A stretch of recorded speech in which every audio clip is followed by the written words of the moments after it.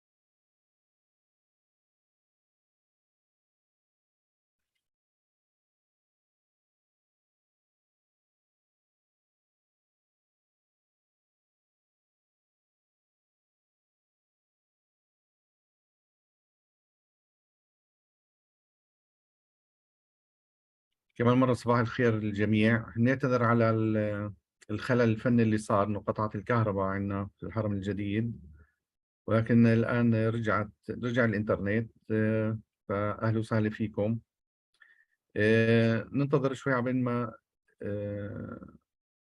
نتيح المجال للآخرين إنهم يرتبطوا معنا، عشان يبدو إنه فصل عن الجميع.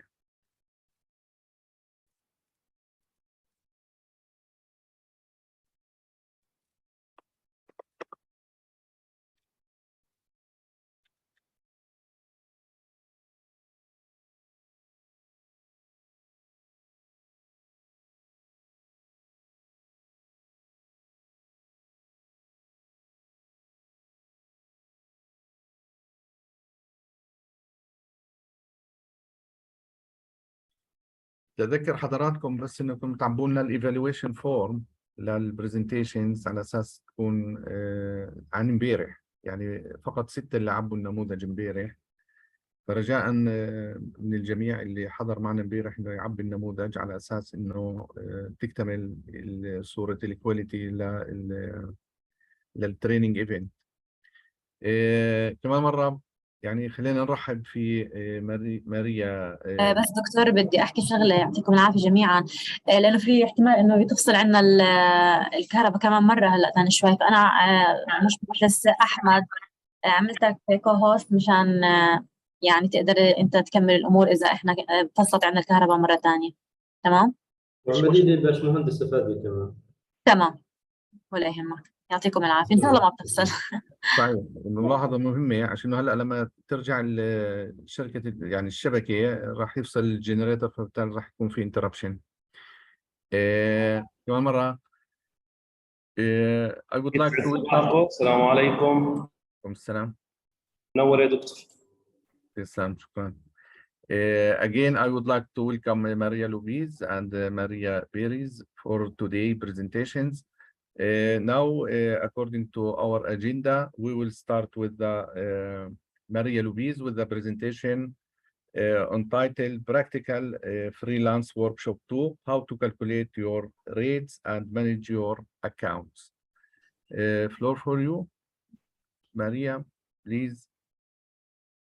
You can share your presentation too.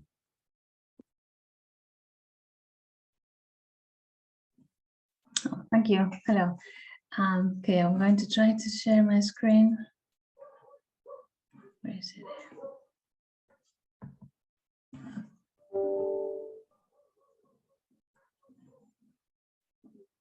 Okay. Yes, can you see the screen? Yes, yes. Okay, very good. Well, thank you. So the presentation I have today deals with rates, how to calculate your rates and manage your accounts. It's intended for freelance translators, and we're going to be discussing some of the more financial side of being a freelance translator. But it could also apply to other freelance work that can be done. But it is in this case it is more specific for translators. So well, we can start with some basic ideas.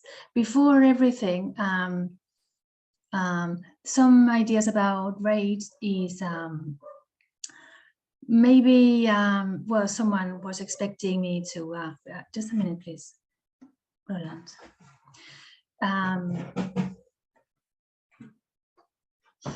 Sorry.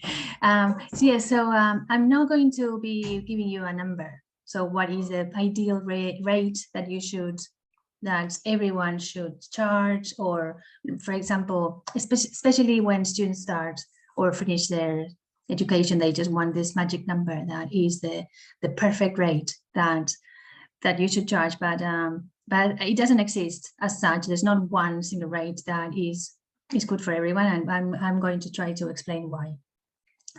It's interesting to think as well, when we think as a young translator who's starting to work freelance, where you think that you can set your rate, sometimes it's not as easy. It's the company setting the rate for you. Why does the agency have to impose the rate? Well, it depends on the type of company and the type of relationship between the company and the translator. It does work like that. Most of the times, it is you can start negotiating the rate maybe later, but it's true that that sometimes it's not a matter of you setting your rate and imposing it, for example, to the agency, but you setting your rate and then choosing an agency that will pay you that rate, for example, if you can. It depends on the type of company. As we'll see, as a freelance translator, you can work for different companies and they pay different rates and they demand different type of work and quality, etc.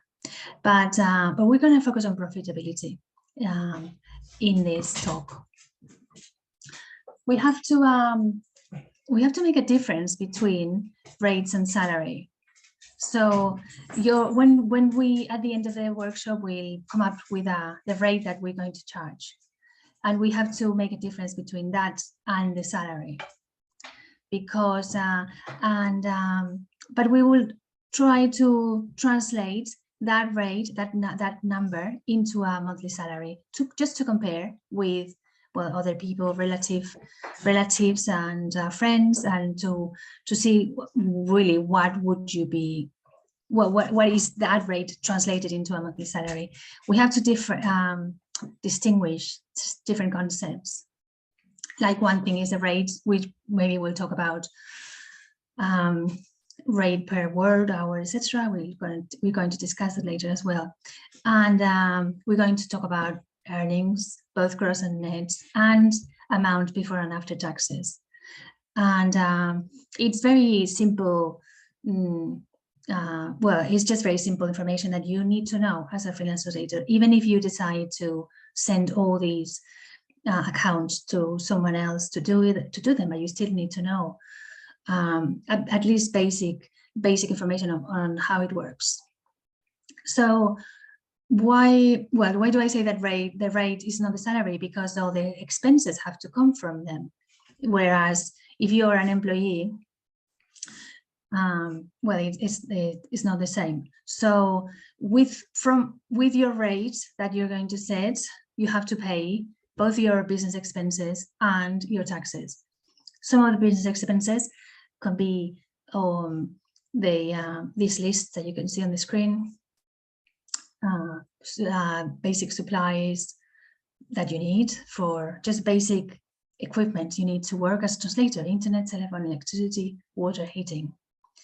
A website that you might want to create, although it could be also for free. Equipment like the computer, telephone. Telephone, I'm meaning the device and the line separately. In software you need, and obviously rent, mortgage, and the training as well. That if we're going to consider it as an expense, necessary expense to go follow courses, etc. Let's look at other expenses as well later, more specifically. Some features that we'll see is that if why do I say that low rates prevent growth as a professional translator? Because as we'll discuss later, your performance is key to when it comes to earning money. It's because the more you can translate per hour, right? The more you can earn, and that, well, training is going to help you, and that costs money. And if you need, for example, that better software, better equipment, etc., that has to be paid. And if you start setting a low rate, then maybe you won't be able to pay for that. There are different types of rates based on the unit, which can be per word, character, line, page, hour, minute. It really depends on the client, the sector, etc. I have been translated for. I've been a freelance translator for 20 years, and most of the times I've charged per word, except for maybe audio work like subtitles or dubbing, which when there's audio involved, you might charge per minute. Some international organizations like the European Union pay per page based on a standard number of lines, etc.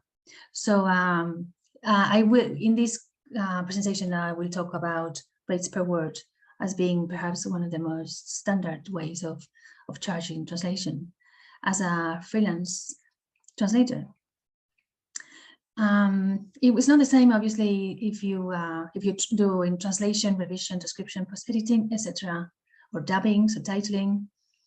Everything will have a different rate, and as we will see, a bit similar to what we discussed yesterday with the CV that we were adapting our CV to each prospective client or specific vacancy. Yeah, we will have to have, and this is not, I don't think this is an option. We have to have a different rate for different services. It doesn't cost the same to do a translation or a review or a transcription, and maybe the language combinations. It's maybe, if it's in my case, if I do English to Spanish or Spanish to English, it will have a different rate as well. And then sometimes this is more of an imposition by some companies that they will discount a percentage or based on the similarity of words or repetitions that the translation memory software counts. I'm not going to go into this because that it will be based on the rate that we set anyway, and this is, I think, is enough. It's quite of an interesting issue that I think that the conclusion is that it only benefits the companies, but never the translators, really, that the discount on repetitions, for example, because the work that you have to do is not zero. As we said, every client is going to have their own rate when you work for them, and it depends on what type of client it is. We discussed this yesterday as well when we were thinking of where to send our CV, which type of company. We have local agencies, direct clients, which are maybe small companies, and international organizations. So you will have to, well, maybe you'll be translating freelance, and you have a number of clients, and there'll be different type of texts, different types of companies, even different language combinations, and each one of them will have their own different their own particular rate that you charge them. Now, how much should I charge?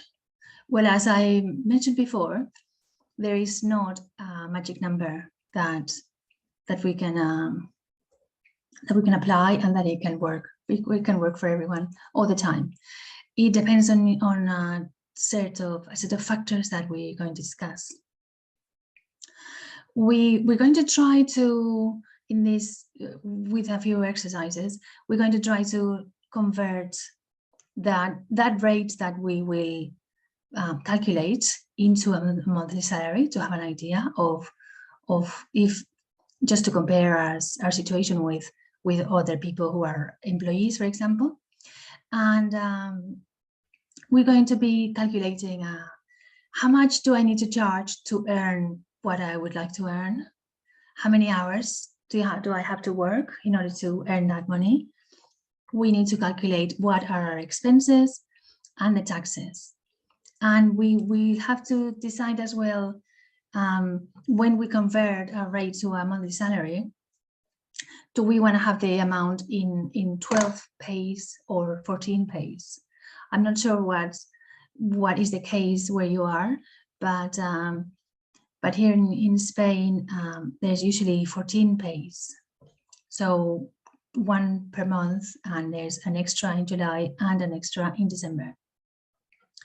And it doesn't matter, we can work with 12, but it's just to have an amount, a monthly amount that is comparable to our relatives and family who are employees, and just so we know how much money we're earning. Some information we need to know, and we'll do the calculations afterwards. We need to know our performance. We will calculate this performance, which is based on the amount of words you are able to translate an hour. And this is going to be different with the different language combinations and maybe specializations. But we're going to try to have just a number that we can work with. We have to know our yearly expenses for the business, how many hours we work per year, how much do I earn, how much should I charge, and how many hours do you need to work. So some of this information is fixed, like in particular the first 3 factors, right? They are fixed more or less, and the factors 4 to 6 are well, calculations that we can work out. We'll start with the performance. We need to know what our speed translating is. We can't do any of the other calculations if we do not know how fast we're translating. We said before that this is a fixed number, but it doesn't have to be. You can improve it as we are going to discuss right now. So how do you calculate it? Well, you have to write down the time you spend doing each translation. So whether you're a student or a professional translator, you can just write down on a piece of paper the time you start, how much time you spend doing each translation. Doesn't only include the translation, but also all the time you spend researching and finding information for that translation, reviewing, formatting, etc. And you can have it on a Word document, for example, or on a piece of paper, and then just write down when you start and when you stop. Discount any pauses that you do, and then it was gonna give you a number which is, well, it's going to depend a lot on different for different reasons. Okay, so let's do a practice now on how to calculate your performance. Okay, I've come up with some numbers here to just for practice. So we have the 500 words. This person translates 500 words in 110 minutes, right? So let's see, first of all, we calculate the performance, and then we're going to calculate how much he or she is earning, right, per hour, with a rate of 0.04. Okay, so would you like to do this calculation now? We have the words 500 divided by the minutes, which is 110, right? If you want to do that, I'm going to do it as well.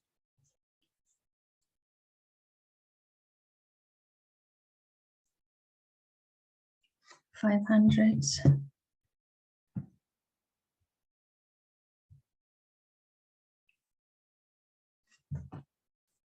So we divide the number of words by the number of minutes, and that gives us 4.55 times 60, which is the minutes again, to come up with hours, and we have 272, right? Is that what you got? 272.73 would be our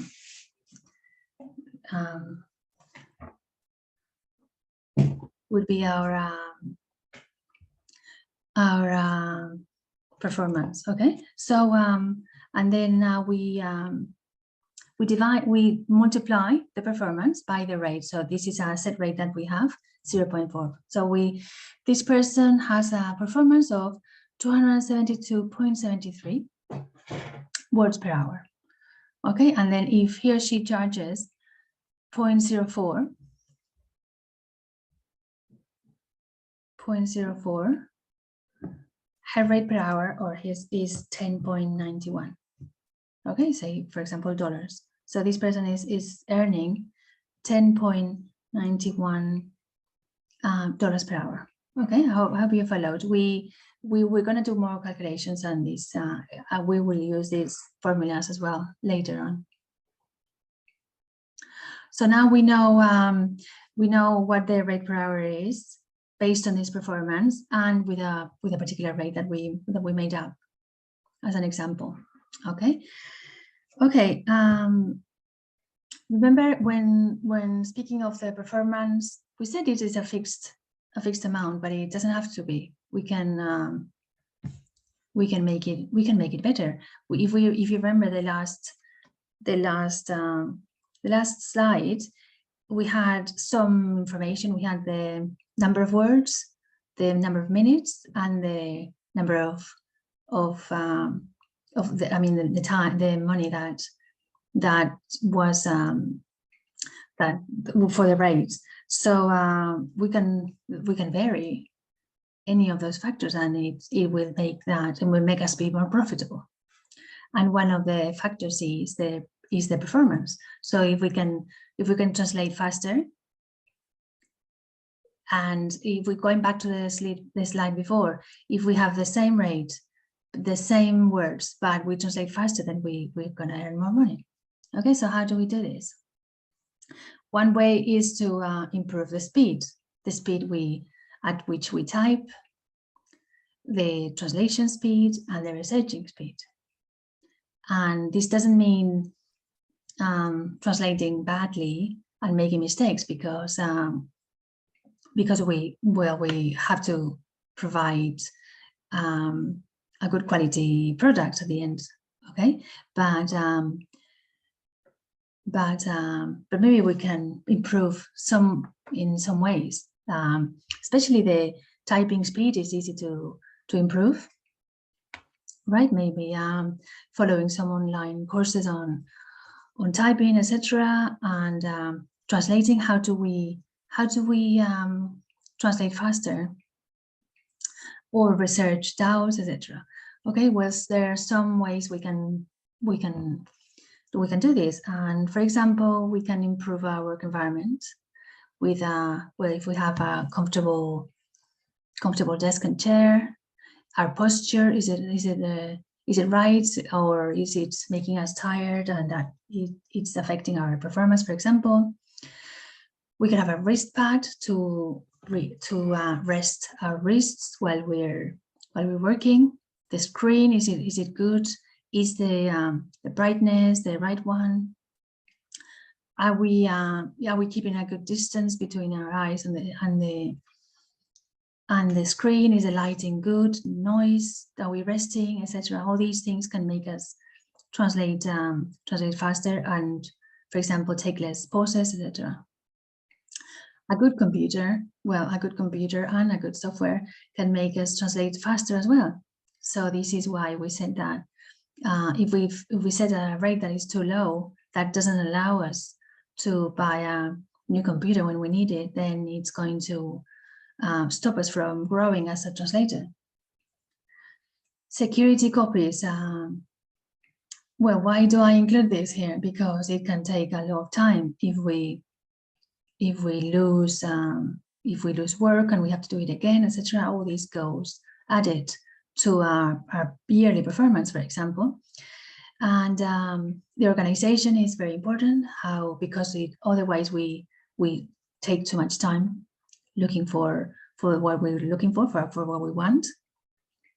Work planning can save us time as well. Customizing software saves a lot of time. Customizing software meaning creating shortcuts or moving the windows in a way that it suits the way we work, and just to make us every time we click that it takes less time. Is all these seconds they get added, and it helps us be more productive.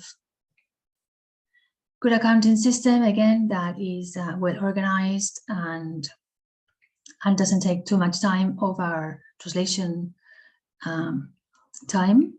And protection against outage, meaning well, are you protected if there's an electricity cut or the internet doesn't work? Do you lose data? Well, in my case, I live in the country, and it's quite it happens a lot that electricity doesn't work, for example, especially when it has rained, like yesterday. It rained quite a lot, and then it's very usual that the electricity doesn't go. So, well, maybe you can't work while there's no electricity, but just try not to lose all that you were doing, all that you have been doing before, because you didn't save it properly. So this, you can protect against that. One way of saving time as well could be to have 2 email accounts, just one. Well, sometimes for any reason one doesn't work, the client is not receiving your work or your emails, and then if you have another one ready, you can use that instead, and you're not wasting time. And then be very systematic with the way you do things, so that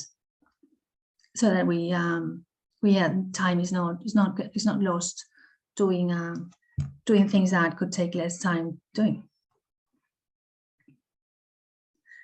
And yeah, going back to the screen, I don't know if I mentioned it yesterday, but one of the questions that you can place yourself is, what is your goal as a well, do you remember we said that we're not employees as freelance translators, we are like micro businesses. So what is our real goal? Is it customer satisfaction or profitability? So isn't it that it's really good to have satisfied clients, that we need satisfied clients, but our real goal is to be profitable. So we've already worked out what our performance is and how can we improve it. Let's see what are our yearly expenses. This is also a fixed number, although it can also be modified. We would need real figures. We're going to work with fake figures here, obviously, but you need to know exactly to the cent how much money you're spending on your business. So what type of we have some expenses could be yearly, for example, like or a one-off payment, like for example, if you're setting up new telephone installation, internet, that will have to go on your list of expenses. And some things have a life cycle, like for example, IT equipment. If you buy a computer, it's quite a big expense, but it doesn't count as 1 year expense. You have to divide it in 5. Or for example, furniture is divided into 10, and sovereign 3, because this is what the expected life cycle is of each of these things.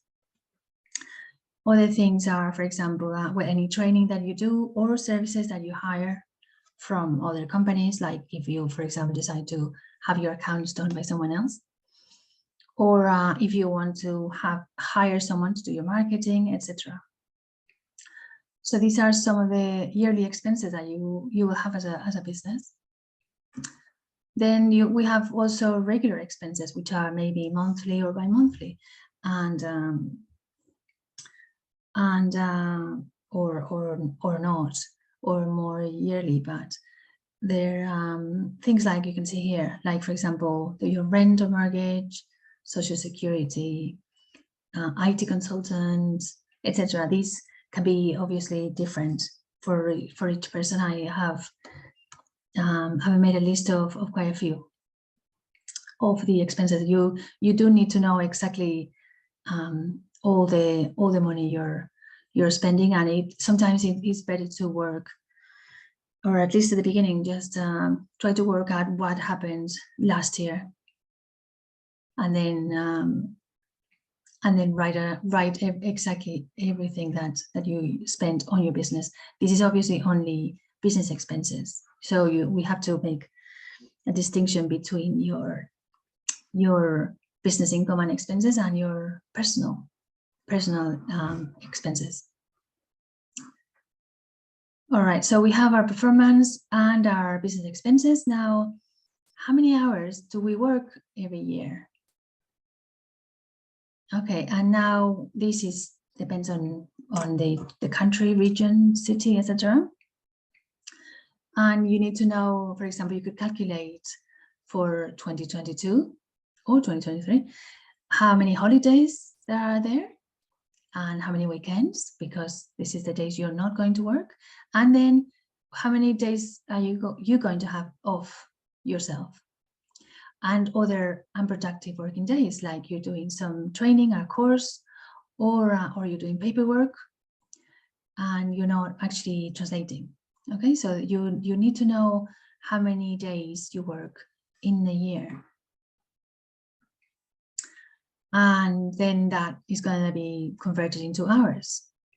Okay, so you need to know how many hours you work a day through the year, and what percentage is directly productive. So meaning how many hours do you actually do translation? Okay. Now let's see how much you earn. If you know your performance and the hours that you work and the rate that you charge. Imagine that we already know a rate, and we are a translator that's been working for a while, and we want to know how much we are actually earning. So let's see this calculation in the next. This is all the information that we're going to need to know, right? So we need to know how many hours do we work productively every year? What is our performance in words per hour? What is our rate? What is our hourly income? Our gross yearly income? The total yearly expenses, the gross yearly profits, and the monthly earnings before taxes and the taxes. Let's see how we calculate each thing. Okay, I've made up some numbers here for just as an example. Okay, so imagine we have 11,167 hours of productive work every year, which is, let me see how many days would be.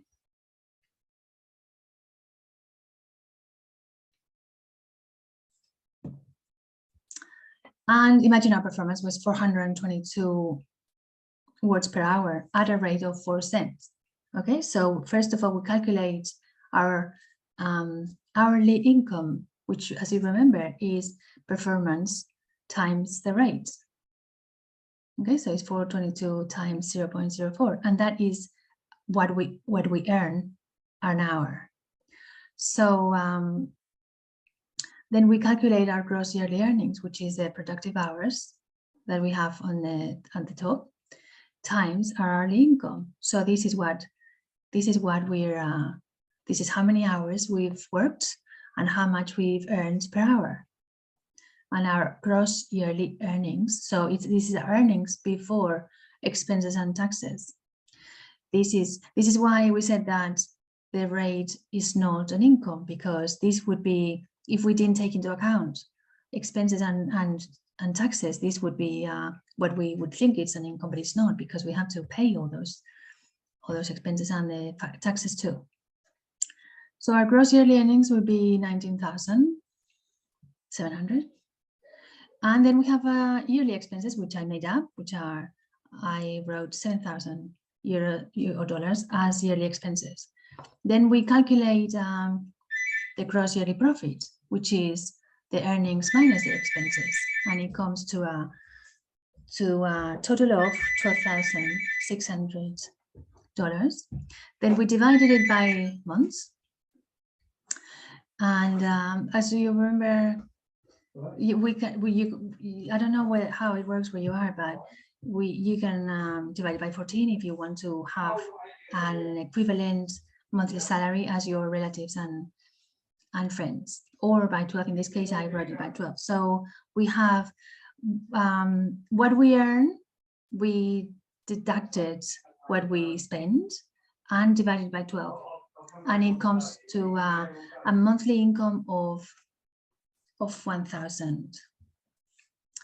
Okay, but before taxes, we still have to pay taxes on that. And I said a tax rate of 35%. This is depends on the country, region, etc. obviously, and it depends on different factors. Okay, so this would be the taxes. 35% of 1,000 euros would be 4,400, and then we can calculate the yearly profit after taxes. So we were going to deduct what we earn minus the expenses, which was it was a year 12,000, right? 600 minus the taxes, which is 4,000, and it comes to a yearly profit after taxes of $8,227.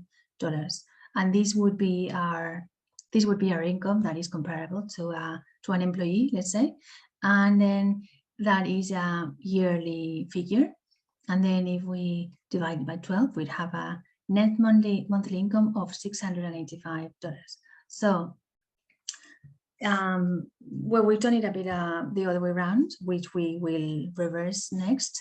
But in this case, if we have this set of figures, which is the amount of hours a day, which is something, as you can figure, that you can play with. You can work more hours or less, and that is going to affect directly on the money that you earn.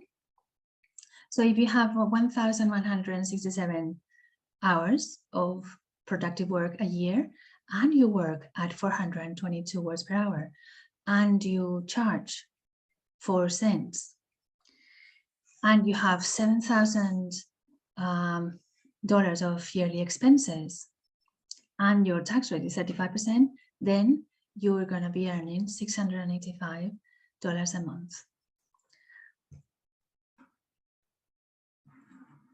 All right, now we can work it out differently and then say, I want to earn this money. So instead of 680, like we said in the previous slide, I want to earn a different amount, and I have this is my performance.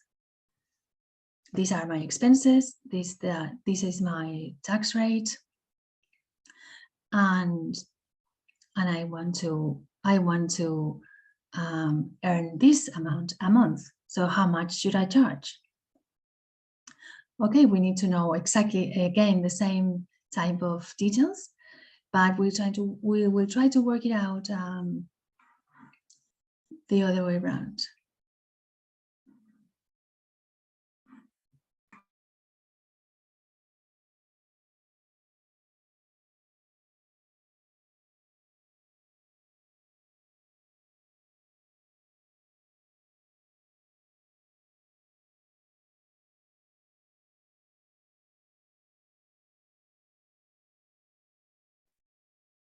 Hello, Prof. Maria.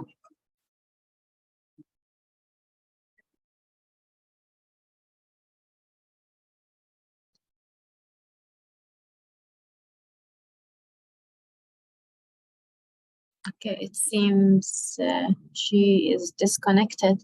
The internet, something Internet, wrong. yes, yes, we will contact her. Yes.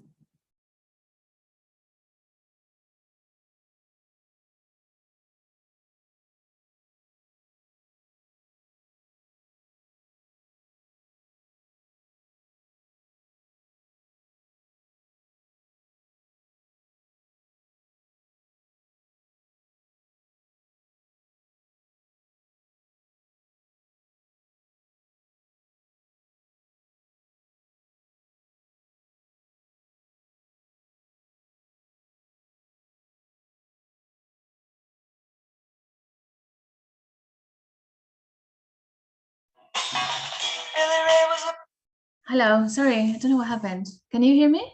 Yes, yes, Oh, no worries. I'm so sorry. My video froze and I could hear you, but Okay. if I can you see my screen? But it's not. Yes, Is it the right screen or a different one? we are seeing the screen with how many hours do you need to work. Oh, okay. Thank you. Very Yeah. good. Sorry about that. Oh, now I stopped sharing, didn't I?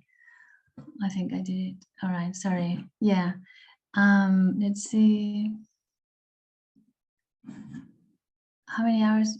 Oh, dear. I think I'm going the wrong way. So we were, I think we were here. Yes. Okay. Yeah. Can you hear me? Yes, perfect. Oh, yes. Yes, yes. Oh, okay. Thanks. Sorry about that. Yes. I don't know what happened. Okay. So we were saying that in the previous slide, we wanted to know how much we earn with the rate that we had and our performance, etc. So we wanted to compare our salary because sometimes it's different. It's difficult to know how much you earn if you have only got a rate to base on, right? So, but this time we want to know which is a question that everyone wants to know, is what should I set as a rate? And the answer is depends on a lot of factors. One of them being how much do you want to earn? All right, and what is your tax rate? What are your expenses? And what's your performance? How many days are you going to work? For example, all those things actually affect the rate that you can charge. Okay, so let's calculate. This is similar to the previous slide, but we're going to, instead of calculating how much we earn, we're going to calculate how much we need to charge to earn a target net monthly income of $1,000. Okay, so if you want to earn $1,000 after expenses and after taxes, then this would be a yearly profit of 12,000. Okay, multiplied by 12. So we have a tax rate of, for example, 35%, which is the tax rate that imposed by the government, and it depends on, well, not only the region, the country, but also the level of the amount of money that you're making, etc. Or even the sector. This is a fixed number. Okay, so if you want to earn which is $12,000 after taxes, right? Then you have to calculate it backwards, and then you would need 18,000, right, in order to pay the taxes. And then you have, imagine this is the same amount that I made up. The expenses can be changed, obviously, but let's say that we have 7,000 euros or dollars in expenses a year. Okay, so that needs to be added because it has to come from our earnings. So then we'd have gross yearly earnings would be of 25,000. So this is the money that we need to that we need to take, right? $25,000. And from this amount, we have to pay the 7,000 in expenses and the taxes, okay, in order to have 1,000 at the end every month. Okay, so now how many hours do we, sorry, so it should say hours instead of years. How many hours do we work every year? Imagine the same amount as before. Imagine we work 1,100 hours, okay, and our performance again is 422 words per hour. Okay, so how we calculate how many words we translate per year. So this is the hours multiplied by the performance. So is how many hours do we work? And how many words do we translate? Okay, so it comes to this is the answer of our question, which is what is the price per word that I need to charge to earn $1,000 of net monthly income? And it would be 0.05, which is the gross yearly earnings needed. Gross yearly earnings needed is the amount before taxes and expenses divided by the amount of words that I have translated. Okay, and if we want, we can convert it into hours, price per hour, which be the gross yearly earnings needed divided by productive working hours. And we can also calculate how many words do we need to translate a month, which in this case it would be, well, we just divide the translated words per year divided by 12, and it comes to 41,000. So as you can see, you could use this table, and I have prepared an exercise for later as well, and you can change some figures and come to the rates that you need to charge based on how much money do you think that you could earn or you want to earn. Okay, if you want to start with that figure. Now, another question is how many hours do you need to work? So you can say, okay, I want to earn, like we said, 12,000. Remember, a year. How many hours do I need to work instead of what I need? So having a rate of 5, for example. If I want to set a rate of 5 and I want to earn 12,000 net yearly profit, how many hours do I need to work? So you can see, you can actually plan ahead and say, well, I have to work X amount of hours every day or X amount of days in a year. Okay, so imagine we have a net yearly profit of 12,000 and the total yearly expenses are 7. These are, I'm keeping the same numbers from before. So you need gross yearly earnings that are the profits, net profit plus the expenses, 19,000. And you have a rate that is 0.05. Your performance is 422 like before. So it comes to an hourly income of 21.10. So this is what you're making an hour, is 21. Okay. So you multiply the gross yearly earnings needed or divide by the hourly income, and it comes to 902 hours a year that you need to work in order to earn 12,000 with a rate of 0.05 and with a performance of 422.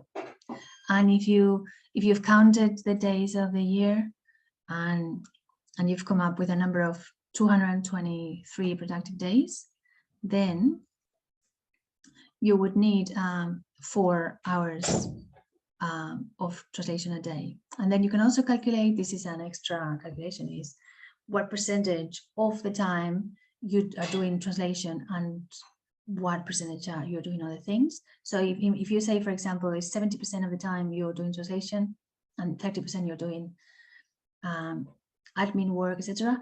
Research is included in translation, but other admin or accounts, etc., or marketing, your website, etc., then you would have total working hours of 6. So you'd have to work in order to earn 12,000 at a rate of 0.05 with a performance of 422 words an hour. You would need to work 6 hours a day in those 223 productive days. It doesn't include holidays, etc. So you'd have 6 working hours a day, and 18 hours is there with the rest of the time that you have for yourself. Okay, so it's quite important, as we said. One of the factors that helps us translate more and have more time, maybe have more time for ourselves, is to keep account of the projects and well, obviously as a freelance translator, you need to ask for any delayed payments, etc., and have all this information up to date. What who owes you what, and when to make send in invoices, etc., unless you've decided to send it to someone else to do for you, which would count as an expense, but you still need to know some information to tell them. Okay, so we've come to the end of the presentation, and I'd like you to open, or I don't know if someone could either scan this code or go on this link, and there is an exercise where we can together calculate the working days, our performance, how much we should charge, and how many hours you need to work. And I'll try to open it on the screen as well here. So is it okay to, can you open it like on with this information on the screen?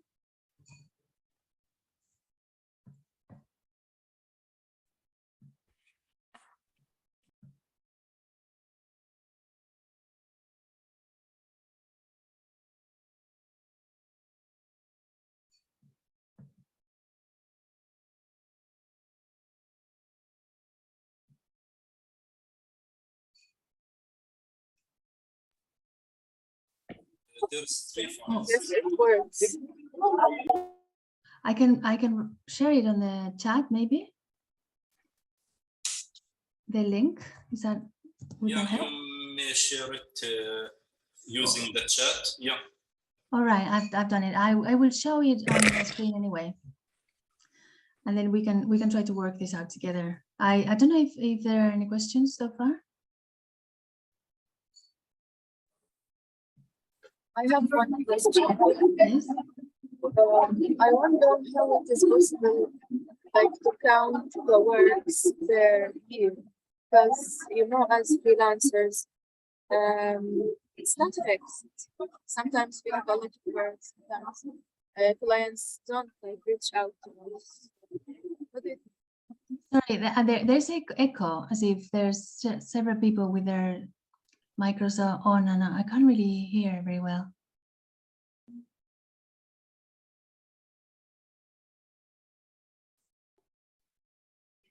Could you repeat the question, please? That's true. Sorry if there is background noise, but I'm trying to make it clear. I wonder how it is possible, like, to count or to calculate the hours or the number of works or projects as freelancers, because as you know,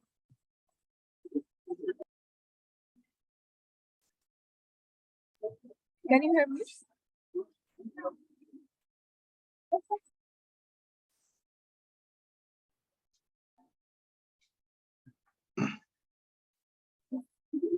Do you hear me well?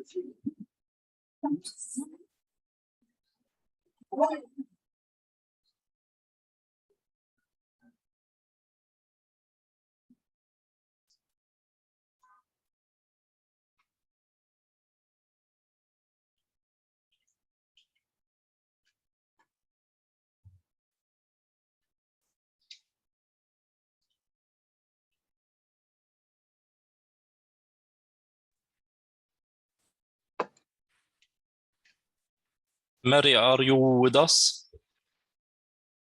You are muted. Oh, sorry. Yeah, I was talking.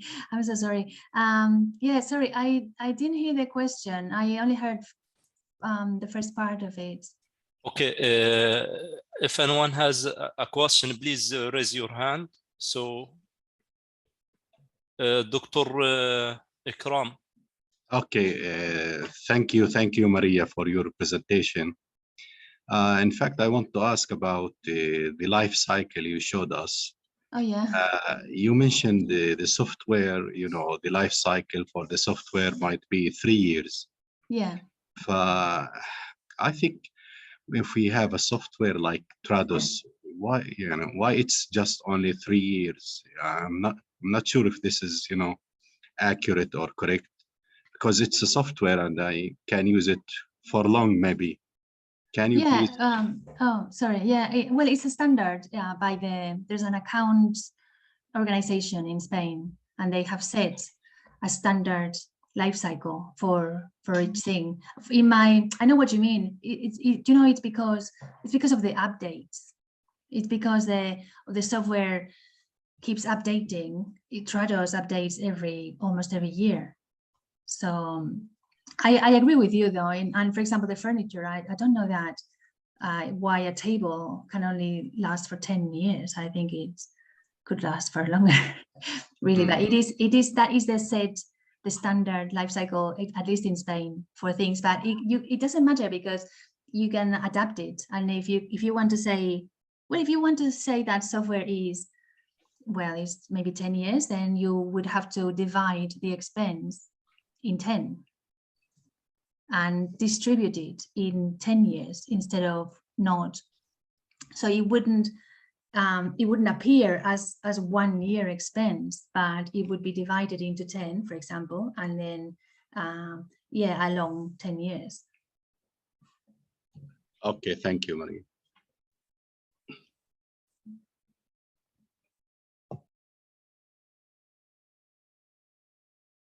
Any other questions?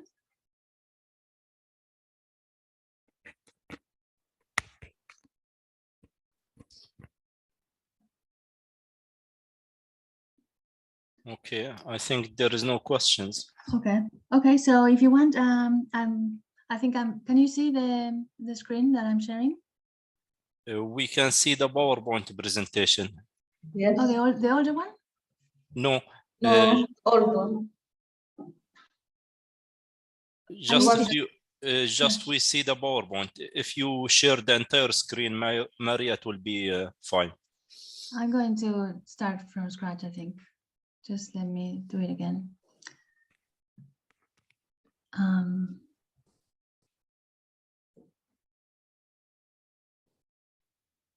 Yes, this is it. Okay, so I don't know if you have been able to download this exercise, or we can work at it on. I think it'd be easier if you have it on your. This is something that I could do in class, for example, with students to calculate, because everyone wants to know what rate should I charge, etc. And then it's not. There's not one only answer. It depends on all these different factors. Okay, so we're going to try to calculate our rate, right? Which is that is everyone's question, is what rate should I charge, etc. So we're going to try to calculate, but we need all this information before. And we have some fixed figures that are in the gray cells that we have to make up. Like I did in my presentation, I made up some figures for expenses, etc. It's not right or wrong. It's just it's what you're spending. So, and then we'll try to calculate the cells in white, which is what we need to calculate in order to know how much should you charge to earn the monthly income that you want. Okay, so let's try. I'm gonna try to write on this. Okay.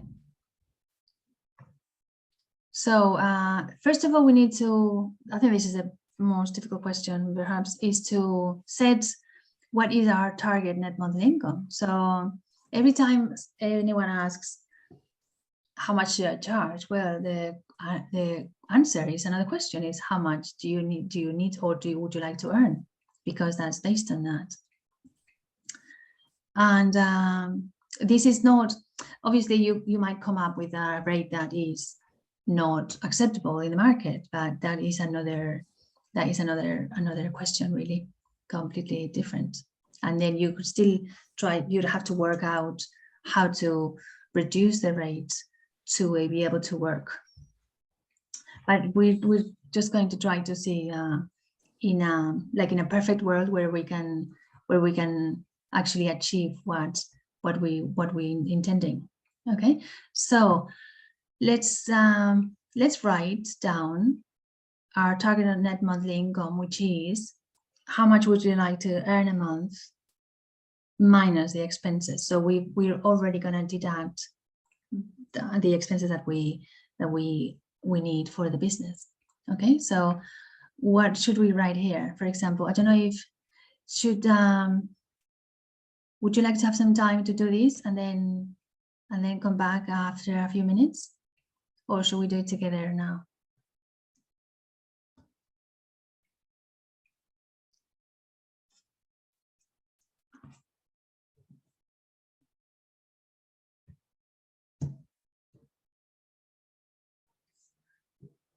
Okay, so let's just do it together.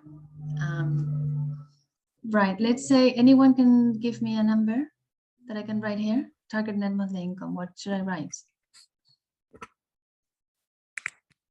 Dr. Ikram.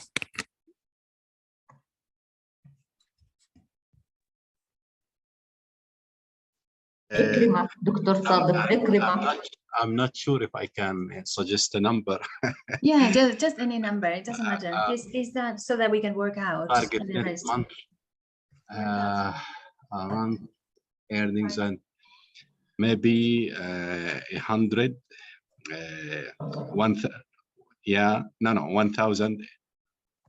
1,800.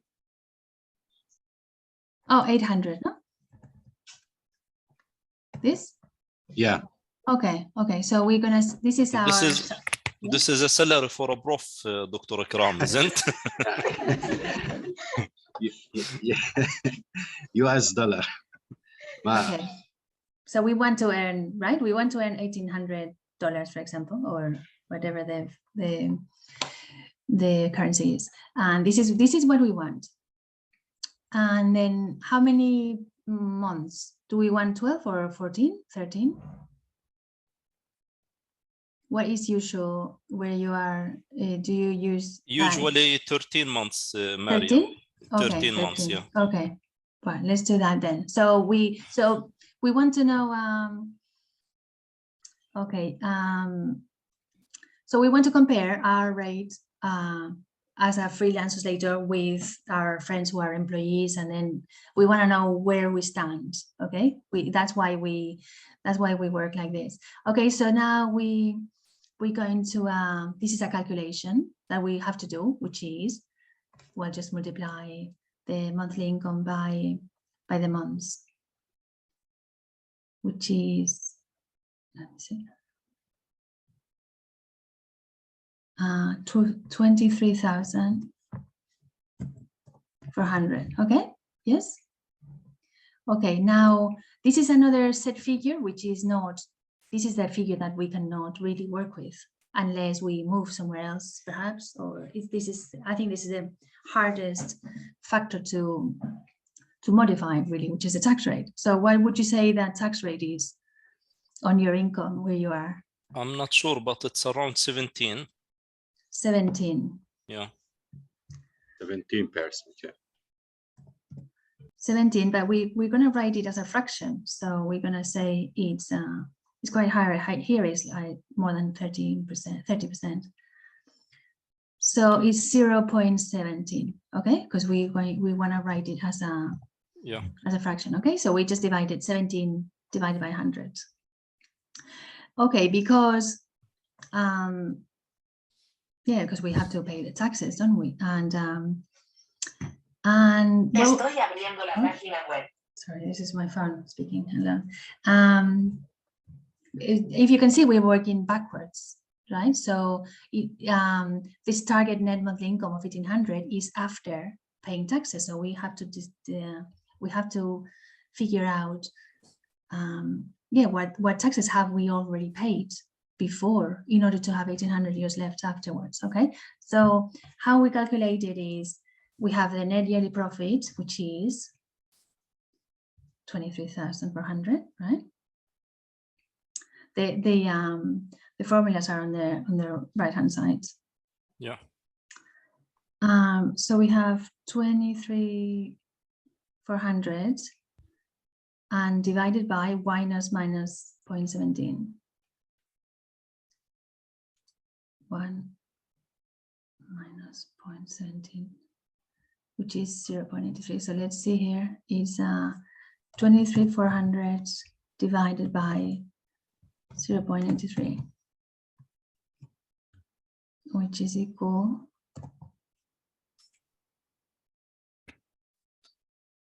if anyone is doing it together, right? Just let me know if I made a mistake. Is 28,200 around. Yeah, 28,193. I got, yeah, very good. So this is what we need to earn a year. Okay, this is what we need to earn a year, and so we can pay the taxes and we can have 1,800 euros 13 times. Okay, but we have expenses as well, right? Because we have to buy all those things that we said. So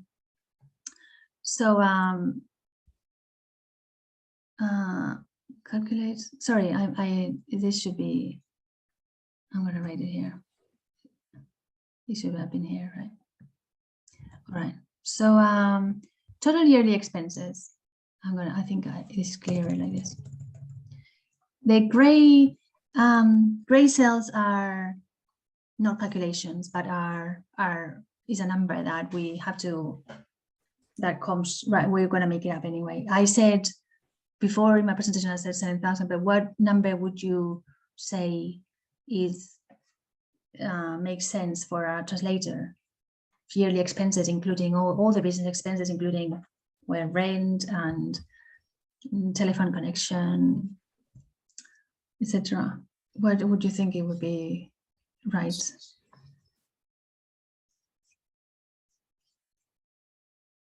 Anything even if we start with well, imagine we start at home with a desk and stuff, but we're also including that even if it was paid for before. So yeah, it could be around 1,500 for the software, for the rents and so on. A year? A month. Oh, a month. All right. So multiply by 12. Yeah. Yeah. All right. So that's 18,000. Yeah. Yeah. This is for individual, isn't Maria? It's for a person. Yeah. An individual. I think this number is high for a person. Yeah, I think it's quite high as well. Yeah. Yeah. So it should be much less than that. I thought about a company to rent a place and so on. So it should be, yeah, maybe 200 monthly. It's fine. 200 a month. Okay. Yeah. So it's around 2,400 for a year. Okay. Okay, 2,400. Very good. So we had our gross yearly profit, which was 28,000. And well, we have to discount our expenses, and these would be our earnings. All right. So let's do this calculation. 28,193 minus 2,400 is 25,793. Okay, so this is what we are actually, all the money that we're taking.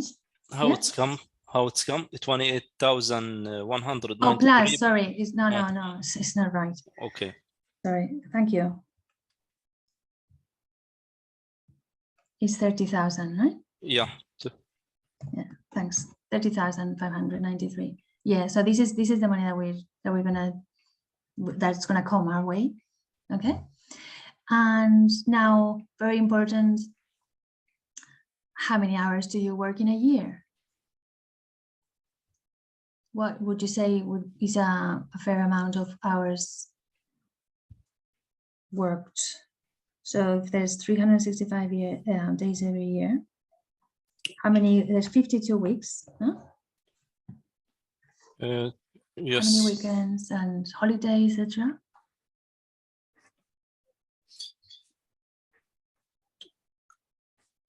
Normally 250 days a year, pure we can work, and daily we can work for including the breaks or without the breaks. No, breaks are included. Only productive. So it's the time that you're actually translating or researching that directly involved in a translation. Yeah. So you said 200, how many days did you say? 250, yeah. 250 days.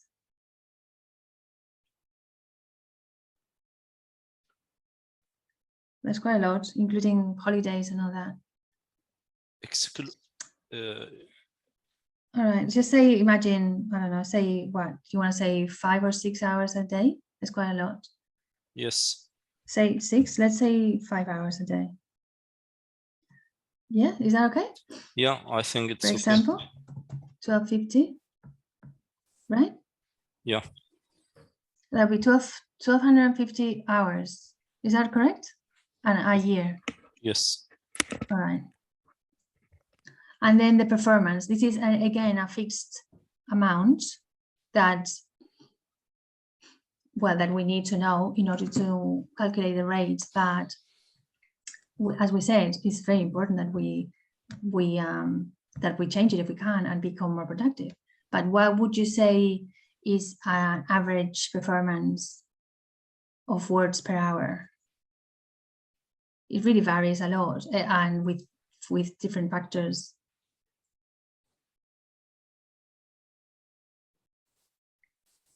Or for example, a student, what do you think is a student's performance when they finish university? How many words can they translate an hour? Okay, based on your experience, what is the average for that? Oh, from my experience, well, they're quite slow. So translate meaning finished, okay? Just finished, like ready to send. So I'd say, I don't know, 150 maybe. I don't know if you agree. Is that something that is what you would say? I think 150 is quite, no? Yeah. All right, let's see that. This is going to be a bit damaging because it's a bit of a low number. But all right, so now we're going to calculate the annual capacity. Okay, so annual capacity is, all right, so how many, we multiply their working hours by the performance. And then we have 1250 times 150, which is 187,500. Okay. Yeah, but I guess, Maria, this performance is very low because the salary at the beginning, we said 1,800. It's not for a student, you know? Yeah, that's correct. We can change it. Yeah, maybe say 800. But if you change it, it will, you have to recalculate all this, isn't? Oh yeah. All right. Well, let's do a professional performance instead. Exactly. Yeah? Exactly. Right. Yeah. Very good. So a professional performance, I would say an hour. Well, it is 500 or 600 maybe. 600 was an hour. I think, or 500. Yeah, I think 600 is good. That's 500. Say 500 words an hour, for example. Yes, 2 pages. Yeah, 2 pages. Yeah. Okay. 500 words, about 2 pages. Yeah, that's all right. It's all right, no? It's good. I think it's good. Finnish translation, I think is a good a good performance. I don't know. So, all right, let's work the capacity in then, which is 1250 times 500, 625,000. Oops. Okay, so sorry, this goes in the previous cell.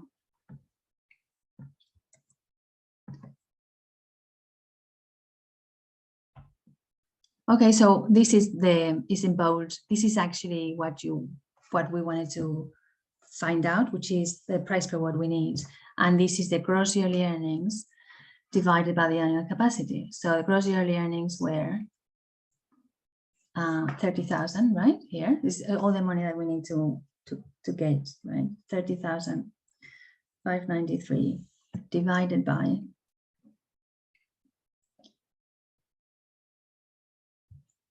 625,000. All right, and then the price per word is 0.05, no? 5, yeah. Yeah, okay. Yeah. So this is the price per word we need, and this is the answer. If we have, well, if we have the figures in gray that are, or the fixed figures, so if we want to earn 1,800 euros or dollars a month 13 times with these taxes and these expenses and these productive hours, so we can have, you can see that we can play with this, the gray areas, in the sense of we can improve our performance, we can work more days. And these affects, because for example, working more days could mean maybe charging more and working same days, for example, or working faster, etc. It all affects every change, that every single cell that you change affects the results. Okay, and you can calculate, if you want to calculate, translate this into hours, for example. So if you're charging, how much do you earn an hour if you charge 0.05 with all the factors that we've seen in particular? So you divide the gross yearly earnings, which is 30,593, divided by the productive working hours, which is 1,250. So you were earning 24.47 an hour. And how many words do you need? Which is a question that sometimes we want to know as well. How many words do you need a month to translate a month or a year? So we would divide the annual capacity, which is 625,000, divided by 12 months. Right, so this is 52,000 words a month that you need to translate in order to earn this. So this is the, well, I don't know if you think it's a simple, I think it's quite simple calculation of how to set a rate based on a certain type of factors that are more or less fixed. Okay, well, thanks for your attention. Any questions? Yes. Thank you very much, Maria. I think this is very simple calculation, and it's really give our student a brief how to set a target, and based on that target, how they can calculate their rates. Yeah. Okay, thank you. Thank you very much.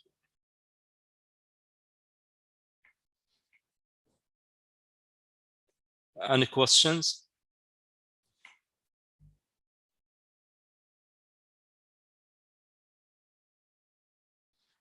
Thank you very much, Maria. Thank you. And for the participants, please fill the form at the end of the day, the evaluation form, I mean, and see you after the break at 11:30. Okay, thank you. See you. Bye-bye. Bye-bye.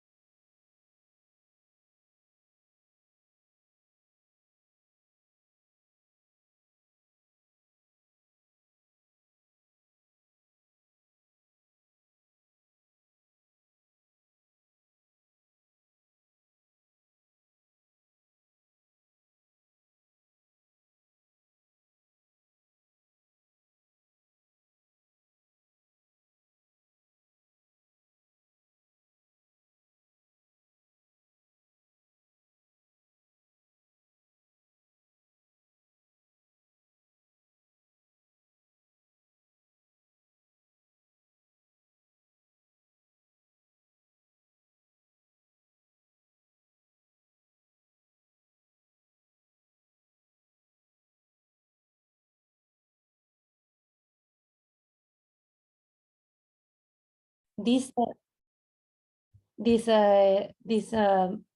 now we can speak and we can go through this subject and try to have some tools for our professional careers. Even if we are alone as an individual, or even in that case, it's gonna be better to have a general idea of that, what is the meaning of code of ethics, safeguarding policy, or code of practice. Because maybe we can choose to be alone or to be an individual entrepreneur as a translator, or we can go in an association or enterprise or in a group. So in both of that case, we need to have a code of ethics. Maybe because of our enterprise has already one, and we have to adapt it for our specific job and our specific career and skills and practice at the end. Or even if we want to be a good entrepreneur or an excellent entrepreneur, if we can make our own code of ethics, it's gonna give to our possible clients the best of our in our career. You know, maybe we have already a website where we can put it, that safeguarding policy, or we have our personal portfolio, whatever we have to present ourselves. We can say that we have a code of ethics that includes several points and several concepts that we want to see right now. I used to work, as I told you yesterday, as in an association with where the target and the main objective of this association is a charity association that works with the government as big professionals all over the world with a background of and different cultures backgrounds. Sorry, and so all the people, we are involved in several projects, international projects. We were involved several projects, local projects, as manage the integration of people, of migrants people, refugees people coming all over the world to Spain. So one of our projects was to manage the transition for the UK residents in Spain with a new legal status that they had to have in Spain and all over the world when they go out of the UK European Union. So because of that, we made ourselves our safeguarding policy and code of ethics, and also some tools in Excel, some annexes that I'm gonna tell you where to put the measures and to have a kind of guide for ourselves in a translator's works that we made with people, and also in all the activities or activation that we have in our daily routine, in our jobs, and in the interaction with the administrations or the government or wherever. You have to know that all our job, it was a really difficult and stressful we have a stressful environment and some conditions that may make you not to be so hard to work with people on risk, vulnerability people, children, but you have to work as a translator or as an intercultural mediator, and to use your knowledge. Sorry, for sure, you have to work with all your capability and your background and your degrees, but also you have to develop your personal and social skills to work with in that kind of situations where you are in the middle of many times of the people working as a servant for the administration and a family, or a person that had to report all his life to the police, or the people working at the administration, social service, social security, mental health, whatever. So, and also it depends of you to have to make your best and to be really, sure about your personal skill as translators, and that everything that you are reporting is truthfully. So that is one thing that we want to speak now. So it was only an example to know exactly what is the meaning of code of ethics and safeguarding policy into association that works with people and that make interpretation also, not only translations, and that I'm gonna show you what was the tools that we create, and also that that paper that make you give you some lines that and also that show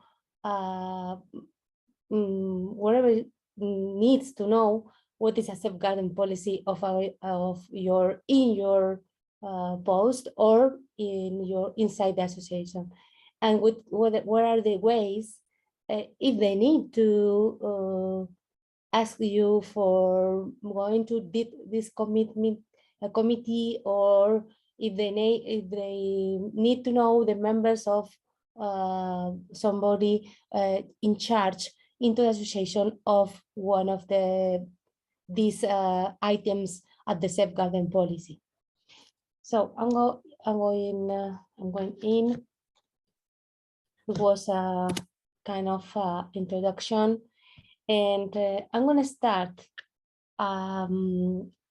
talking about these skills that obviously we know. Obviously, all the people that we are working here or wherever we go in, or even in the future, we know exactly, but maybe we have to remember that as translators, we need to have an advanced or high level language knowledge or level. And what is the meaning of that? There are many authors that I follow, that I read before to start the presentation, and that say that we have to be native in in one of the language, or in the target language. The others say that you have to have an advanced language knowledge, as I told you. But the things like we need to have that. There are 4 tips here that we can speak, or to have another opinions, but maybe we can define now that the first one is going to be that. After that, there are we have to also increase our cultural awareness. That means that language are complex, and translators require a deep understanding of culture when translating, or translation may not make sense. So a big background in the culture that we are translated into is also important, and how we can refine, or how we can get this skill. You know, we know that maybe reading or go to the media and try to keep all the information about that culture, speaking with native people, native speakers, and also with our degrees, exactly. But the thing is, like, if we have the opportunity to travel and to stay in a time or in the countries or where the language we speak is a mother language, so or the speaker is gonna be the better. You know, even yesterday we speak about the cultures, and we know that the cultures are not now monolithic. So we cannot say that the culture of one country, it's all the time the same. We are not dancing flamenco in Spain all the time. And it's not true at all. So we cannot say that we can speak about culture with one culture, Spanish culture, or Palestinian culture, or wherever, because we know exactly that each individual has his own culture, that each individual has his own experience with the culture where where we are grow up. So the thing is, like, the meaning of culture for me is not so important now, but this cultural awareness is the more important now in focus in our topic. After that, excellent writing skills if we are translators. We are not speaking about interpreters because it's gonna be a long-term debate. And after that, this four or this point, sound research skills, is like how to have some refined research skills, and after that going directly to have a refined experience with the translation that we have to do. So maybe it's obvious, but I put it here, I put it in the table to introduce our class or our session. So this is more or less only. So, and at the end we have, I point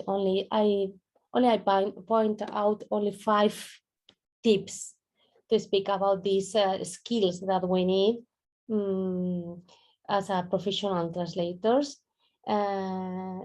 So it's like how we made a best practice translation after that. Maybe to get a feel for the translate that we made at first, that we have to do, sorry, and to make an initial translation. This is some tips that we can have in our daily routine as translator. Review the accuracy of the translation, take a break, and refine translation wording.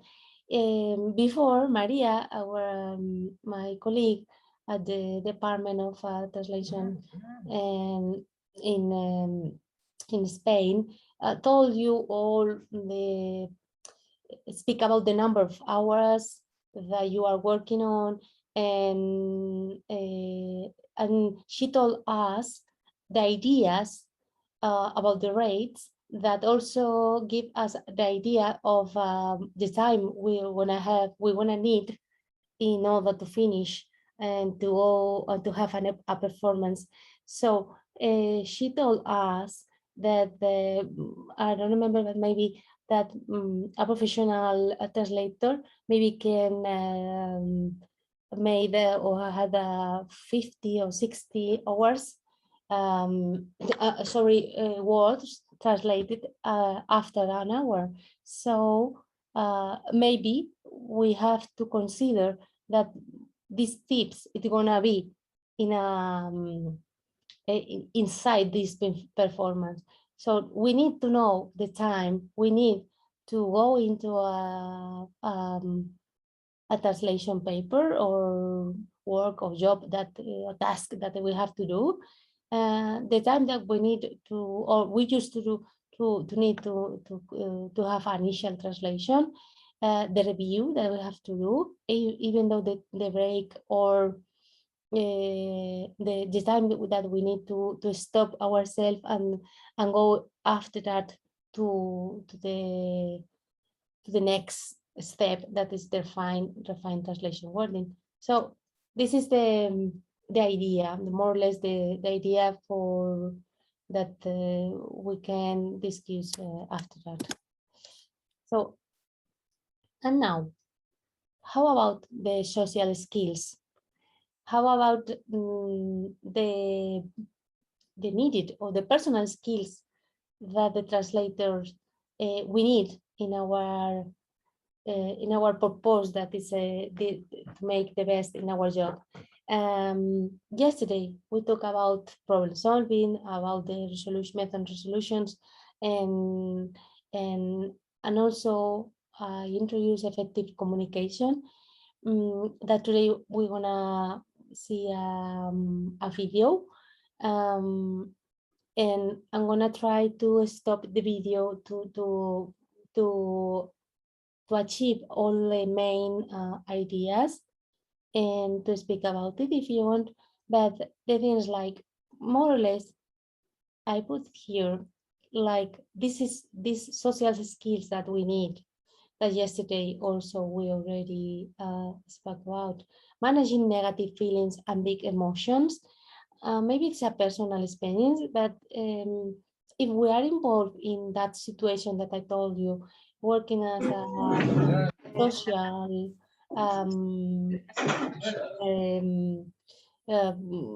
in a social career as a translators, that is a effective way or effective career that we have if we manage some languages. We have to know how to deal with these emotions that I told you, that we are working with risk people, or in a, maybe also if we work for business companies, it's gonna be stressful situations, and that we were in the middle for sure. So maybe this is one of our social skills that we need. Problem solving, that yesterday we talked about, and maybe here is a good moment to say that to have some tools for managing these resolutions, that culture conflicts, and to have these methods on mind that we spoke yesterday. After that, we have collaboration. Maybe it's a good point to have some translator to speak with about the job that they made, the translations, the trainers, or the you know, maybe if we need to make some arrange with another partners to work with. So this is a thing that we need to reconsider in our job. If we are not an individual translator, maybe we have to make a part of a translation or a big project that we have. So we have to make some collaboration with others. And flexible thinking. What is the meaning of flexible thinking? For sure, it's a thing that maybe we have an open mind for, ability to work, because if we are translator, we have this idea of a cultural difference and cultural diversity or diversity that we have to accept. That is one of the points that we have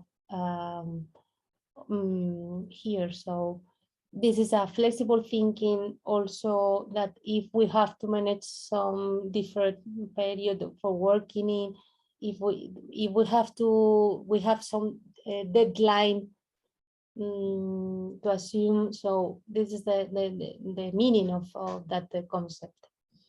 Compromising. If we are an individual translator or we are involved in a company, for sure we have some philosophy in association that maybe we have to share. And another thing is maybe we have to compromise ourselves with a project we were involved in for a long time. So we have to know the hours of that we have to dedicate it in that project. So either we are in a company or association that has a philosophical idea, or that is maybe in the business area or in a social area, wherever, or international relations, we have to compromise ourselves. It's like in other jobs, exactly. So it's not so new for us or for people we are here, no? Effective communication. This is a really important concept that I put in the table, and that is linked to another concept, that is the intercultural communication. I think that more or less we all know that the communication that the acts of communication that we produce, there are plenty of cultural reference and intercultural reference, so we cannot omit that thing. Even if we are in one country and we make some translations that involve only one mother, we have to know that our communication is going to be directly effective for this job. And all we know that we are now in a mass media and how a really big world where everything is interconnected. So for sure we have some translators, some text that we have to go in, that we're gonna have references like religion references or folklore references or traditional references, wherever, or food or business times that I told you yesterday. So that is gonna be a really point in our effective communication. After that, I put it here, acceptance of diversity. That is a term or a concept or a word that it means big or a huge concept. So diversity, it could go to not also cultural, if maybe risk people or disability or wherever we want to speak about it. So many times we have to deal and to know that we have to be neutral in our positions in order to respect that diversity. And it's going to be better to have an acceptance of what is the meaning and to know exactly our limitation, but to go try to superate that at all. Okay, now we have 5 ideas of effective communication, of the meaning of effective communication, and I search into internet like an experiment, and I found some podcast that maybe in the first steps for our career as a translator can help us, and I had some guides for us.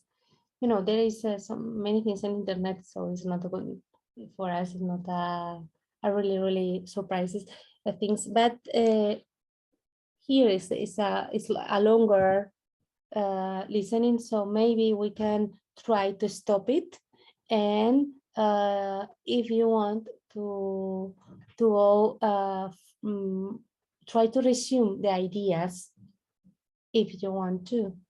So I'm gonna try to pass and to go directly where the important things are.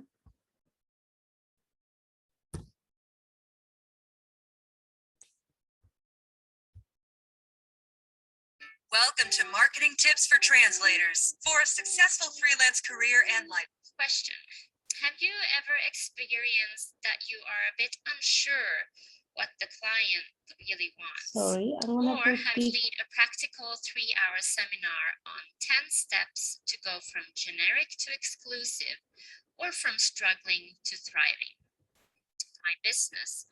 But I've noticed that if we pay attention to the following communication tips I'm sharing today, we can create more profitable relationships with our clients and colleagues. Here are the tips I wanted to share to improve communication, both written and oral, especially with potential and current clients. Tip number 1, determine the client's communication style. Does the client prefer that you pick up the phone or a quick email? Or does he want to meet you face to face? Try to adapt to the client's preferred style if possible. Number 2. So we have here the first idea that is like to adapt to the client communications styles. And so we go to the second one. Keep better records of your interactions. You know, if we have we work like from far away to make some records of that conversations. You do this by just adding everything in an Excel sheet. Save emails and record when you talk to them over the phone or when you met them. In the Excel sheet, you can record all interactions, and then it's also easy to see who it is time to check in with and follow up with. Tip number 3, pay attention to your tone, especially in email. It's you know, she's speaking all the time about the communication by email, but or maybe not by phone. But now he taught us some skills that we have to take attention. It's like the tone that we, as a social skill, we have to take care about this thing. So this is for her, his, I think, third step or tip. Easy to be too brief and direct in email conversations. Always remember to keep it professional, and one good tip for this is to always reread the email before sending it, and pay attention to tone, style, and grammar and typos. Make sure your voicemail also has a professional message, and always treat the client with respect. Tip number 4, be very specific and record project terms and expectations in advance. If you don't know, ask and have everything recorded in writing. If you don't like to talk on the phone much, you can, for example, set appointments for communication so you can be more prepared when you communicate. I sometimes screen my incoming calls, let it go to voicemail, and then call back as soon as I have prepared what I want to say. If you're following up with a client, ask if you can call at a specific time or offer a time to talk to the client. Number 6 is a Sorry, here it's like the first idea that I wrote in the presentation is like adapting your communication style to the client. So even if we cannot make some meetings, maybe we can adapt ourselves and make the records that she suggests us. So it is like this idea of adapting our communication style to the client. tips that can all focus more on, especially me. Focus on listening. Pay attention to what the client says instead of thinking ahead in the conversation.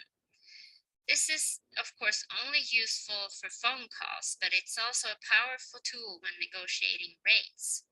Usually in negotiations, if you remain quiet, the client might think it was too low and give you a new offer. Respond quickly.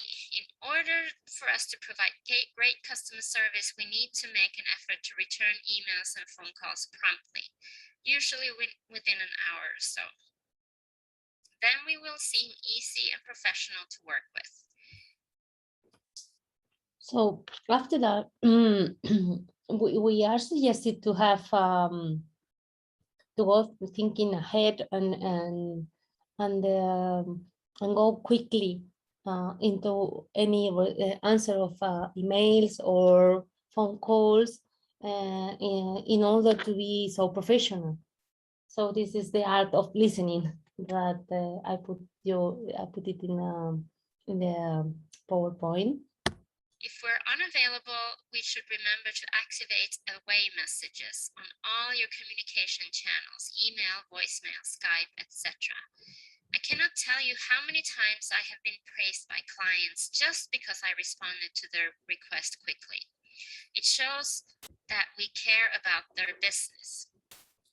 That said, I am still looking for a way to automate my autoresponder so that it can automatically turn on every night when I am out of the office and turn off every morning.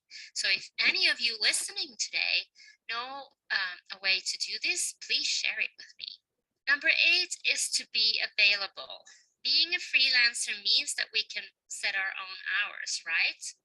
But if we want to work with the client, we also need to be available on their time schedule. We still need to follow a reasonable business schedule so we can catch these important requests during the workday. Otherwise, we will most likely be losing that particular business. That's why it's also so important to inform clients what time zone. This is another idea, to be available, but maybe not to be available all the day. So maybe we can put it in our email or in our contact details that we have some hours for responding emails or for being available and going to the demands of the clients, because it's gonna be so important to combine all the things, but not to lose all the time with the details that maybe it comes in one of the projects that we are involved in. I have that in my signature in my email, but I'm trying to, like I said, find a way to activate an autoresponder for it. Number 9, try to identify the next step in advance. Make it as clear as possible for you and as easy as possible for the client. So when you accept a job, ask them to confirm with a PO before you get started if it's an agency, or to confirm with a contract if it's a direct client. To make it easier for the client, you can include your price or sorry, as Maria told us before, and I told you yesterday also, maybe we the most topic where we can have some conflicts is on the rates. So if we ask for confirm by a PO or a contract the project that somebody asked for, it's going to be a good idea for not to have this project, this conflicts at the end or in the middle, where I think that maybe this way of work, they solve us of being involved in many negative situations or strong situations. So it's a good idea to confirm by a contract signed by the parties all the details, the line, and wherever we need to agree with the client or the enterprise or the other party we are working with or in. In the email deadline, agreed on tools to use, etc., so that it's easier for the client to confirm this. This is another tip. Make a template of the first emails that you send out to your clients, trying to clarify the scope of the project. I guarantee this will save. If we have a template for all that of demands that maybe request that somebody, a client or a future client want to ask for, it's going to be quickly for us. It's like the safeguarding a code of conduct that I told you. I'm going to explain you before that. If we have this code of conduct already, for sure, it's going to be quickly for us to show, to give our clients or possible clients our portfolio. It's like we cannot show our translators as a professional translator because many of our texts have copyright, that to show our abilities for sure. But we can have some templates, some effective documents and formulas that could help us in our daily work. So this is the thing that she is trying to explain us, and I confirm for sure. Give you a lot of time and eventually also money. The projects you will work on will be different, but the initial stage is mostly the same for every project. So the template will help you make sure that you did not leave anything important out or forgot something, while at the same time trying to get as much detail about the work. Also, when delivering a job, don't forget to ask the client for feedback and to remind them what you can help them with in a future project, or simply say, I look forward to working with you again, if you do, of course. Number 10, keep the client in the loop. If you're working on a long project or a large project, send the client updates weekly or daily to keep them in the loop. It is a good advice to make some communications between the project where we are working in, to make some communications and not to lose the contact with the clients. Because if it's a long-term project or we are working in several projects at the same time, maybe we can lose this feedback and maybe something change.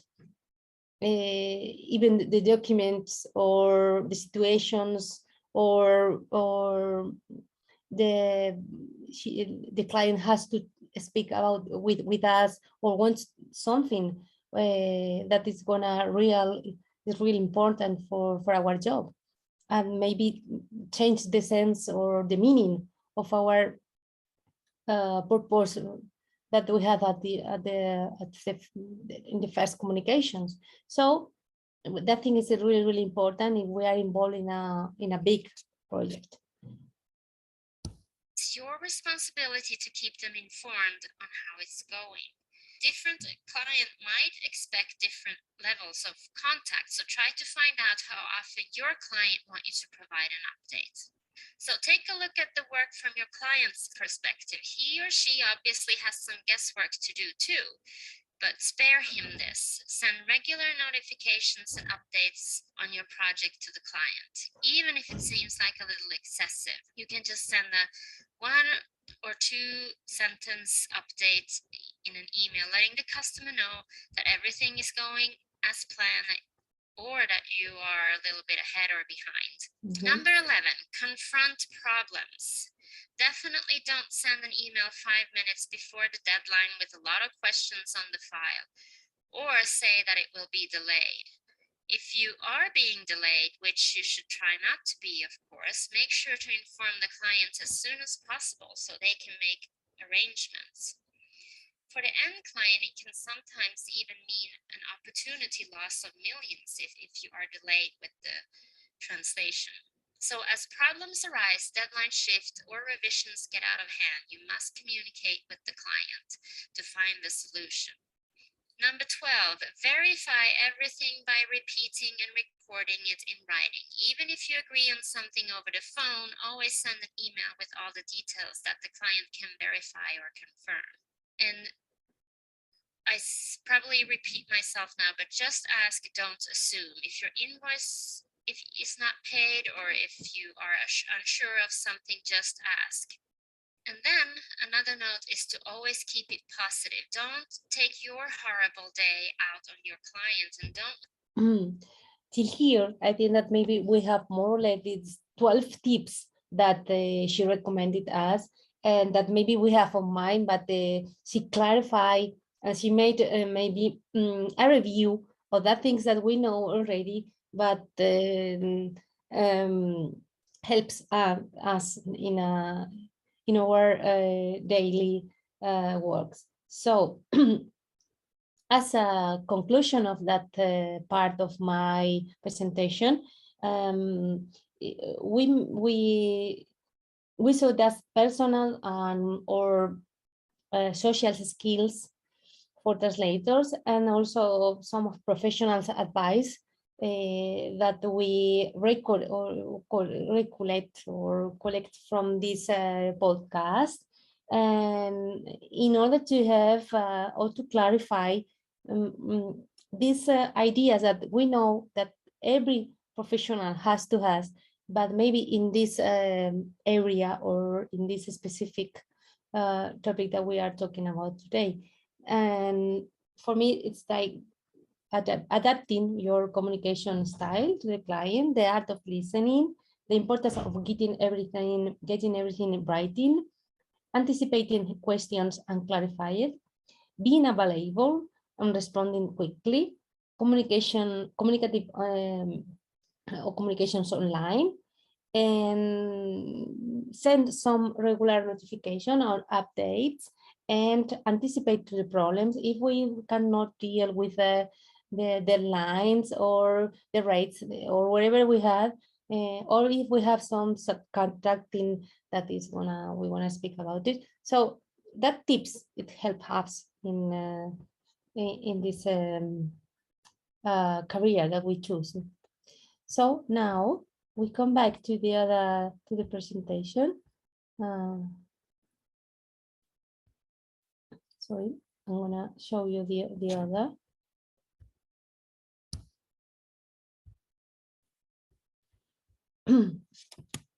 And we are going to introduce.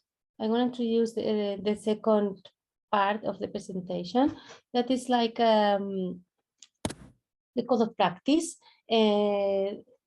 That I told you that all the professionals need to have, all the enterprise, even if they are not so bigger, need this safeguarding policy. So we made that job already in our association. So it was a really hard work. So because of that, I'm going to show you how it's a specific safeguarding policy that you can use if you want. We can go directly to the code of conduct, but we have already this safeguarding policy to help us. So why we have to have, or what is the meaning of this in this case? So when translators, interpreters, and other language professionals become members of a professional association, they are often obliged to follow a code of ethics or a code of professional conduct that aims to ensure all members are adopting a common set of ethical principles when they practice their profession. So that's the meaning of what is that document, that word or expression means. So now we go directly to this document, our document that I made in the past. This is the logo, the association. You can go also in a website. So now for me, the important thing is to show you how maybe the safeguarding policy could be. And this is inspired in the safeguarding, sorry, what's this?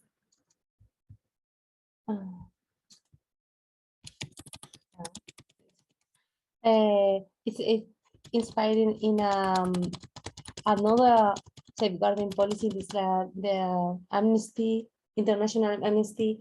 So we have statements, our commitment, definition, scope, goals, implementation, that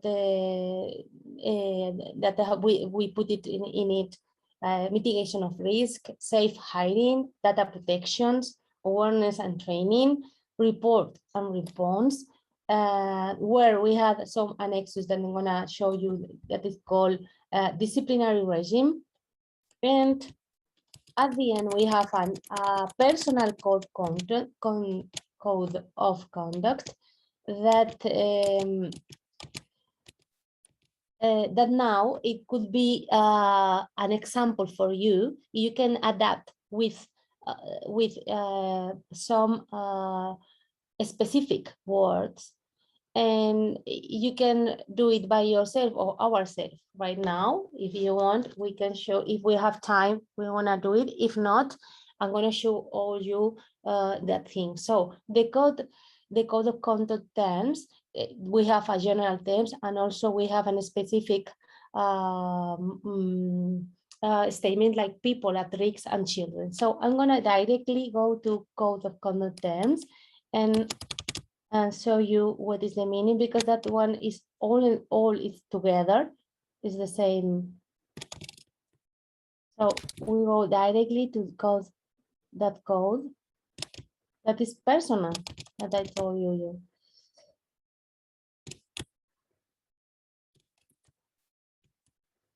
So here we have general terms that here as an individual, we have to write it. So here is a Babelia board of a staff member, collaborator, or volunteer. I represent the association. So it's like a way of a philosophy, or a way of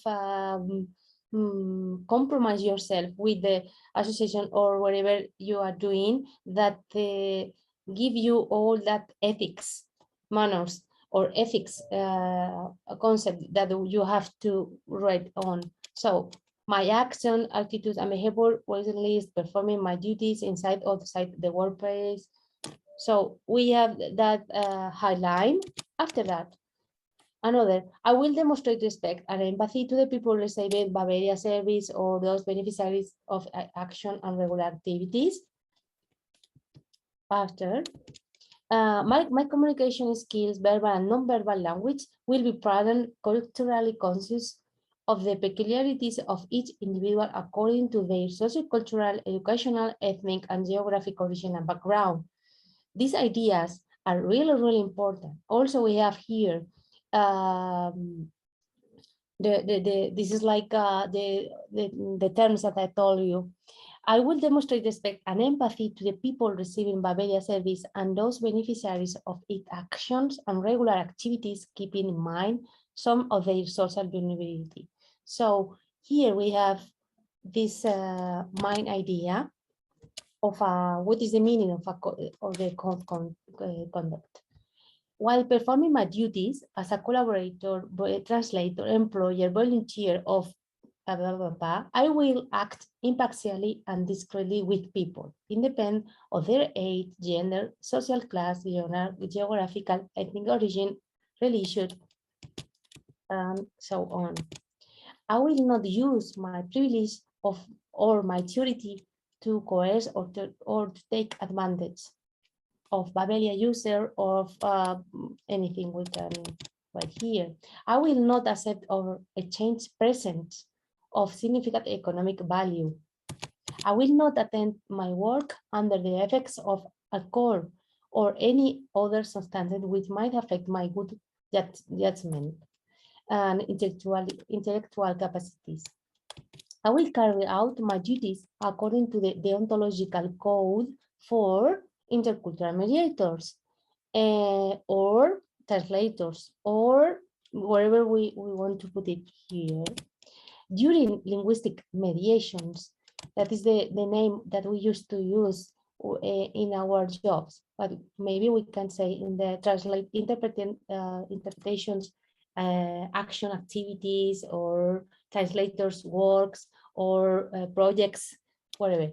I will not manipulate or introduce any substantial change able to affect the context expressed by the people engaged in the mediation. Here we have as translators some other words that are exactly for our duties. That is like the accuracy, and to put the truth, or to not change the meaning and the origin of the translation that we have to do. So this maybe we can change that that two sentences with the exactly word that we want to put it. I will use Babelia material, financial resources, responsibility, transparency, efficiency, keeping in mind the people, etc. I will not use Babelia material and human resources for personal benefit. Maybe that is so sample, but really it's a good portfolio or presentation for our job. People at risk, I already told you, maybe we don't have to go in, because I want to show you the templates that we have to record the things. So people at risk, maybe it's one of the point. Children, we work with families or social environments. And after that, some, for sure, name, signature, and I agree with the terms of the safeguarding policy and code conduct. So this is the example that I put it on the table to know, or to guide our job, or maybe to use in the future, that I give to you. And also I'm gonna show you these templates that are according to the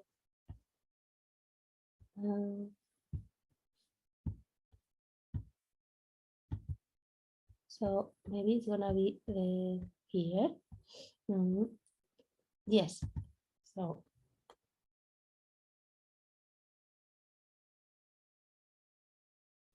so this is one of the annex that complete the code of conduct. So disciplinary measure and action regarding the code of conduct. So we have here three different, we have A, internal disciplinary measures, dismissal of the infringer, report to the competent authorities. So we have the measures here in that column, and we have the type of actions proposed in case of the non-compliance. So this template goes directly to our document. So we have the general terms that we specifically had in the paper that I showed you before. So maybe we have here one that we can repeat during linguistic mediation or translation, not to manipulate nor modify substantially the content of what was expressed by the path of the mediation. And if we go to the right column here, the column on the right, we have that A, it's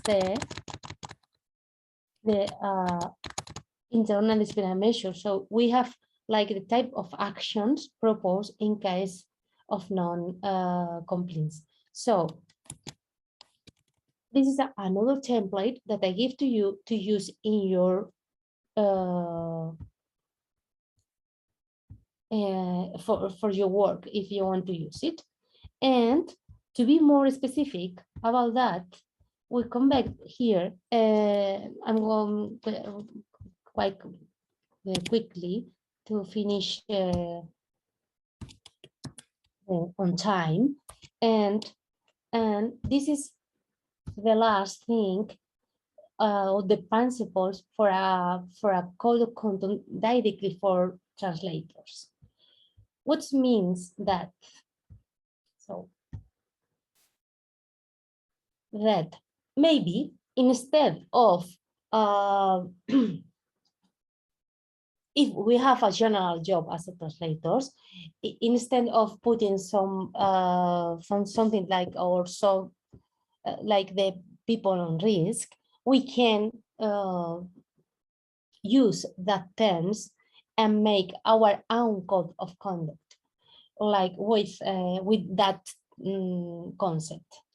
We have conflict resolutions because we put it yesterday, and so we can put in our code of conduct that we use Harvard method resolutions to deal with conflict resolutions.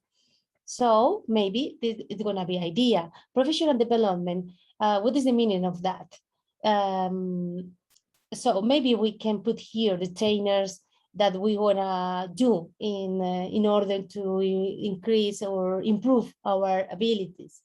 The rates that we had already, maybe we cannot put several rates or fixed rates, but with the template that Maria gives to you, maybe you can have that already in your code of conduct. Working languages also, maybe it's a good idea to have writing there. Accuracy, that I told you that it's really important in our job, is like a term that fixes us like the responsibility to accurately commit the source test information. It's like fidelity or faithfulness. That is really important. After that, subcontracting.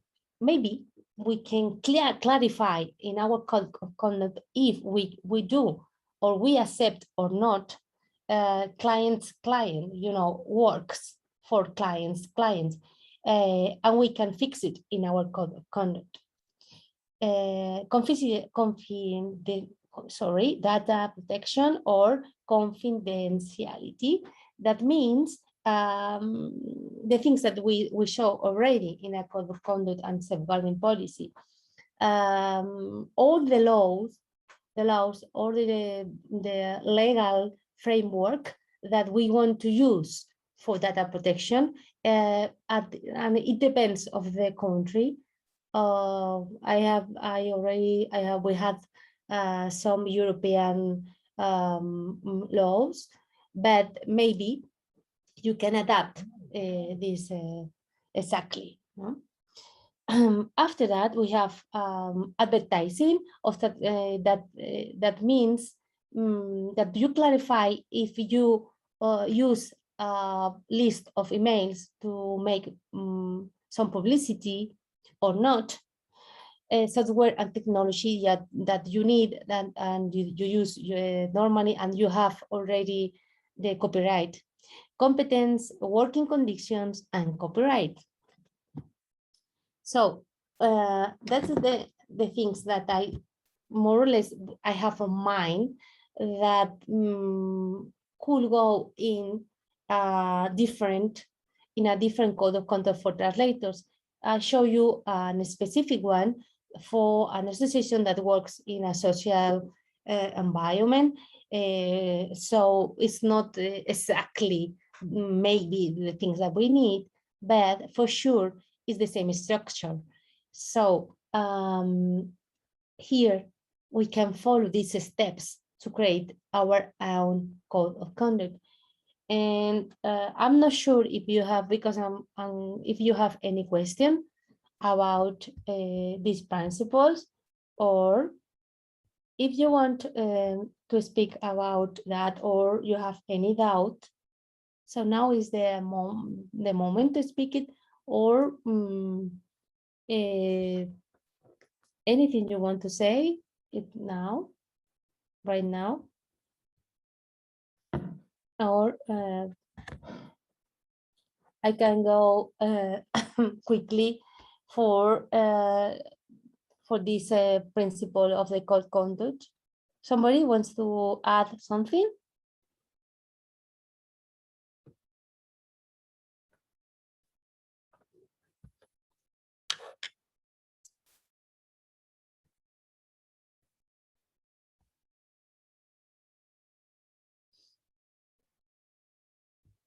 No, if not, maybe we can't.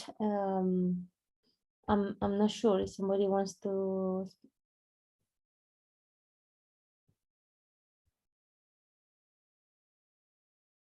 So, you know, if not, we can go directly point by point and make some explanation about these principles or uses that we can put it in a code of conduct in order to clarify.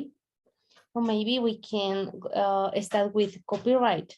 That the meaning of copyright is like translators should respect copyright, and it depends of the laws of the countries. I'm not sure if we have all on mind what is the meaning of copyright, and if it's here you have an average for some of the books or articles that you can go in, make some translators. I don't know if you have any idea of that.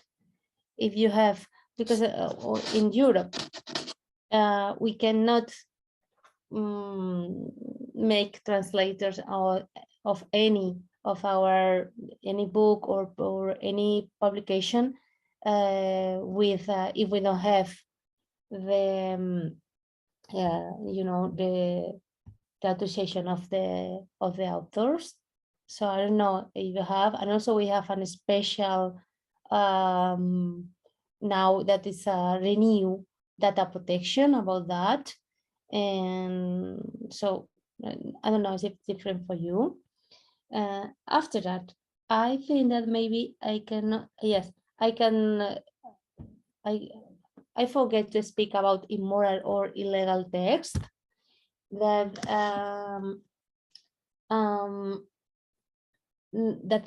so important for us, because here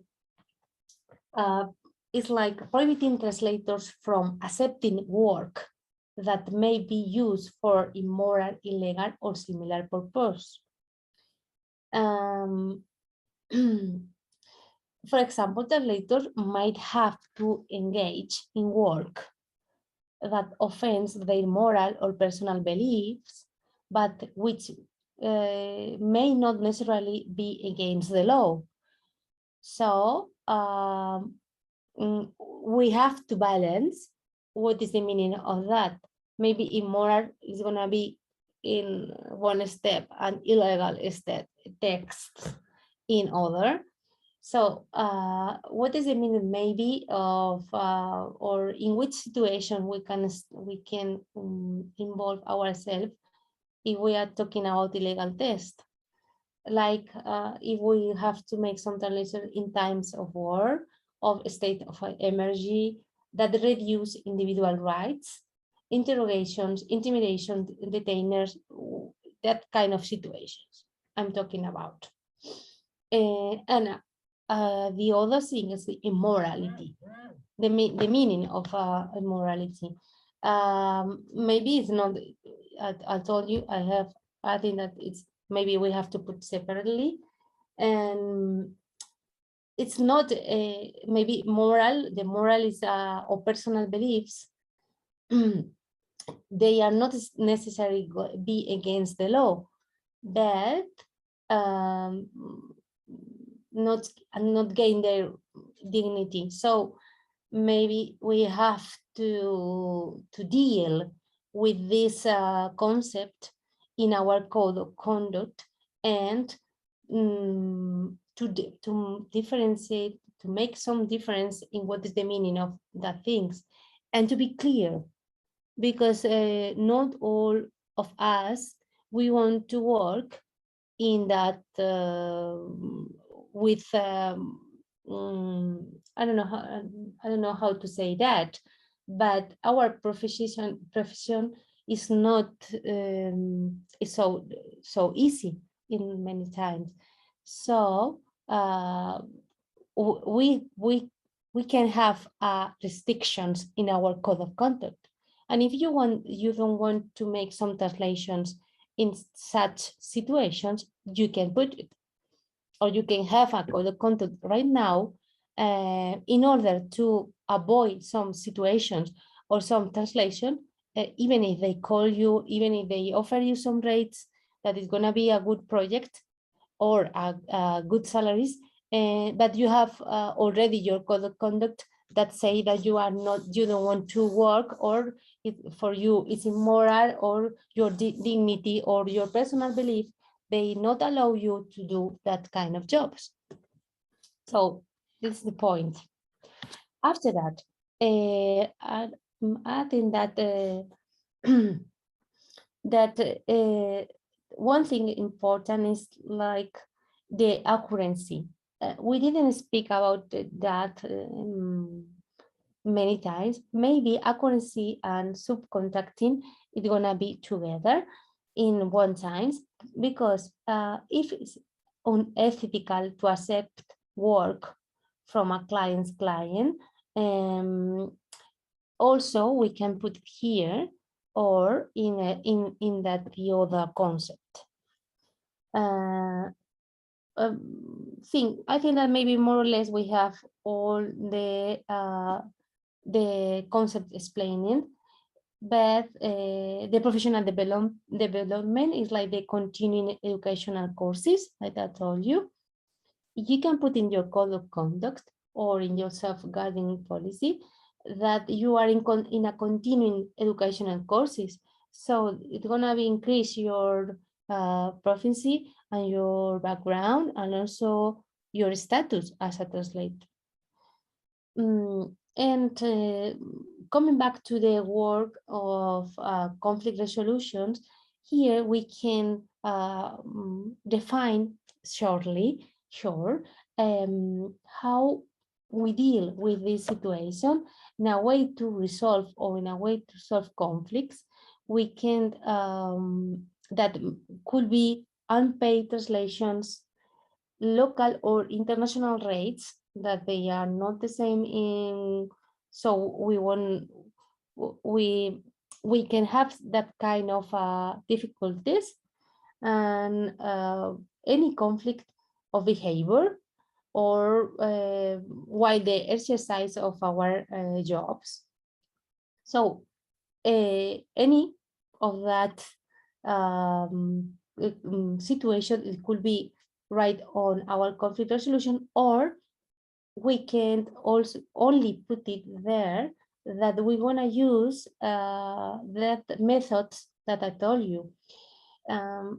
We didn't speak yesterday about arbitration or litigation, and it's a way for sure and to resolve or to go in a conflict. That is a part of our possibilities, because if we go to arbitration or litigation, we have to deal with the court and the lawyers or the legal systems. So we cannot have here in our code of conduct, we don't need to put it that kind exactly the situation. We can put only that we are training, sorry, or we have already expertise in how to manage a conflict resolution with that method.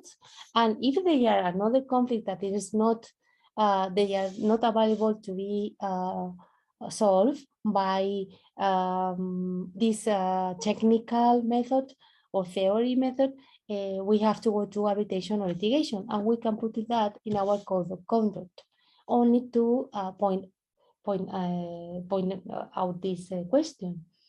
After that, the software and technology. Here, maybe it's so easy for you, but in the code of conduct, we have to say that maybe we have always we use license translations program or memories, but because it's so important for the client, and they need to know that our jobs or our tasks, our projects are protected, and that we are using license translations programs in order not to be after that they don't have any problems, and not even us. So this is the point of this software and technology, that we have to put it in a code of conduct. That the meaning of that is not to details of the software of technology. It's only this moral environment that we are trying to express in our code of conduct, that I used to, or I promise, or I write here that all my programs are licensed, and I'm not used to use that kind of technology that is not available, or is not in my or I work with. After that, advertising, and this is the final one that maybe we can go in. Advertising is like if we use a mass email campaigns, or we go into using post electronic forums. I told you before that one of our skills maybe is to go to forums to collaborate, or to be sure about the words, the expressions, or the vocabulary that we need to go into a new project. If we have some difficulties, or even to be sure that we are in the right way to finalize our translation. So in our code of conduct, we can write that we used to use these electronics or online forums to verify some questions about professionals' details, and to finalize correctly and accuracy our translation. So maybe it's a good idea also to be clear in our principles of a code of conduct, that if we have to do it, or if we have already one, to put it that kind of things.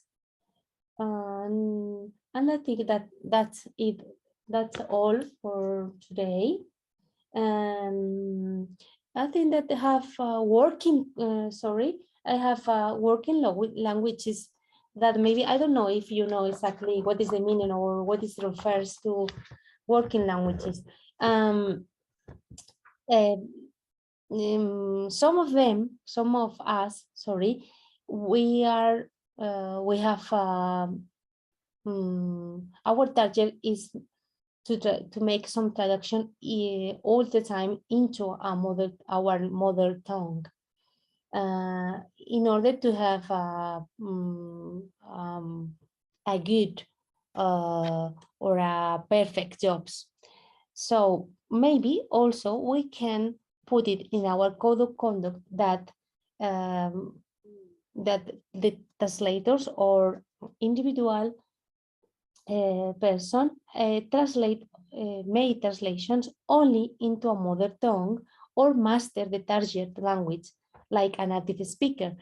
With that, we make we clarify that always we are working with the expectation that the client has in our job.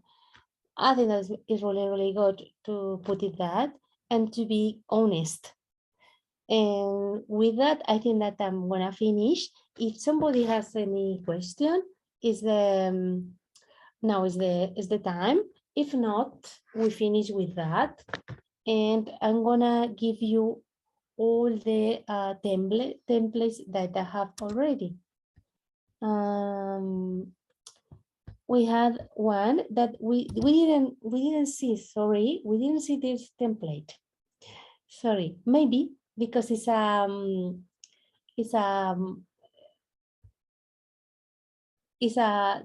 one of our template that I used to use in my day. So we make that Excel to record of the incidents and remedial actions. So also I'm giving to you this example, and we have this after that. It's like a template you can go in and use it in your professional duties. But the first is the most important. I think that you have like all the column, like the origin, the date, description of the incident, immediate action, cause of the problem, remedial actions, person responsible for, and here we have some, but it's figurated, date, follow up, and after that we have the remedial, if we have any resolution or not about the incidents in our translations job. So this is a kind of example of the situation that we have in our association. So the only thing is like origin, date. So and you can write, if you have here is maybe is gonna be the most important. It's like the cause of the problem. So if there are any misunderstanding in regard to the interpretation of terms, it's gonna be really, really good to put it here, and after that go in and what is the person responsible for, and what is the remedial action that we do to solve this problem. And this is a template that we can use in our code of conduct, because if we told our client that we have these templates, we are gonna be so truthfully, we are gonna be like seriously in our job, in our things that we have to do. So maybe it's a good idea also for you to have that kind of a template for your job. So right now, yes, it's with that, I finished the presentation. If you have anything to to say anything? Is now the time to speak about it, or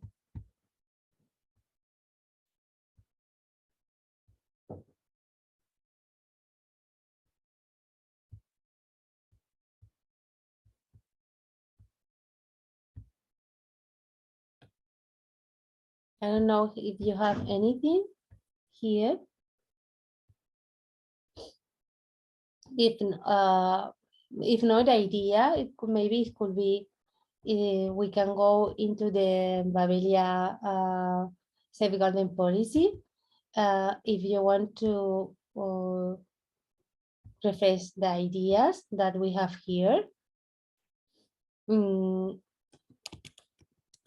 or go directly to the code of conduct and put it all our principles on it, instead of the things that we have here. We have that annexus that I told you. It's like a complete an incident report. It was the Annex B. And after that, before that, sorry, we have the code of conduct and ethics committee. So, you know, there are many items to use and to have in our in this case. So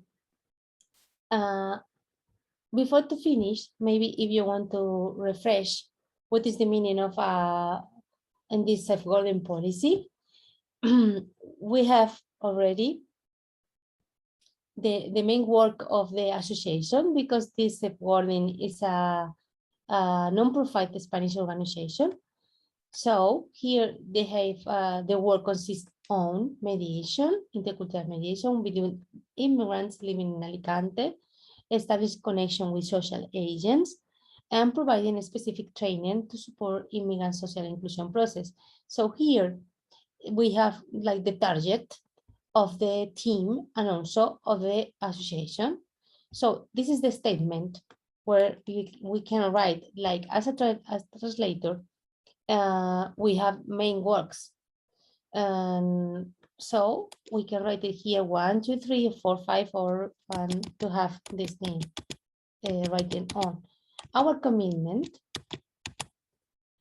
In this document, Babelia presents the term of its safeguarding policy and its code of conduct for the protection of its users, especially minors and people at risk. So the first part of this document is the safeguarding policy related to the protection of the users. And these terms are defined according to the Universal Declaration of Human Rights, for sure, and the national and international legal frameworks, and on the matter of protection of minor people of risk. You have to have in mind that I told you that exactly the mission of Babelia is welcoming and safe environment for anyone requesting service. So translation is like the second target of the association. So definitions. Now here, we can put that kind of terms, sorry, that we want to use after that. So child protections, child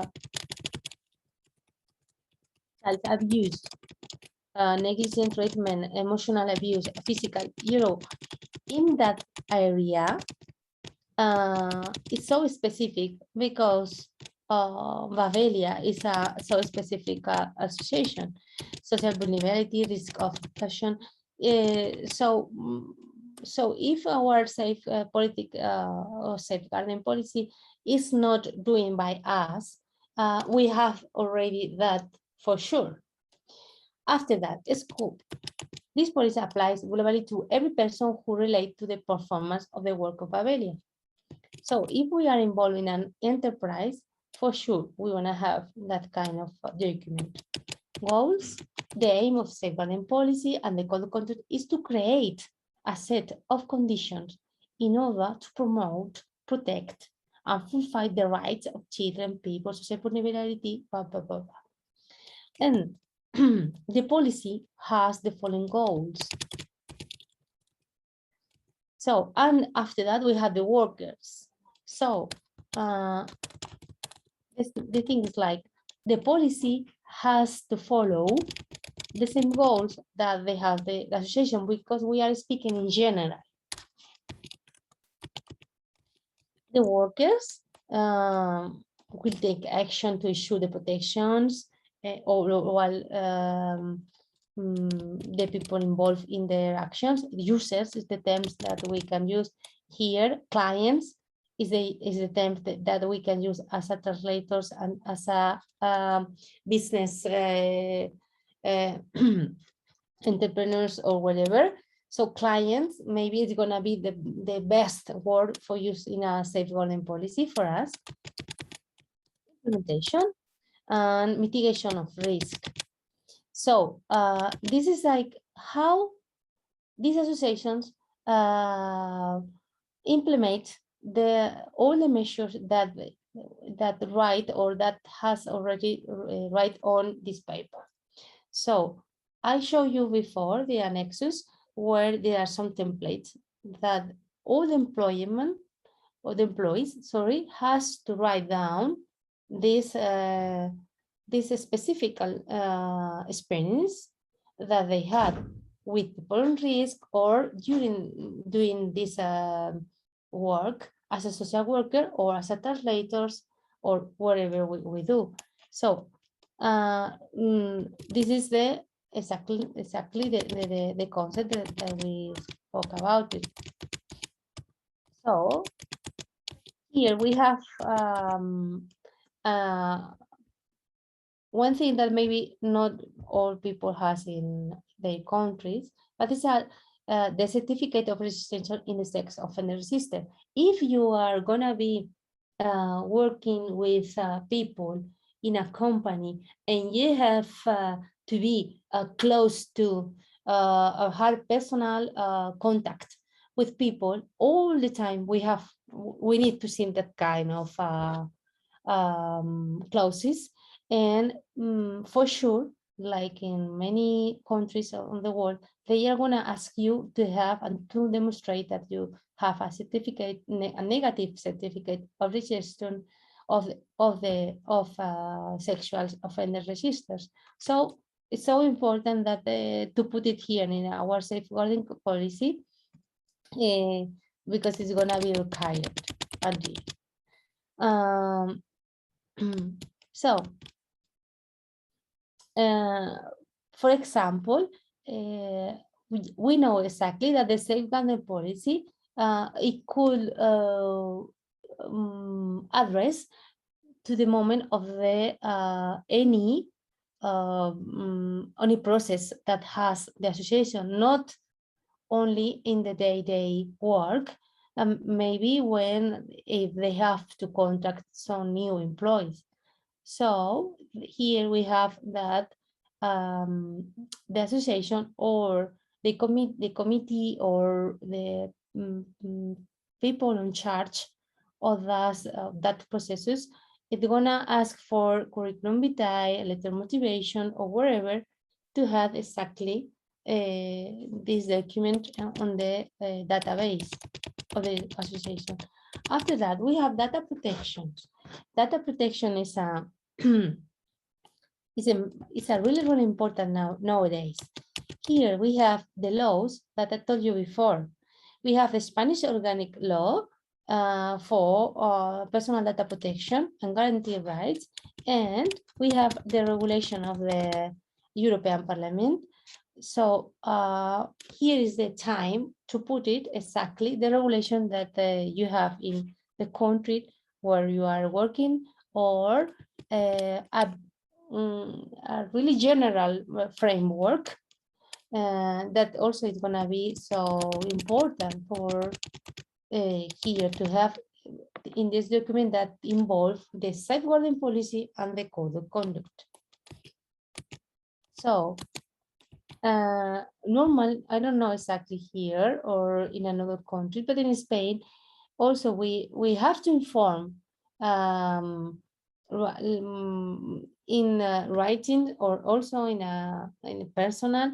If you have some interaction by person, you have to show and tell the people who are you working with what is your data possession, or what is your data protection and privacy policy. And if you have to consent form for the use of minor images, or wherever you have to have some templates, and you have to put it also signs in the walls of your desk, and to show that you are follow all the indication and the law that you have in your self-employment policy. Sorry. So, sorry, and here the awareness and training is another important concept that we can reflect in our code of conduct. That is is our mission of encouraging intercultural coexistence by promoting cultural mediation. For sure, this philosophical idea or ethics, it's gonna be in a big company. So maybe we have only to sign it, and that's it. Investigation or reporting terms. So this is all the tools that I show you. And after disciplinary regime and ethics committee, here normally we have to write a person or a people with the name and the surname exactly. That is the there's in charge of this ethics committee before going to authorities or whatever, but there is somebody that has to be on charge of this ethics committee. So the rules of the ethics committee, for sure.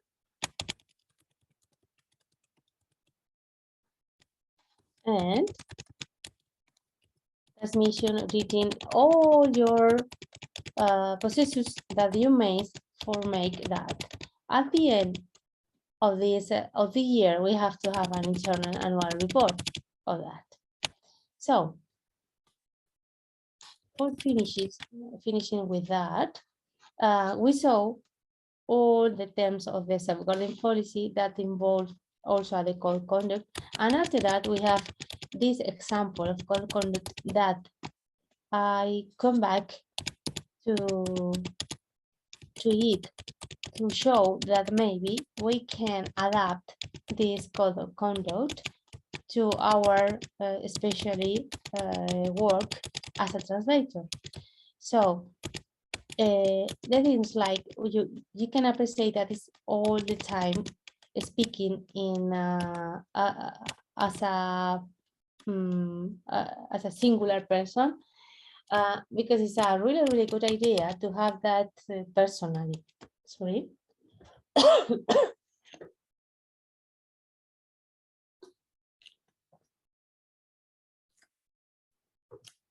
And use that kind of reported.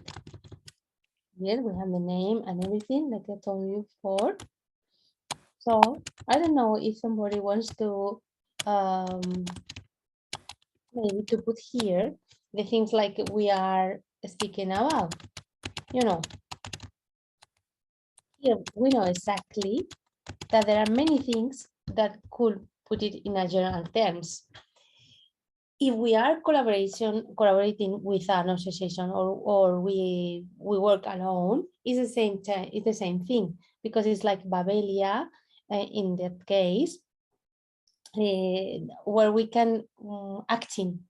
But if we are acting by ourselves, it's the same. We have the action, attitudes, and behavior that has to be in the same order.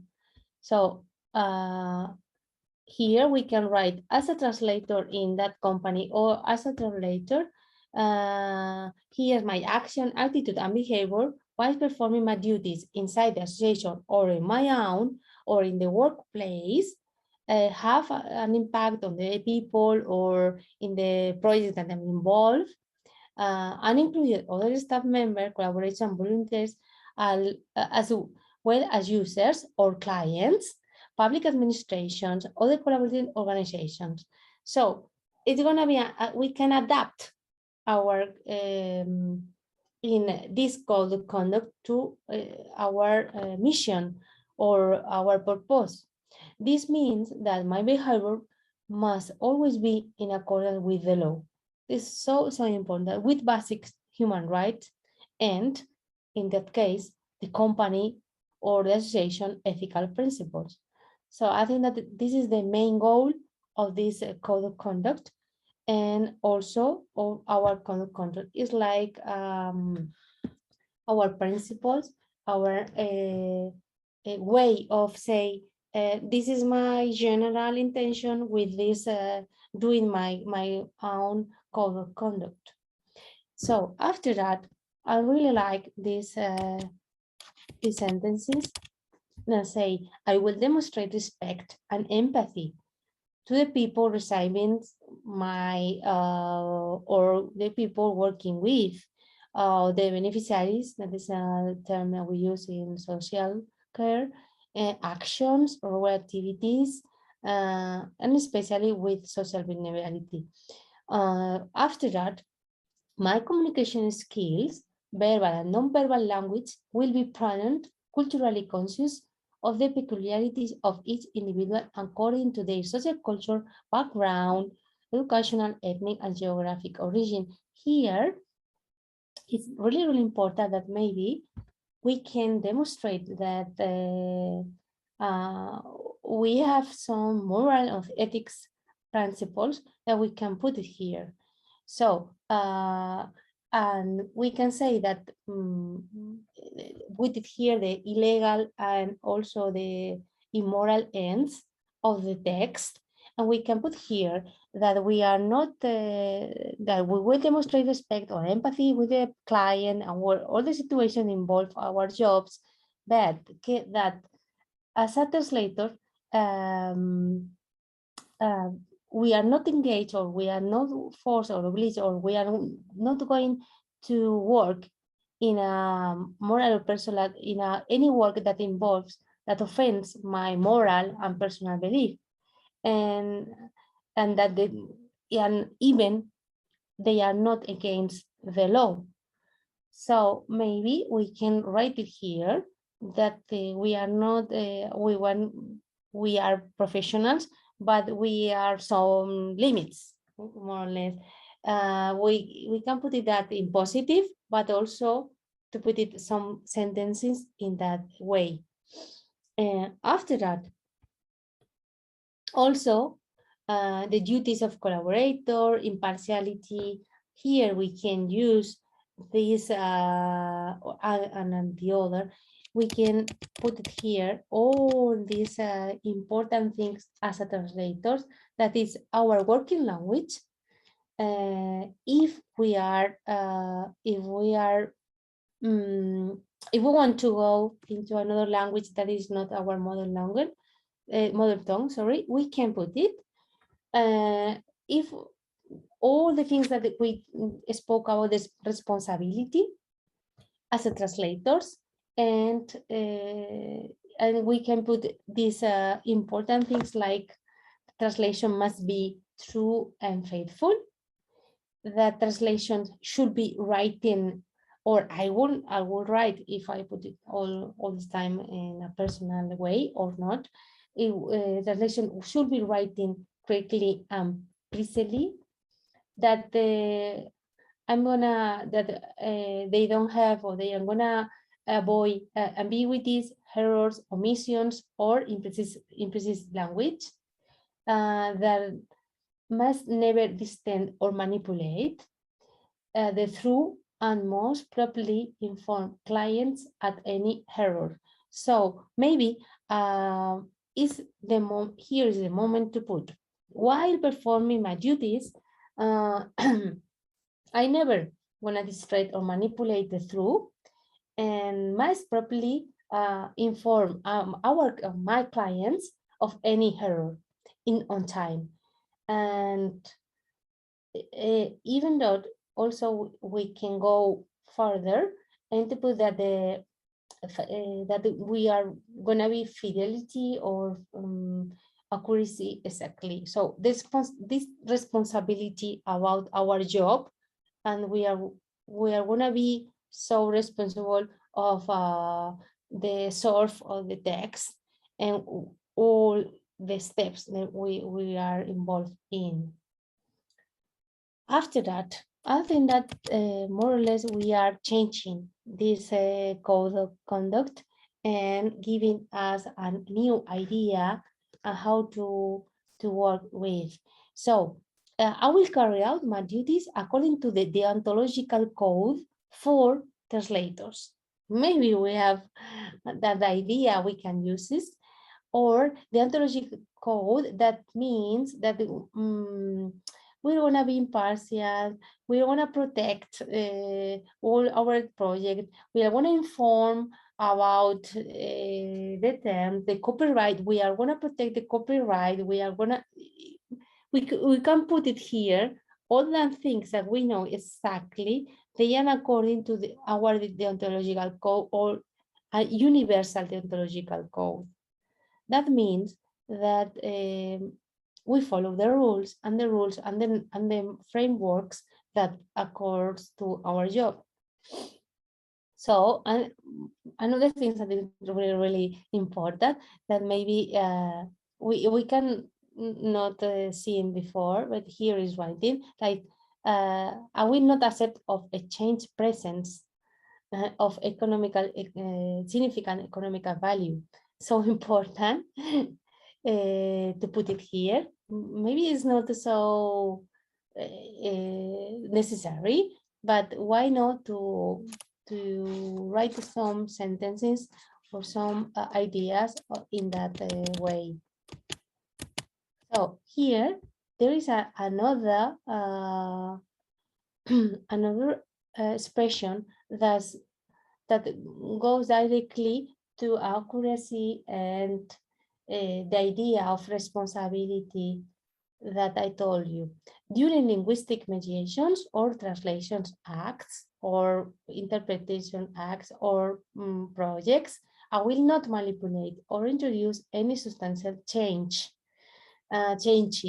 Here, this word is so ambiguous. I think it has some ambiguity.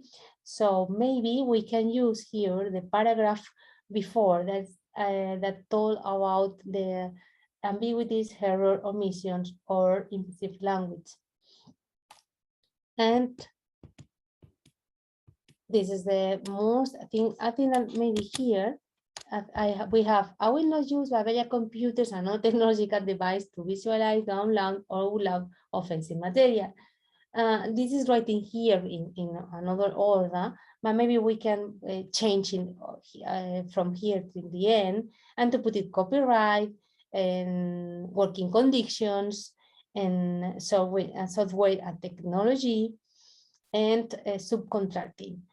I think that here is the point. I will not use any unless translations any unlicensed translation program. I'm not. I will not use or I will not send mass email campaign, post electronic forum, whatever. And in another principle that is subcontracting, maybe also I can delimitate that according to my duties, if the project has to be subcontracting because of my capabilities or working language, this subcontracting is going to be ethical in an ethical way. Or I'm going to inform the client of that subcontracting processes, or so maybe here is also the time to write that things. For instance, I think that the other part of the code of conduct, they are not so relevant for our material. So people at risk, like I told you, maybe it's a good idea if we are working with users and not clients, where we cannot need to delimitate exactly the people we are working with.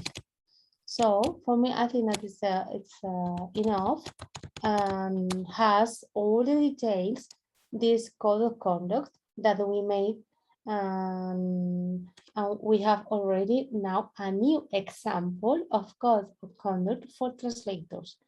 I hope that these ideas could help you in the future, and I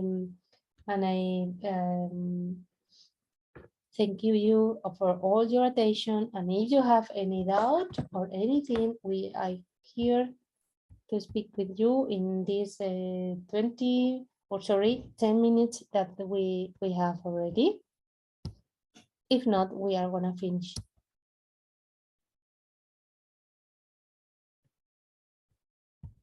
Because I think that's all the things that we talk about, they are completed. I'm gonna send you the only two things that less, that is the translation record incident and also the translation disciplinary measures, that they are the two templates that you don't have already. Also, I'm gonna send to you, and it's gonna be completely all the material. So thank you very much, and I finish with that. And I give to you all your thing. Thank you very much. Thank you very much, Prof. Maria. Anyone have any questions? If not, we will go to the break and we will come back after 1 hour. Thank you. Thank you all.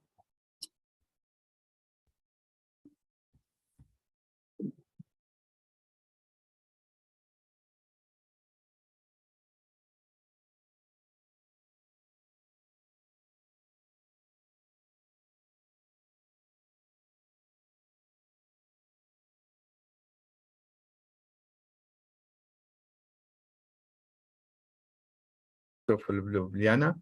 And then we will have a presentation regarding freelancing skills and platform for product design and robotics. Will be presented by Professor Rob. You are welcome, and for you to present your presentation, Mr. Primoz. Yeah, thank you. So I may begin?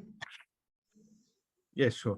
Okay, then I hope I can share the screen.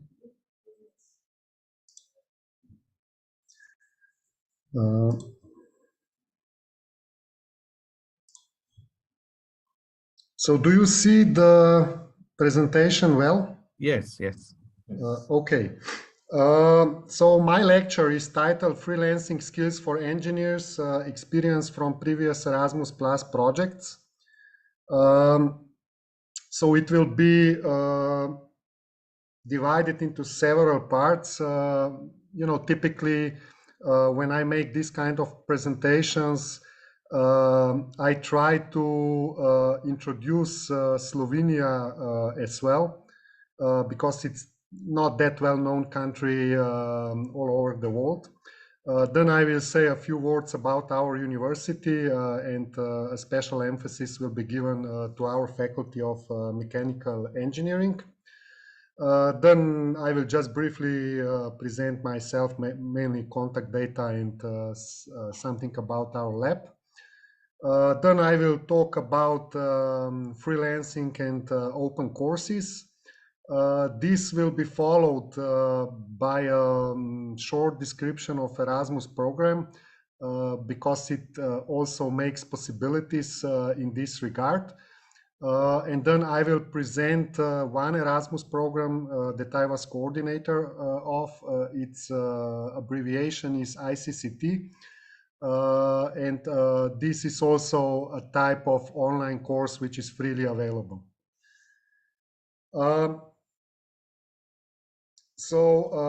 My name is Primož Podržaj. I come from University of Ljubljana, from the lab of for mechatronics, production systems and automation, shorter LAMPA.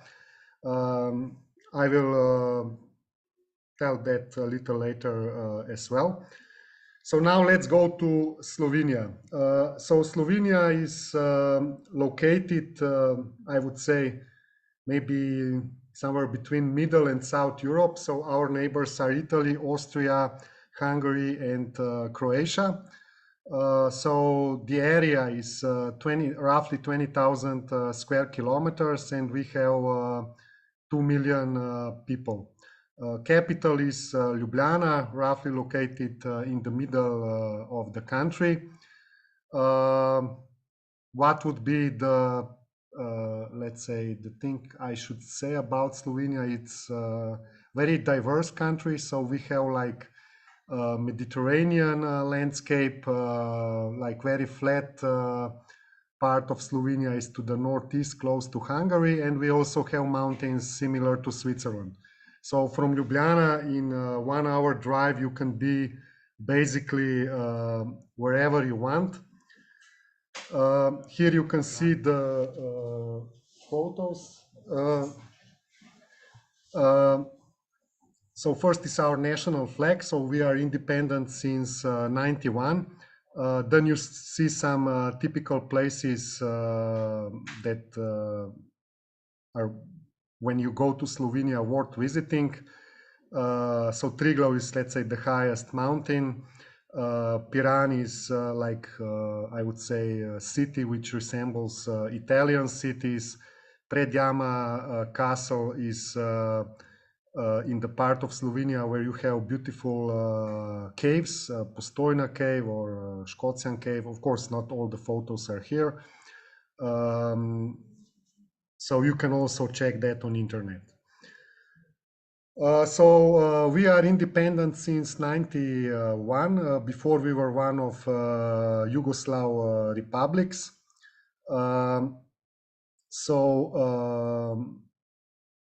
Now we are both in EU and NATO. We also have Euro as a currency. Our language is Slovene. So it's, I would say, it's a language that resembles Russian. So we are in the same group of languages. Grammar is very similar, I would say. But we have like many dialects. So for example, if I talk to some person which is close to Hungary, even I don't understand that person's, if they don't, how to say, modify their speech to, I would say, closer to the capital, which is like in the middle. Ljubljana is the capital, also the seat of University of Ljubljana, which is the biggest university. Ljubljana has approximately 300,000 people living there. So we are a small country, but there are some famous people. Actually, I'm not sure how many of them you know. So France Prešeren is a famous poet. I think people who study, how to say, maybe linguistics or what would that be called? You know, where the, how to say, different types of songs. So he had a style that that's very difficult to write in. But in my opinion, maybe not so famous abroad. Then is the second person is a famous architect. Of course, he did a lot of buildings in Ljubljana, but if you ever visit Prague, like the nice part of Prague where also the government buildings are located, it's called Hradčany. So he built a lot of buildings there as well. Then there is another famous poet, Ivan Cankar. Then maybe because we are more scientists, the last two might be interesting. So Herman Potočnik was rocket engineer and a pioneer of aeronautics. And the last one is actually the only Slovene guy that has physics law named after him. So maybe you know Stefan Boltzmann law for radiation. So, and also the, how to say, the main research institute in Slovenia is named after him. Then, although we are a very small country, we have some famous sports persons or sportsmen. So if you are maybe familiar with basketball, there are two guys playing in NBA in USA, so Luka Doncic and Goran Dragic. If someone likes cycling, there are two guys from Slovenia. Tadej Pogačar won Tour de France twice in a row. So this year he was second. Primož Roglič, Vuelta of Spain, I think 3 times in a row or something like that. Also this year he didn't win. And Željko Peter plays hockey for Los Angeles Kings. Maybe football, the next three are Jan Oblak, Samir Handanovic, Josip Ilicic, if you know. Jan Oblak is, let's say, in Atletico Madrid that you might know, and let's say another person, if you like climbing, is Janja Garnbret. But of course, the list could be much longer, but this is not the emphasis. Okay, University of Ljubljana was founded in 1919, so just after World War I. It's ranked among 600 universities. Actually, I think according to the last ranking, we are again in the top 500. It's the main research and education institution in Slovenia. So another university that might be mentioned is University of Maribor, and then there are some smaller, I would say mainly private ones, but not that focused in science and engineering, but I would say more in social sciences. We have roughly 40,000 undergraduate and postgraduate students and around 6,000 employees. We are divided in 23 faculties and 3 arts academies. And of course, one of them is Faculty of Mechanical Engineering. So contrary to typical universities in the Western world, I'm not sure about Palestine, but here we don't have one campus, but these faculties are scattered throughout the city. So Faculty of Mechanical Engineering, as you see, is in the city center. I don't know if you see the mouse. So this is the main building. This part we call the old building, and this is called like a yard building. And all these 3 buildings together form Faculty of Mechanical Engineering. For example, this building behind is Faculty of Arts. And then let's say Faculty of Economics is maybe, I don't know, 5 kilometers to the north. It's not here at all.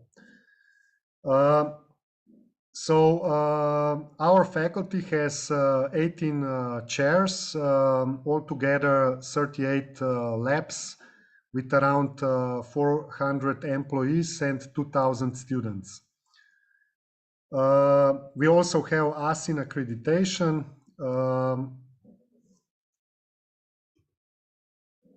So our lab, as I mentioned in the introduction, is Laboratory for Mechatronics, Production System and Automation. It's abbreviated LAMPA. We have 22 members. Our web page you can see here, and my mail I already showed before. Okay.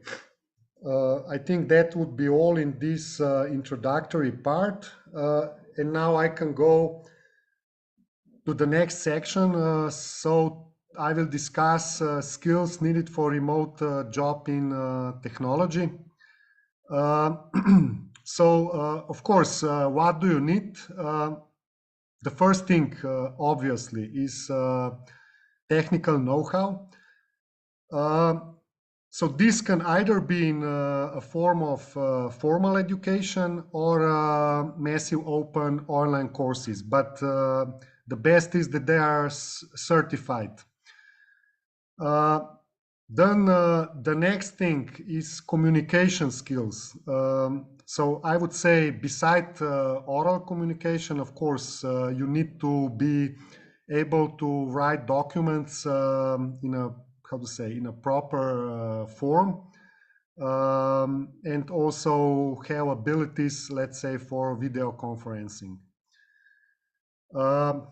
You are familiar with software packages or I would say software solutions that enable this, so Zoom, WebEx, Microsoft Teams, and so on. I would say another skill that's needed is capability of collaboration on different platforms like GitHub, GitLab, Bitbucket, Gitkraken, and Slack. Then, of course, adaptability. You know, let's say in our case, if I speak for our lab, you know, it's very difficult to be employed solely for one purpose. Let's say that you do like strictly one type of research. Because fundings come from different sources. Maybe if you get funds, let's say from another project, you need to adapt to do something there as well. The next point, creativity.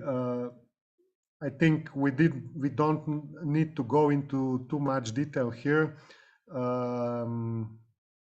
Of course, these skills are appreciated whatever you do. Basically, I would say whatever, let's say, higher skilled job requires creativity. Then I would say at least maybe if you stay here in Europe longer, sooner or later you will also face project management. So there are some related software packages like Trello and Asana, but I would not limit these skills only to software packages. Also, you know, how to say, if you don't do the project management, I think at least you should understand how this is done, so that you can communicate with the person who is in charge of project management. So when you come to Europe, at least for me, it's difficult to imagine that you will immediately be a project manager. And the last item is cybersecurity. That's basically, you know, how to say, you must know how data is protected, I would say, in all aspects of the meaning of this cybersecurity word. Okay, now if we go on to these massive open online courses. Now, you know, there is a big shift in paradigm in learning. So before, all the learning was face-to-face. So as you see, like at the beginning of this millennia, there was a big shift towards online learning. Now I would say it's again, so maybe we got an overshoot, and now we are trying to be somewhere in the middle, depending on which topic you are trying to address. So in some types of courses, it's let's say more face-to-face. Other courses can be almost entirely done online. But this mix is called blended learning, so that you have both types of learning, so face-to-face and online. So online aspect is typically done with the help of these massive open online courses. On this figure, you saw how to say, historical development of these courses. I would not go into too much detail here. I will just present some of them. So this presentation will later be shared as far as I know. So I will not be reading all of them because there are simply too many. Maybe I will just present the table. So of course, first is the name, typically either name or abbreviation. Then you have topics that are addressed within these modes. Then education level, then whether it's free or you need to pay for it. Then, of course, I don't know about the language skill for people of Palestine. But let's say in my country nowadays, I would say English is no problem. So we are able to, or of course we that are lecturers, all of us have to be, but even the students, I think no one now is complaining about some, how to say, material provided to them in English. Let's say one generation earlier, that's my generation, many, let's say, my colleagues had problem with English, so they expected materials to be, let's say, in Slovene, but of course that were different times. Then the next column is about the provider. Then type is whether it's commercial or not. When the next one is about the date of creation, and the last one is where from it is. So the more important ones will be provided later in a list. So Coursera, EDX, Diversity, Meet, OpenCourseWare, OpenSAP, Udemy. So these are the ones that might be more interesting. So here are the featured ones, and the emphasis is on certification. You know, here I would say depends what kind of job you need. So for some types of jobs, some kind of document or certification of finishing a course is really important, or I would say even essential. But maybe, you know, for let's say if you are a privateer, maybe in a small company, like people that I know just don't care about papers. It's just your knowledge. So if you can do it, I don't care even if you are like only like primary school, I don't know, student. I hire you because you have knowledge.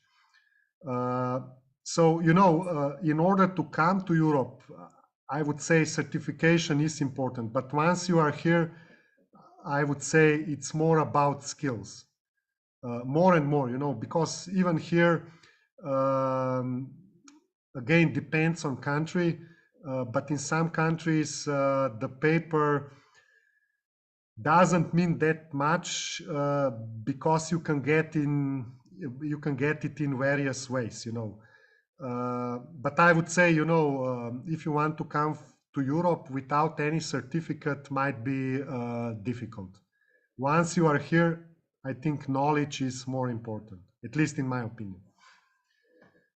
Okay. Now, if we continue, so let's say here on the next slide, we have an example of certification on Coursera.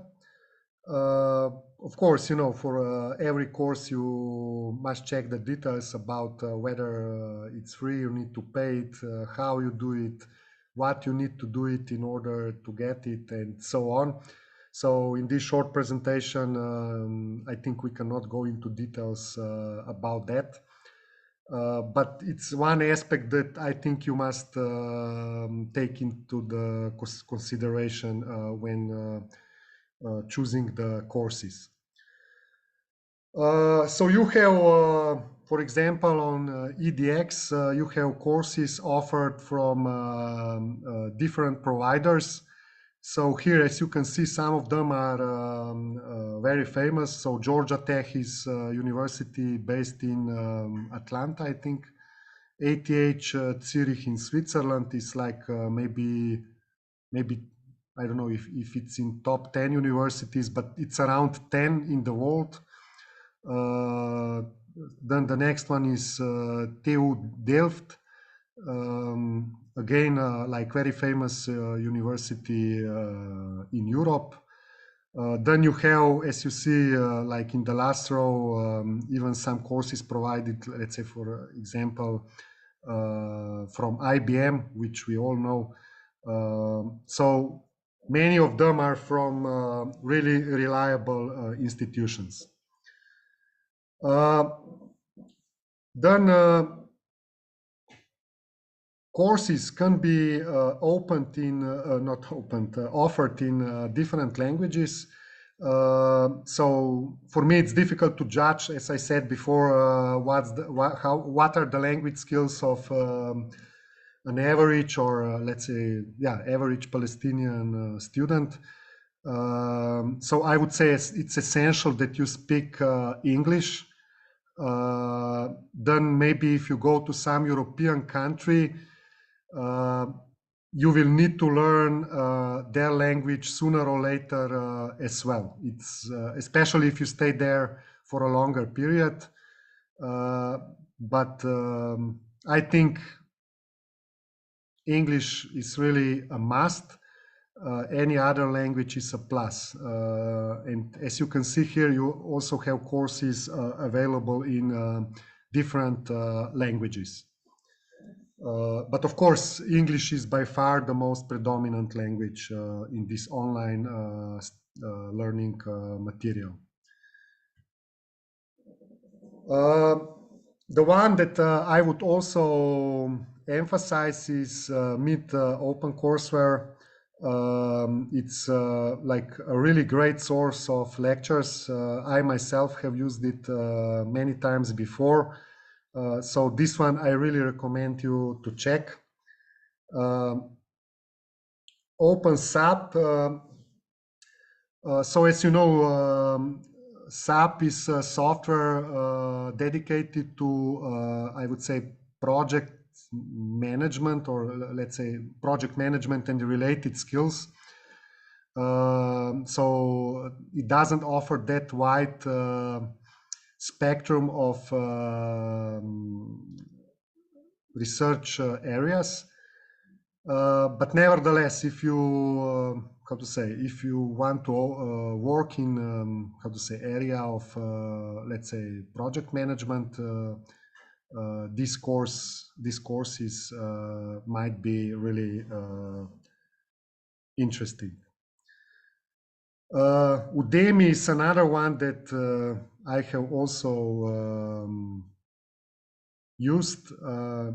So please check depending on what might be interesting for you. And here you have also rating by other users, so that you can get an idea if it's good or not. Let's say the first one for SolidWorks I have used as well, but of course not all of them are free. Okay, now I would finish with this free course platforms, and I would go to Erasmus program.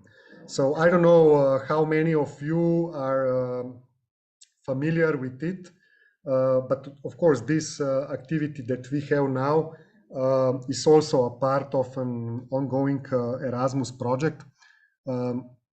So maybe I don't need to go into that much detail.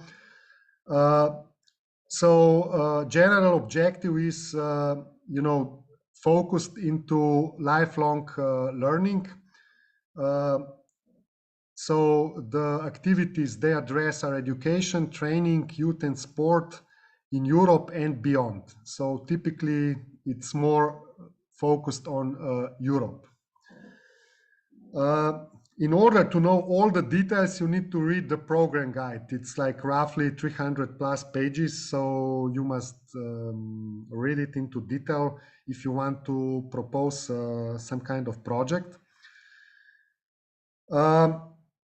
Always they target some kind of objectives and let's say priorities. So let's say the call that I made this presentation on was, for example, had specific objectives like inclusion and diversity, digital transformation, environment and fight against climate change, and participation in democratic life.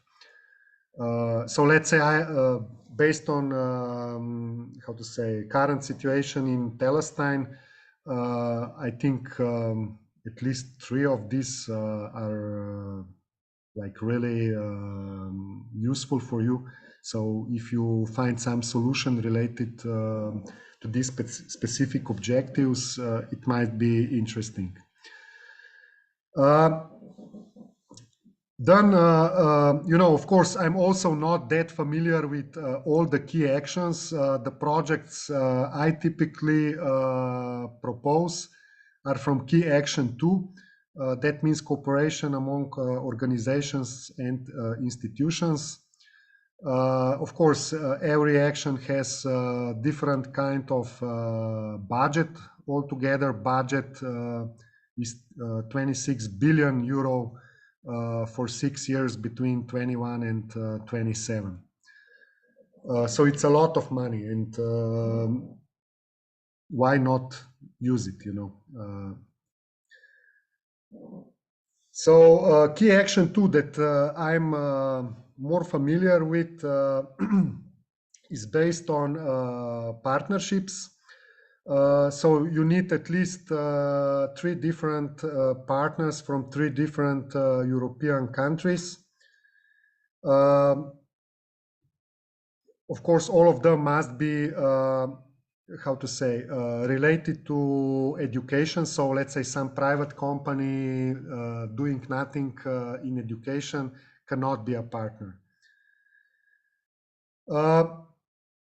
Okay, here I would not go into too many details because I simply don't have enough time. So the project we made with our Erasmus, how to say, our Erasmus project titled a course called ICCT. This is abbreviation for Interactive Course for Control Theory.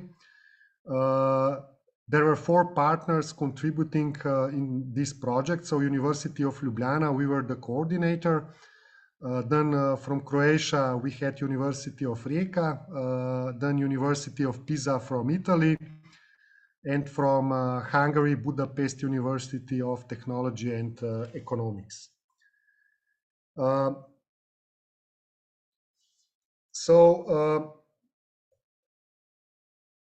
K2 priorities, you can see them here. So, you know, it's not only about doing some, how to say, product, let's say like ICCT in our case, but also, you know, people who provide this funding, they know that, let's say, for example, now I have friends in all these 4 universities. So even after this project was finished, we still cooperate on different research and also project topics. So they know that this kind of partnerships are very beneficial for future.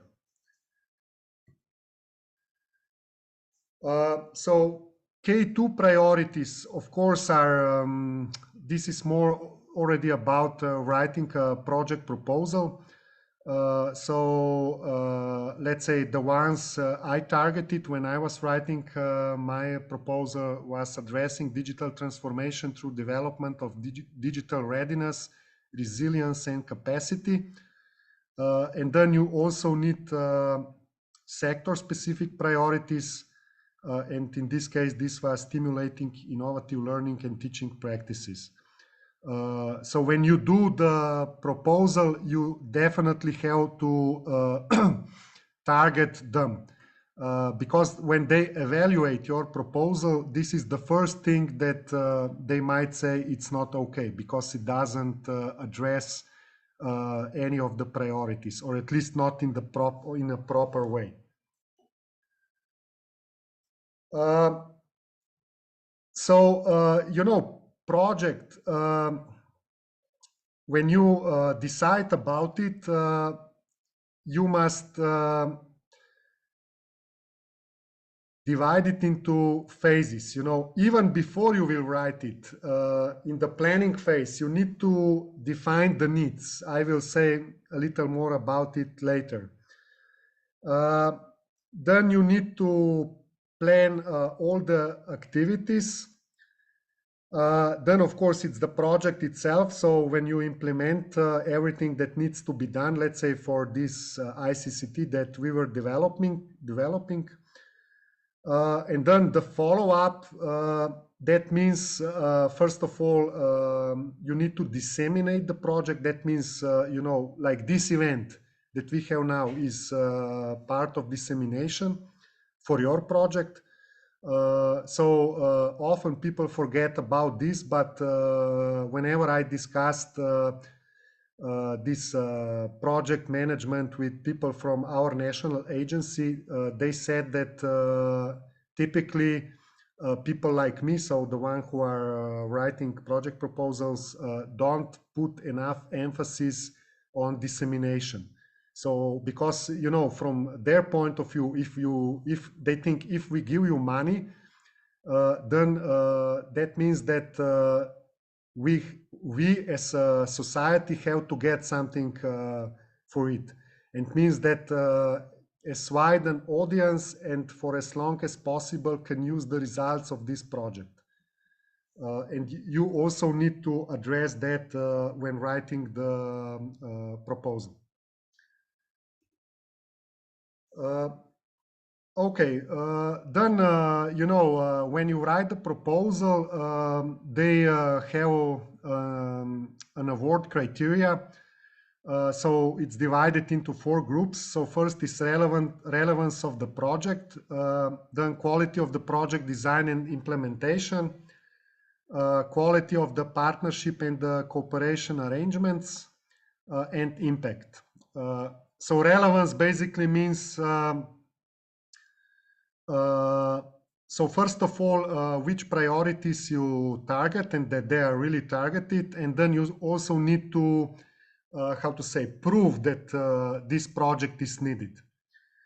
Then, of course, the next thing is how you,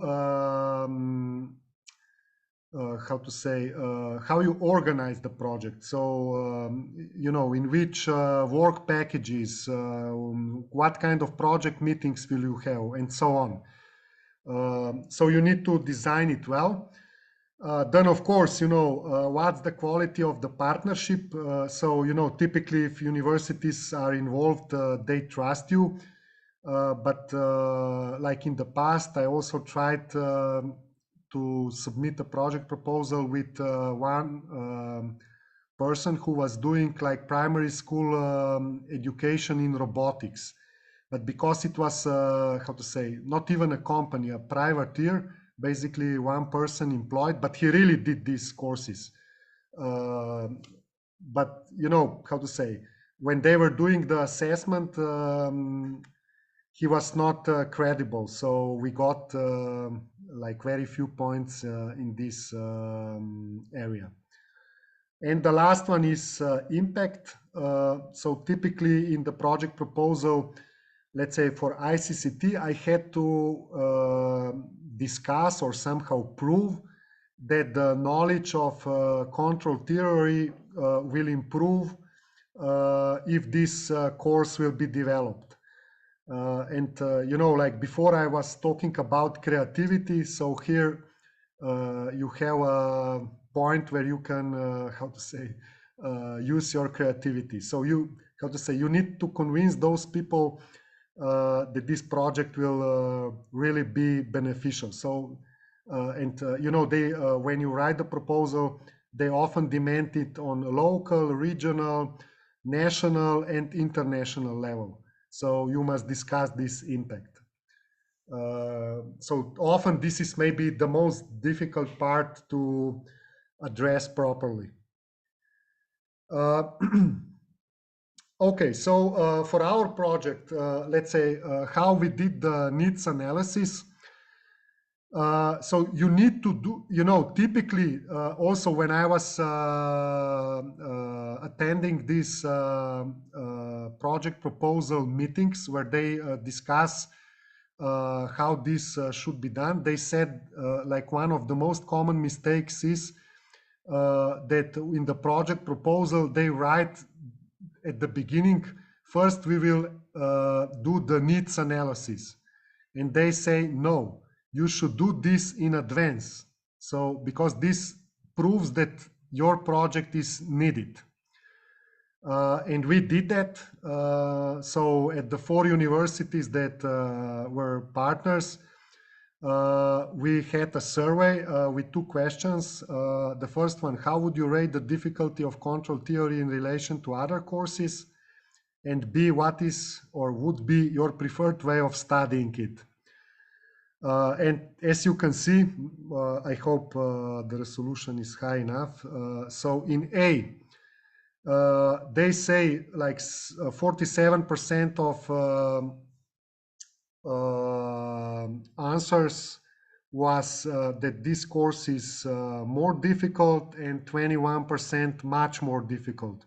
So altogether, like approximately 3/4 of people said that courses related to control theory are demanding.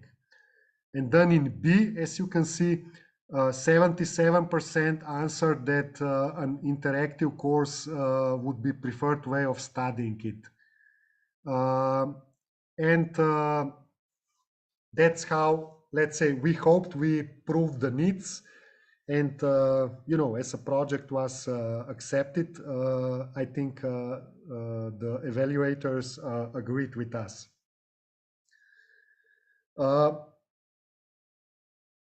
Okay, so here are some points that you need to address in project application. I think I don't go into all these details, but be careful. If you do this application, you need to answer all these questions. Let's say the one that's highlighted here. You know, how to say, if I would say ICCT needs to be developed, okay, I proved that. But here you see a question, why should this project be carried out transnationally? Here again, you know, I talked about creativity before. You need to, how to say, convince them that maybe a partner from, okay, it doesn't matter whether it's from Croatia or Spain or Sweden, but at least that you need 2 other partners from Europe. Let's say in my case, you know, my point was that different countries have different educational systems. So when students come to university, their background knowledge is very different. And for this reason, that the course would be applicable throughout Europe, we need partners from different countries. So this was my point when I was writing this project proposal.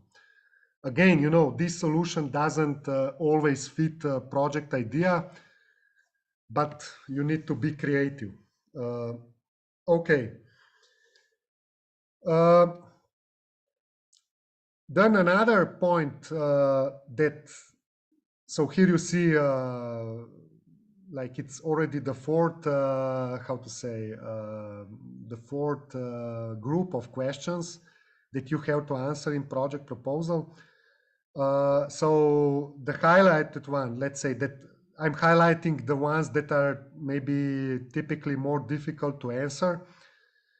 So how will you evaluate to which extent the project reached its results and objectives, and what indicators will you use to measure the quality of the project results? So here again, what we did, let's say, at our university, and especially our faculty, we have like every year, there is a survey of all the courses and professors. So students grade us, plus they can write some comments. And in the project proposal, I wrote that, let's say, we expect that an average grade with control theory related courses will increase. And then, how to say, you must hope or ensure that at the end of the project, it really is the case.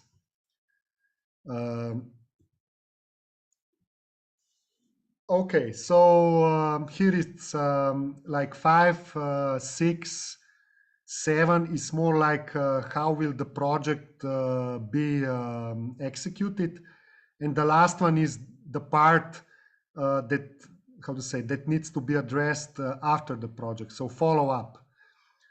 So this is something that I was already talking about. So what is the expected impact on the participants, participating organizations, target groups, and other relevant stakeholders? Then what is the desired impact of the project at the local, regional, national, European, and or international levels? And how will you measure the previously mentioned impacts? Let's say the third one was the most difficult for me. Actually, I didn't address it, I think, properly, or at least not in an ideal way. So I was losing points here, but you know, you must be aware of the fact that it's almost impossible to write a perfect project. So maybe 1 year you can try, and based on the feedback, then you improve it the next year. But you know, how to say, I can, let's say I was talking about surveys. I can do a survey, or we are actually doing them at our university or our faculty, but how can I do that for, let's say, European level? That's very difficult to do. So, how to say, you must figure out something else, or you are losing points. And, you know, maybe in 1 or 2 items you can afford to do that. But if you do that on too many spots, then the project will simply not be accepted.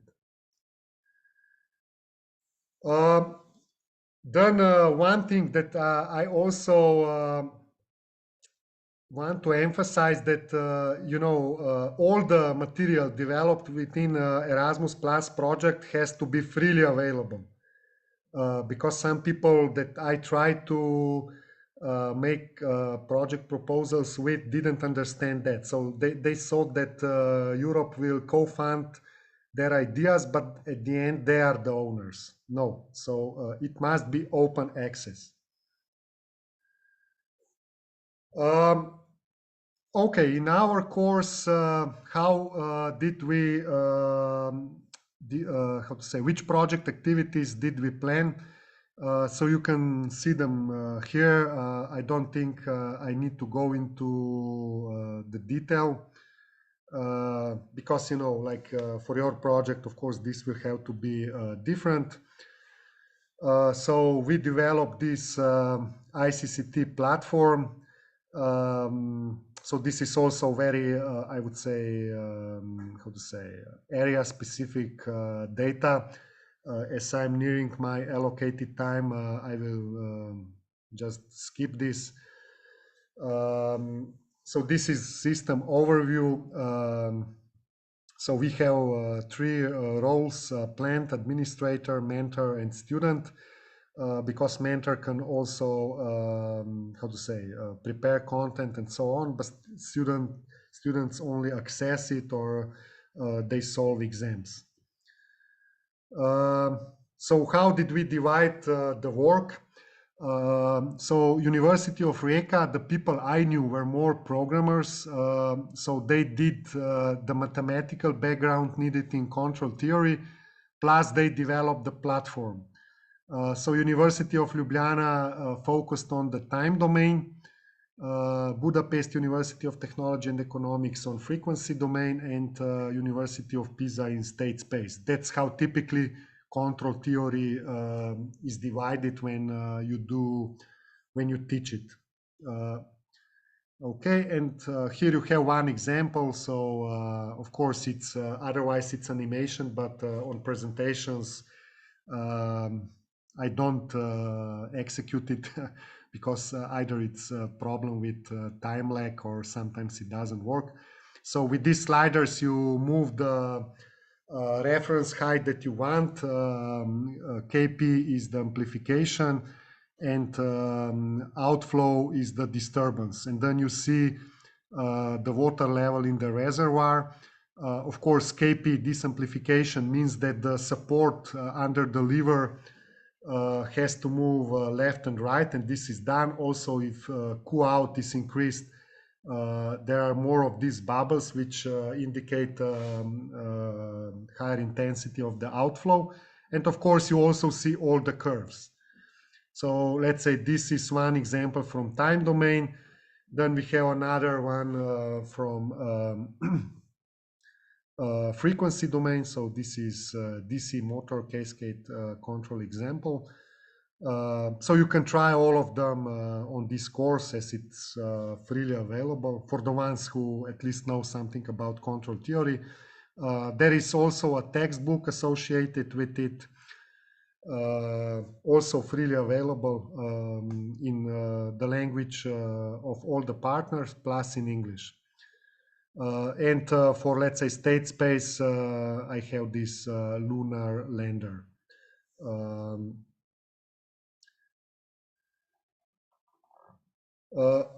Okay, so in conclusion, there is a vast collection of interactive examples together with the accompanying textbook. So the idea was that people not that familiar with computers, or at least learning from computers or learning online, can make a transition from textbook to the course, the way they find most appropriate. So they are not just, how to say, thrown into water and they have to swim. They can, how to say, adjust to that transition speed according to, how to say, according to how they judge is the best for them. So I thank you all for your attention, and now I'm open for discussion. That means any questions and so on. Thank you very much for this very fruitful presentation and about your previous introduction about Ljubljana. Now we can open, as you mentioned, open a discussion and questions. If any of our colleagues have questions, please go ahead.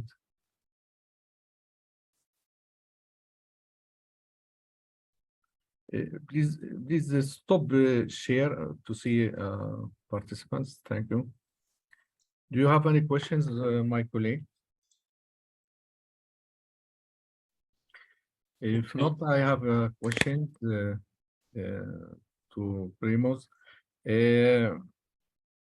As you mentioned, your experiences in Erasmus Plus projects, and you mentioned some ideas for cooperation and some ideas regarding the management of Erasmus Plus projects. I would like to ask about your experiences as a grant holder. I think such as projects, it depends on the partners, and regarding your let's say experiences with the management of this project. How you managing these projects in your university? I mean, from financial point of view and administrative point of view and technical point of view. I think the technical, it's clear that the department managing the technical activities, etc. But in your university regarding financial management and administrative management, do you have a system, clear system to encourage people to submit proposals, to write proposals to this program? You know, how to say, this question, you know, the answer, it's, how to say, it can be divided into several parts. First, so I don't know for you, but in my country, not all the, how to say, not all the employees get full salary from lectures. So for some of people, these kind of projects are needed in order to get like 100% of salary. So they are interested in basically any type of project proposals to get the full salary. Ah. That's one thing. Then another thing. You know, like when you start with academic career, you are typically first either researcher or assistant.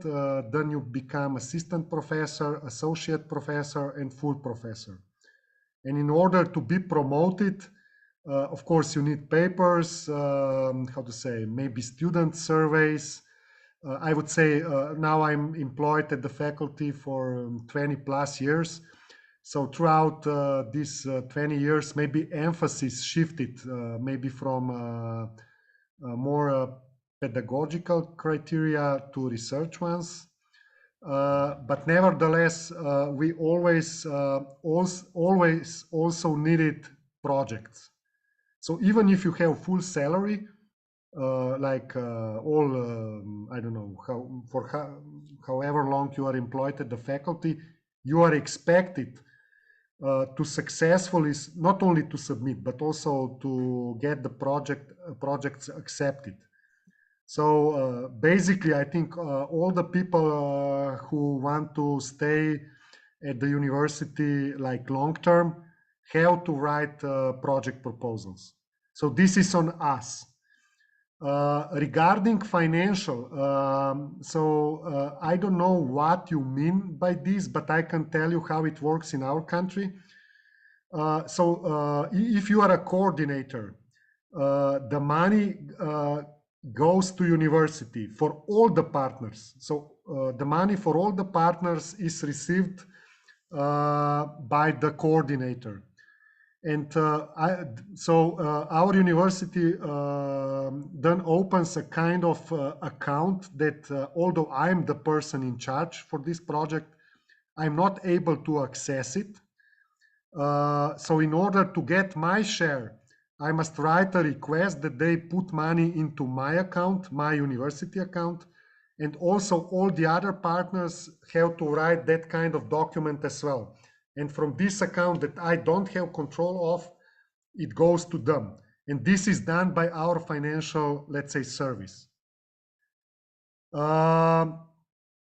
Administrative, how to say, you know, this part I would mainly, the problem I see most are timesheets. So maybe not so from my project, but I know, let's say, currently I'm a partner in 2 other ongoing Erasmus projects. The main problem are timesheets because different universities have different systems. So, you know, here, you know, let's say, how to say, typically we think the more you go to the Northeast, the more how to say better organized it is. But in this respect, it's the opposite. For example, we have a system that you know, all the hours that you put in the timesheets must be related to the contract you have. But let's say in Pisa, so in Italy, and I know for one university in UK, it's like a black box. You just write the timesheets that are needed. And let's say Sweden, which was also partner in one of the projects, they can do that, but only for the current year. And let's say I and Poland, we can do nothing for the past. Only like for the future, we can change something. But they can just write whatever they need. But you know, always this is how to say. I would say typically the legal person in charge is always the rector, but he has nothing with this project. You know, when you do the submission, it's the contact person. So for this project, this was me, and then you need to take care of everything. So, you know, that people send you timesheets. Of course, I cannot change if timesheets are okay in relation to their administrative system, because I have no overview of this. But you know, if there is a revision, so this kind of projects might get some kind of revision. The problem is that I must return the money as a coordinator, and then you have only legal action against the partners. And you should tell that in advance, you know, of course, not only to avoid these legal procedures, but they are my friends, you know, and I would like them to stay my friends. Yeah, sure. Thank you for this explanation and experiences. In our universities in Palestine, usually we working on projects, as you mentioned, as a part of our salaries, but not I mean, either we have projects or we not have projects. We have full salaries. It means not such as a case you mentioned in the beginning, that a part of mandatory, a part of salaries it should be working on projects. I mean, projects, it's here in general, I'm speaking, it's a part of even a part of our salaries, or it's extra, let's say, over load activities. Yes. So you mean this is an additional work for you without extra salary or not? Or you get extra salary? They paid extra salaries. In some cases they paid extra salaries. In some cases it's they reducing the load in order to be as a part of your salaries. Okay, I understand. Both options available. Yes, our colleagues, if Dr. Sadiq or others, they have any questions or comment. Thank you very much. Thank you. Yeah. Then thank you very much. We are in a session. I had just a session with Rasmus, and all this information we have discussing also. Thank you very much. Thank you again, Promise, for this presentation. Then now we can move to the second presentation for the afternoon session. It's regarding freelancing skills and platform for product designer and robotics. Professor Rock. Okay, yeah, thank you so much for the introduction, Dr. Imad. Hello to Dr. Sadiq too. So thank you for hosting this event. If I may, I'll share my screen and hopefully this is okay. Yes. Yes, Rock, some of my students are joining this meeting. So, and I'm teaching now a course about engineering design. Okay. New course for me.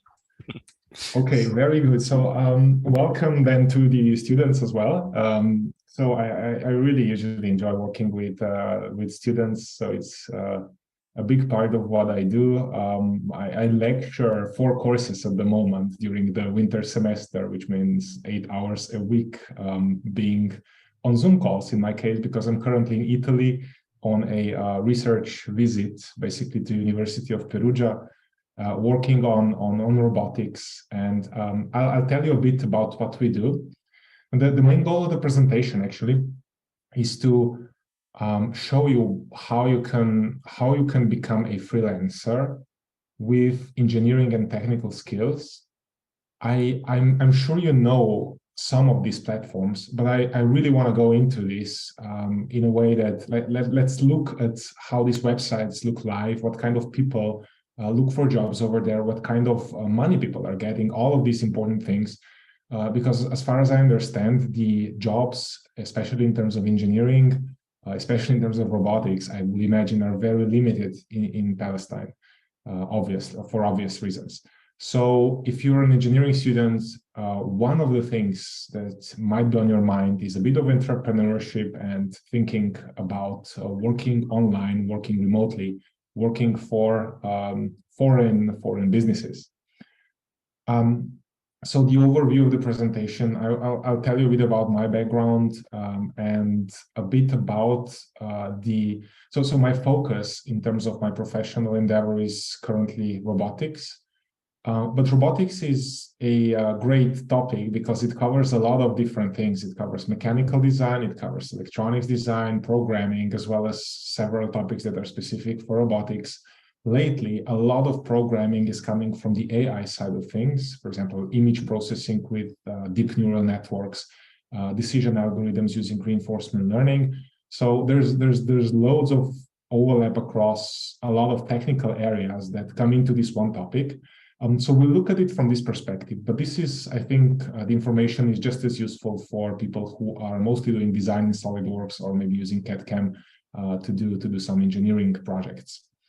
As mentioned, we're going to try and have a look at the freelancing websites live to see what you can find over there.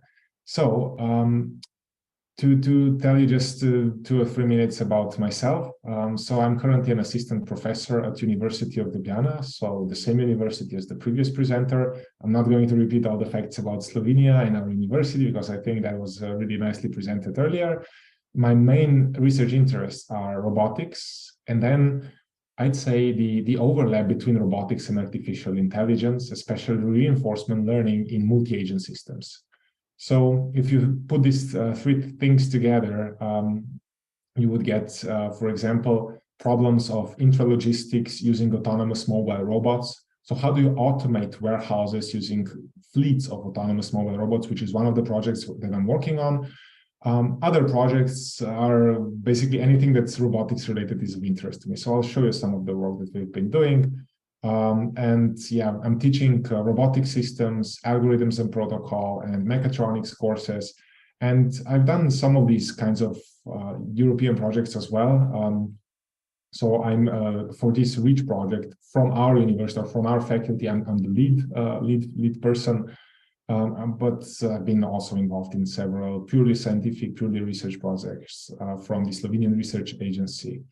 Membership, just have a contact, ongoing, long-lasting contact with the International Academy for Production Engineering, CIRP, which is, I'd say, the elite organization of its kind.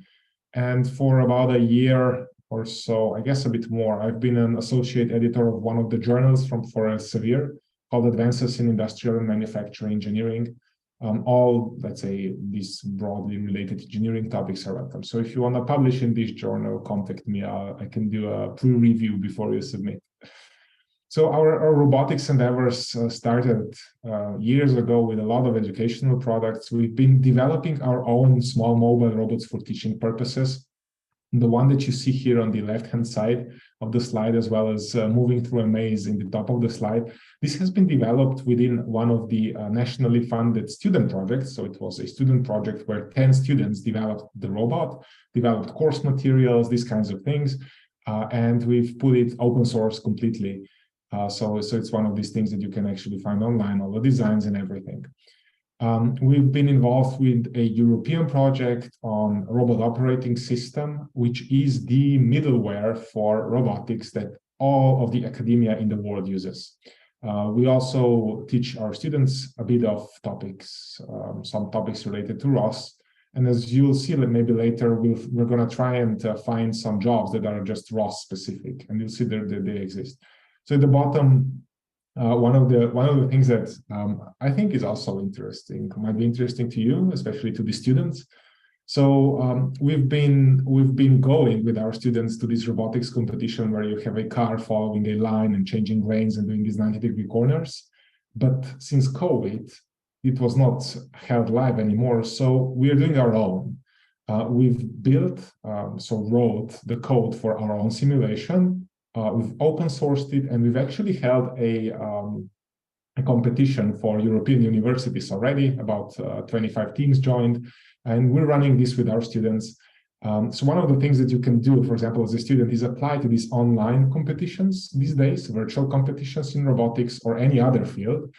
And if you win something like this, that's a big, big plus on your CV, right? You're a winner of an international competition. And this is available for basically everybody with a computer and an internet connection.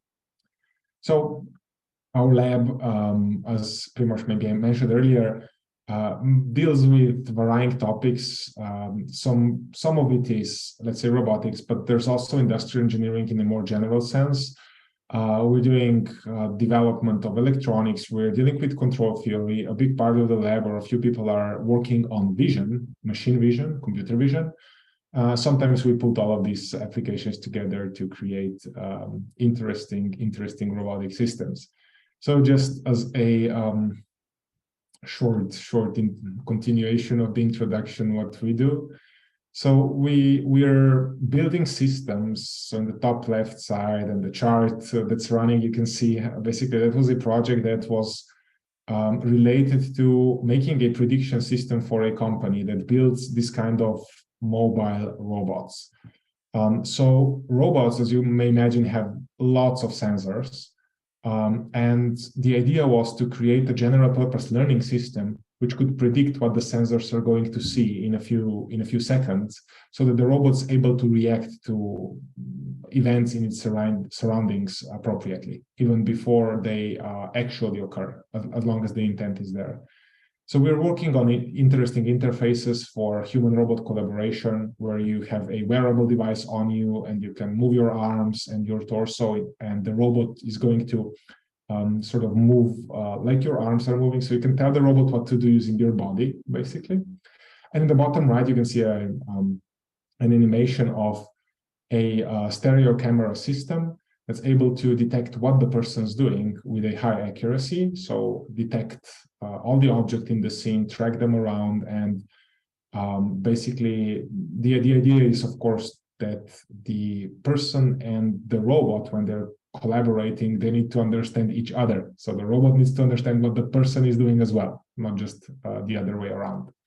And this is our effort that's using our, let's say, specialized topology of these neural networks that are used for object detection in images.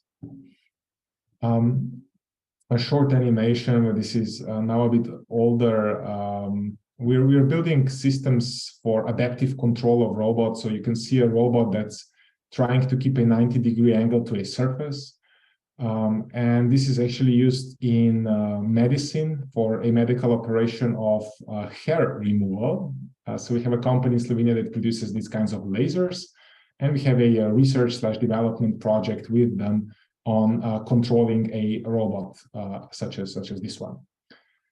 So this is just maybe a bit older because this has been now, let's say, we've been working on this for more than a year. We're actually trying to publish something at the moment from this topic. So it's been an ongoing project that's been highly successful in our group. So let's go into the field of robotics. And I mean, this sort of holds true for most of the novel engineering topics in general. So the robotics market is growing really rapidly. And one of the reasons is that basically new kinds of robots are available. So for example, collaborative robots and autonomous mobile robots. Second thing is that robots are becoming less and less expensive because of the overall worldwide pressure of the market that's lowering the prices, and the prices are going to lower even further when the, let's say, robots manufactured in China or in the Far East are going to come to the market in Europe as well. And then the capability of the robots is sort of improving. So you can you have business models like hiring a robot worker, where somebody's only selling you or renting a robot to you and building a specially tailored application for you that you can replace a person with a robot. So you have these new kinds of business models that are emerging. In general, robotics is very healthy field in terms of growth at the moment. And it sort of collides as well with what computer science is doing, what electronic markets are doing. So more and more capable sensors, such as depth cameras, are being employed these days, and more sophisticated algorithms are being employed in terms of, for example, learning systems, artificial intelligence systems, these kinds of things. So in robotics in general, you might have some more mature domains. This would be industrial robots in general, and automated guided vehicles, which are mobile robots that track magnetic tape that's laid out on the floor, used for intralogistic purposes. But then the growing domains, as mentioned earlier, it might be collaborative robots, autonomous mobile robots, and then medical, delivery, and space applications in future, because right now there's really no commercial success with this, but there's going to be in the next decade. There might be delivery drones, which are being tested by companies like Amazon, and self-driving cars, which are being tested by companies like Waymo. So the field itself is extremely, so if you're a student right now and thinking about what kind of engineering you want to do, robotics is one of these safe choices, where you're definitely going to be useful 10 years from now, or even 20 years from now, since there seems to be no stopping to what these ideas in the field will be going forward in the future. So maybe again focusing on some of the aspects that might be of interest to students, but as well of which means they are obviously of interest to teachers as well. There's a lot of engineering skills that are useful in robotics. First and maybe foremost, I'd say it's systems thinking. So systems thinking is something that's extremely difficult to teach, requires a sort of a bird's eye view, bird's eye perspective on a problem, and a knowledge of wide variety of topics. So people who are able to think systemically are extremely useful for robotics, since robotics itself is very interdisciplinary. And knowing a bit about electronics, knowing a bit about programming, knowing a bit about mechanical, all of these things come in handy. When you're developing a robotics application, you're usually working with these kinds of interdisciplinary teams, and you're developing modules within a wider variety of endeavor within the project. So therefore, having an overview is one of these things that is so extremely helpful. Now, how to teach that? So what we do, for example, is we really try to use platforms, middleware such as ROS, Robot Operating System, because it has this nice structure that sort of forces you to build modularly, allows you to use different programming languages. So you can have a part of the system written in Python, another part of the system written in C++, and has a lot of these tools that are ready to use, reusable. So you don't need to build everything from scratch, but you can sort of interface with systems that are already well tested and well made. Now we start our robotics courses with an overview of mathematics and physics, actually. So linear algebra, vector and matrix calculus, as well as representing rotations with quaternions. So this would be something that's very specific to robotics, not very specific, but vector and matrix calculus is just omnipresent within everything robotics. And then in terms of dynamics, it's good to understand both Newton-Eulerian dynamic approaches as well as Lagrangian approach to deriving the equations of motion, so that you sort of understand what the static and dynamic manipulability of the robot might be, and tailor your application setup to what the robot is capable of. So by understanding, for example, kinematics and dynamics, you'll become a better designer for robotic cells because you know how to position the robot with respect to the task, and you understand the theory behind that. In terms of control theory, PID control, model-based control, both of these topics are very useful for robotics. And then maybe another emphasis here is design.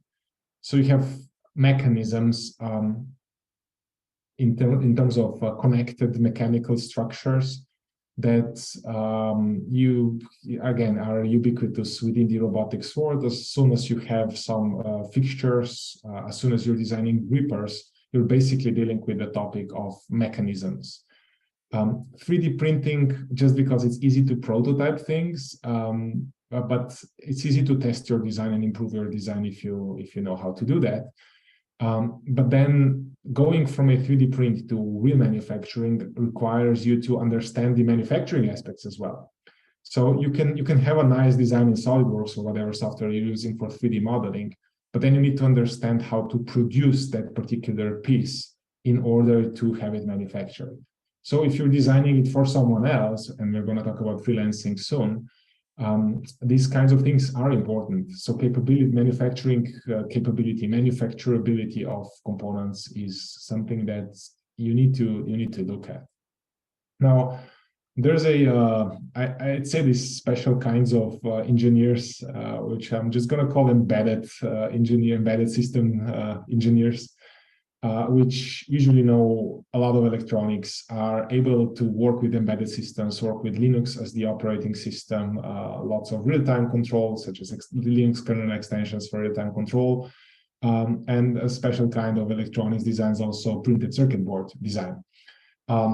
That's used a lot as well. So for PCB design, that's one of the things. Let's maybe have this in mind when we look at the actual examples in the following minutes. And then, of course, there's programming. C++ is absolutely necessary for robotics. It's a language that allows you to do manipulation of bits and bytes in real time much faster than maybe Python. But then Python is good for other things, especially AI stuff and all building maybe user interfaces. For user interfaces, a lot of people in a lot of the industry uses Qt as the graphical user interface framework. So let's say that you have a new car. These new cars all have touch screens, these kinds of things on their front panel, and all of the graphical interfaces for the touch screens, they're written in Qt. So you might make a mental note of that. It's one of these things that's always relevant for work with real-life products. And ROS, Robot Operating System, the middleware that I've mentioned a few times, something that allows you to build a robotics application quickly, includes a simulator, includes loads of code that's been written by other researchers that you can readily use. So sort of allows you to put modules together in order to create a new application. And we're teaching this to students, basically. So going back to what we do with the students, I'm just going to leave these links here because you can get this presentation later. We're sharing it with everybody. But anyway, you can download this project and do a bit of control system work within a simulator. You're all welcome to join the competition that we'll be holding with our students at the end of the semester, so mid-January. And these kinds of things, again, allow you to build a portfolio where you're in your CV, where you're applying for jobs, you can say, well, we've been to this competition, we wanted this competition, these kinds of things. So at our faculty in the past, in order to sort of improve the skills that the students need, and you see there's a wide array of things that they need, we had these summer schools for 3 weeks, where each group of maybe 5 students, they told us 1 week before starting the summer school what kind of components they're going to need. We did all the purchasing. The limit was 100 euros per robot. So these days, that's about $100 US per robot. So teams of 5 students had to build a sumo fighting robot in 3 weeks. And these kinds of teaching approaches really proved to be absolutely great, because you need to, first of all, work in a team, which is one of the things that Professor mentioned earlier that is required for students. And then you need to build something that works from components, from scratch, by milling, drilling, gluing, connecting the electronics, programming, all these kinds of things. So I really recommend you, if you're a student here, to go for maybe a competition that's virtual, that's online right now. And if you're a teacher, these kinds of things where you can maybe buy some cheap components, but then really have your students build something from scratch. This is an excellent experience in terms of gaining the competences that are then needed later on in the real world. So just a slide with our previous competition. So we've been to Eurobot, where these really complicated robots are employed. We've been to this MCU ready competition with our students, so we have quite a bit of a track record. Just takeaways from this part of the presentation. Thinking clearly, thinking systemically requires a lot of interdisciplinary knowledge, not just one topic, but engineering as a broader term. Then we went through some expertise that's specific to robotics, but there's a lot of things that you cannot learn as a student if you're just attending lectures and tutorials, which is teamwork and which is really learning these kinds of tools. Because you really learn, for example, designing these kinds of printed circuit boards when you're doing it. When you have your own idea for a project and really think of how to do it. If you just listen to a course, it's usually not enough. So here's maybe something where I can connect this to the previous presentation. If there's a particular set of skills that you think you might be missing, these massive online courses really offer great insight into how modern approach these kinds of topics, what it looks like, because they're being taught by top universities on the planet. So you have courses from MIT, Northwestern University, ETH, Zurich, and so on. And some of them are free, even if they're payable. It might be worthwhile for you to get a certificate in order to apply for robotic jobs. Now, just as a promo, let's say, so there's a lot of artificial intelligence these days that's being connected to what robots do, and this is something which is not that new anymore, but imagine how difficult this is, having a robot make a proper, let's say, set of moves in order to align the Rubik's Cube. Not in terms of just solving the Rubik's Cube, that's some kids can do that. The problem is with the control of fingers. So how do you control these complex actuators to behave like a human hand? And since it's impossible to write an algorithm for this, companies like OpenAI, like DeepMind, and a lot of industrial research lately has been focusing on using artificial intelligence and specifically reinforcement learning. So I'm just going to show you there's within the video. Well, I'm going to skip a bit, but anyway, they're using simulation approaches where you can teach the robot a robust way to manipulate a cube by changing the parameters of the simulation. So, for example, by changing the gravity, changing the friction, changing all of these things, the robot can sort of learn, or these kinds of algorithms can learn to adapt to all of these disturbances, which is something new in terms of control theory. So, specific AI challenges, very shortly, that Europe is looking at the moment are listed here. This is under the AI Data and Robotics Partnership by the European Union. A lot of it, I'm just going to mention the ones that I find the most interesting. So maybe robust machine learning. How do you make learning applications for robots that actually work in reality?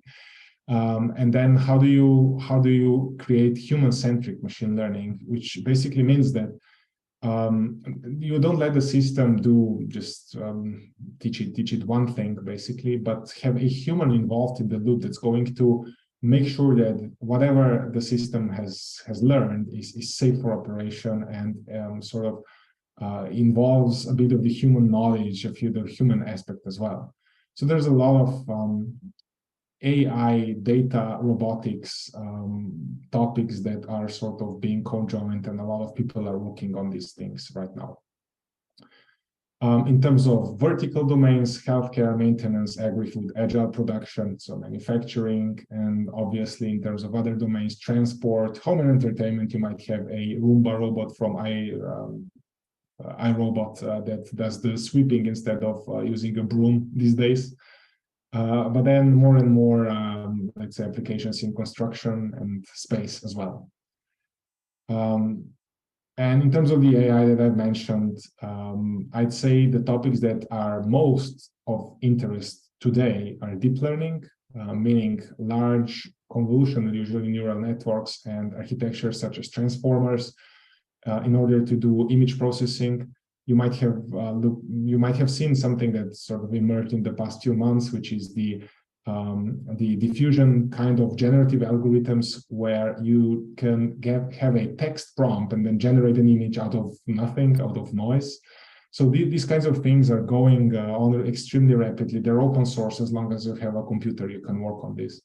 The second thing being reinforcement learning, which is something that connects AI with robots, because in reinforcement learning, you have an agent doing some actions or performing actions, but then the environment gives the agent a reward for the performance, either good or bad, so a reward or a penalty.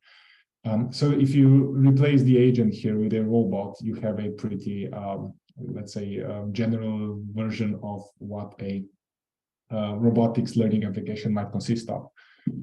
So just to give you a set of tools, so we work with our students with about half of this, okay, not all of this. So this is a bit more of a comprehensive list. So simulation tools, you have Gazebo, Coppelia Sim, Webots, and lately NVIDIA Isaac Sim, which are dedicated to robotic simulators.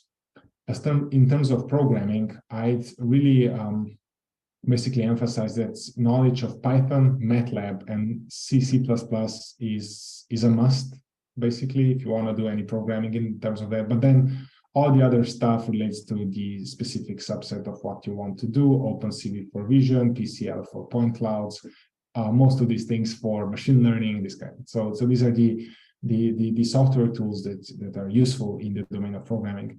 In the domain of EDA, which is electronic design, KiCad, Eagle, and Altium, these are the big three.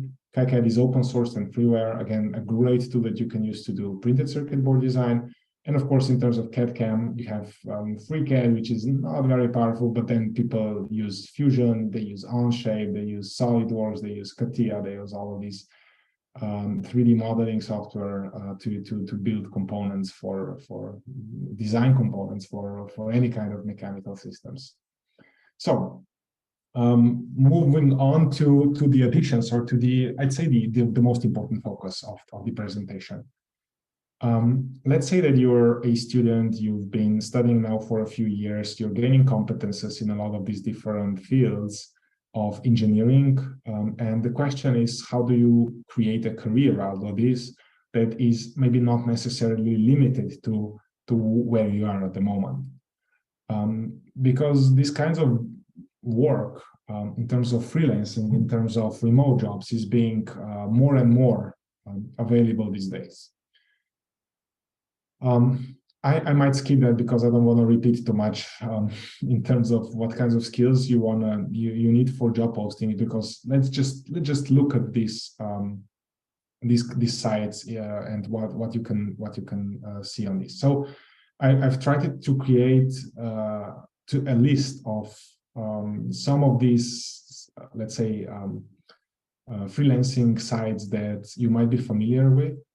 But let's look at some of this in terms of maybe robotics, maybe design of components, and maybe even electronic printed circuit board design. These kinds of engineering topics that are not programming, because with programming, there's a lot of competition. With engineering, it's less people, let's say, are willing to go into these kinds of fields. There's less how do you say that, competition, basically. So one of these sites, and we're just going to scroll through these. One of these is called Fiverr. Find the perfect freelance services for your business. Great. I'm just going to write robotics. So let's this I'm right now in the role of a company looking at potential candidates to employ for my for my project. So hopefully you can see this. It's kind of funny. So you have people that are selling drawing at 27 euros per hour of robotic fan art, which is not really useful for us. So people will draw robots for you if you need that. So look at this one. This one, okay, starting at 500 euros seems a bit much. Animation, industrial process, and so on. So they give you what they do is you have a person that just does the animations of robotic processes in 1 week, allows you to do 3 revisions, so allows the company to maybe say, well, can you do it this way, can you do it that way? A 60-second animation, they're selling it for 500 euros, and they are able to simulate KUKA, FANUC, and so on, many other robots, factory layouts, and so on. So there's business in creating animations for people. Let's see a person, look at their profile here on Fiverr, and you can check your basically the website yourselves to see what kinds of interesting things people are doing.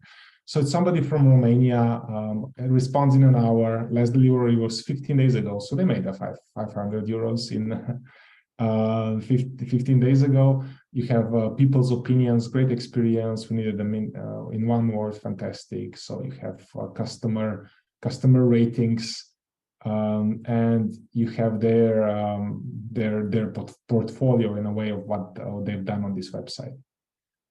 So let's just have a look a bit of what kind of people, what kind of projects people are willing to do remotely and are being hired for. So you have a person that's uses, so they're going to try and build navigation systems for drones autonomously using ROS for 10 euro an hour in 3 days. Yeah, they sell basically they sell that. Okay, interesting. So there's a person that will do robotic simulations. So this is Copillia Sim. I can see from the screenshot the software. Yeah, so they're doing it in Copillia Sim, Lua, Python, C++. About the seller, Walter Cook. Where are they from? Let's just see. So somebody from Sri Lanka is selling this. Their simulation knowledge. You have a person, and this is MATLAB robotic toolbox. Somebody who's going to solve your homework in terms of kinematics and dynamics for 30 euro, and so on and so on. So develop robots with ROS, solve problems in MATLAB, do some coding in Python, use MATLAB, and so on. So let's look at maybe instead of robotics, let's do 3D design, or maybe even better, let's just do SolidWorks. So you might be engineering students. I don't know which modeler you're using. I'm guessing it's either SolidWorks NX or I don't know, Onshape or something like that. So I will design your bicycle frame for 200 euros. I will make 2D drawings and 3D modeling with SolidWorks at 86 euros. Sometimes it's per hour, sometimes it's per project. So we have to be careful with these prices here. So these ones around like 16 euros less per hour. So you might earn more from student work by doing this online instead of trying it to sell to do some local businesses. At least in Slovenia, that would be the case. But look at this. So as soon as we write SolidWorks, I mean, it is more specific, but there's a lot more people that know how to do that. So if you do, let's say, control of a robot, control theory, there's a fewer amount of people. So you might get more business by having a more specialized kind of knowledge. So I'm just going to write KiCad, the electronic design software. So people are going to design the circuits, PCB layout using Altium, KiCad, EasyEDA. So all of these tools that allow you to design circuit boards. So you can hire somebody to do this kind of thing for you. As you can see, some of the people are really going low. So single layer PCB, 20 components for 5 euros. Okay, this is not feasible. Somebody from Pakistan. So you have people from all around the world looking for this kind of jobs, and you can hire them via Fiverr, but more importantly, you can apply. You can build your own profile here. So let's look at another site. This one's called peopleperhour.com, and let's start with robotics as well, and then we can look at other topics too. So here, as you can see, there's maybe a bit less. There's a person doing robot kinematics and MATLAB, mechatronics engineer. Is there a profile that we can see? I'm also from Pakistan. MATLAB, Simulink kind of thing, kind of offering that they're doing. Designing Arduino circuits.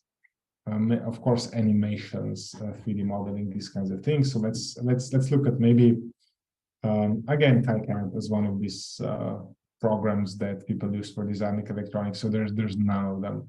So some of these sites like People Per Hour, you would say website or web development, and there would be a lot of people offering programming services. But not so much maybe for the technical ones. So I thought when looking at this list, maybe Fiverr is better for the technical than People Per Hour. So let's look at the next one. I'm going to do the same procedure, robotics, and on Upwork. So okay, here would be a very an interesting profile. So there's a person from Bulgaria. They charge $60 per hour. They have a PhD in robotics, and they're writing papers. So they're academic primarily. They've done 5 jobs so far. There's one in progress that they're working on.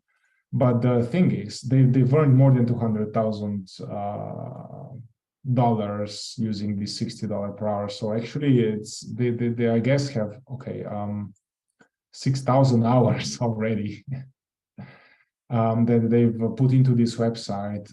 Whatever you think, but $200,000, that's maybe a lifetime learning for some person. So if you're really good and offer some kind of specialized knowledge, you can live off of this. There is a possibility to do that. So again, robotics in the United States, another person from Pakistan, United States. So you can see the amounts on Upwork. There's $75 per hour for any sort of development when it comes to robotics. You have embedded firm engineers, hardware design, these kinds of things. So let's write SolidWorks here, or maybe another one like SolidWorks. SolidWorks is fine, it's so widely used. So let's see. So people are selling basically to design products for you, doing SolidWorks for about $40, $50, maybe even $30 per hour. And then KiCad, which is electronics design. Let's see whether this search term gets us somewhere. So electronics embedded systems, again, maybe $70, $80 per hour. 50, some of them here, but maybe it's a bit, you can have a higher price than you would if you just did some modeling. So the more specialized your knowledge, the better you are at a very specialized topic, the more you can charge for your expertise. So Upwork, very interesting. Flex jobs, which allows you to do remote jobs. So this site actually offers lots of online jobs from lots of companies, but it's a different kind of thing. So it's not freelancing in terms of one person hiring you or one company hiring you. It's like a more structured way of companies looking for talent. So robotics, but you can write in anything. So here you would have robotic process automation, 100% remote job, 12 days ago, posted by, let's see if there's a date posted location. So it's actually in Florida. Companies. Okay, so you need to log in order or sign up to start looking for these kinds of jobs. 10 days ago, somebody working on navigation. They say hybrid, so you need to be able to travel to Canada or move to Canada, I guess. 2 weeks ago, 100% remote robotic process automation using Python. 8 days ago, handwriting print machine. So 23 days ago, software engineer, 100% remote, consumer robotics process automation, and so on. So this one's more serious. It's in terms of these FlexJobs offerings basically from companies, not 100% remote, but mostly full-time jobs. It's not just one project. They sort of employ you remotely to do something. Interesting, right? So let's look at some of the more specialized ones. Freelance talent, this is maybe more from the company side, so you can hire top talent. There's top talent. You can apply as freelancer, so maybe let's look at this. Okay, you can sign up with LinkedIn. So here's where this portfolio and your CV and things like it become important. This one is really for hiring top talent website that's meant for that. So next one, just to have an overview. Behance, search for creative work. So this one specialized into more kind of artwork, design type of things, not so much for engineering. So therefore, it's under this specialized category. Also offering remote jobs from companies, these kinds of things is remote.co. So that would be similar to what you've seen earlier with FlexJobs. Then there's sites that you can employ if you just want to sell your CAD models. So let's say that you have fun designing 3D cars, you can then sell the designs on CG Trader, TurboSquid, or Shapeways. So maybe we can look at the CG Trader website. What kind of car do we want? We want a Ferrari. I don't know. Okay, so you can get a 3D model of the entire car. People are selling it for like $90 to $100. So being good at designing things can pay off. You can become a let's say just specialized into being a 3D designer and selling these kinds of things to people who use these assets then for either their games or their animations or these kinds of things. And yeah, maybe lastly, the Shapeways is more focused on 3D printing. So if you have a nice design for a 3D printed product, you can sell the entire product along with the manufacturing through Shapeways and their services. So just as an overview of the remote opportunities that are available for not just roboticists, but we've seen that robotics is also featured a lot on these kinds of websites, but engineering types of jobs in general. There's another thing just to basically mention here. In terms of this online work, freelancing work, from what I gathered from talking to a lot of my colleagues, some of them who actually use these kinds of services, there's a lot of risk involved. Okay, so how does a person that does not know you personally choose you for designing something or for developing something? And obviously, once you start gaining traction, once you have a portfolio of completed projects and happy customers on a website like this, it all becomes much easier. But starting out, that might be a bit difficult, right? Getting your first job is a big step in this world. So in order to get that, people rely still for the first one on some sort of like institutional trust, I'd say, which means that you say, if you can say that you have a certificate for example, robot safety, or certificate for working with SolidWorks or working with any kind of modeler. So if you've done any formal education related to that, and you can prove it, you can put it on your profile, it helps a lot. Okay, so serious buyers are not gonna just look at your profile and trust you with something, because usually there's some business, there's some risk that's involved in terms of the time frame that project needs to be completed, these kinds of things. So it's useful to look for certifications in the domain that you want to work in.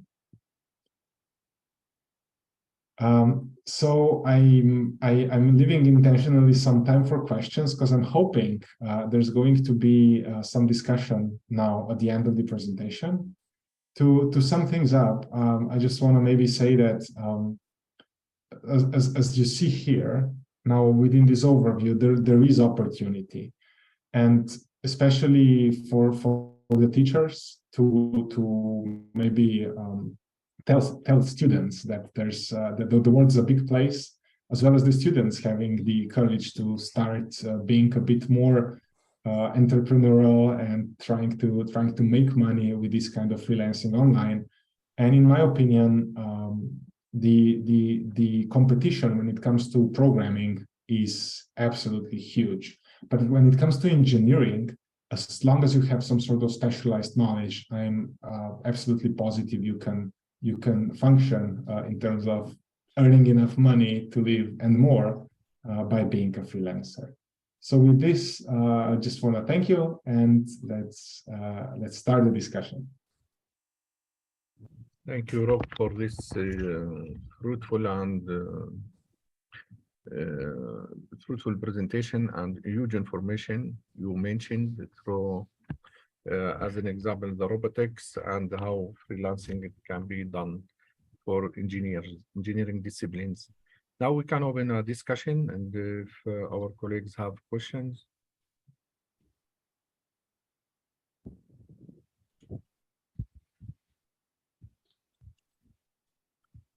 إذا في أي سؤال شباب. المهندسين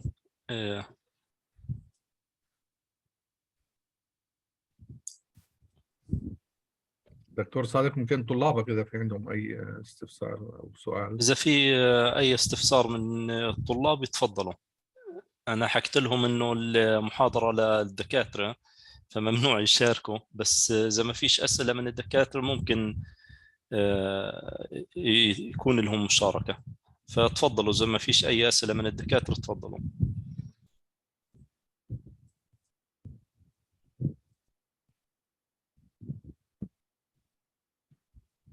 Okay. Okay. Rob, you mentioned, let's say, some links and websites for working as a freelancer in mechanical engineering and in robotics mainly.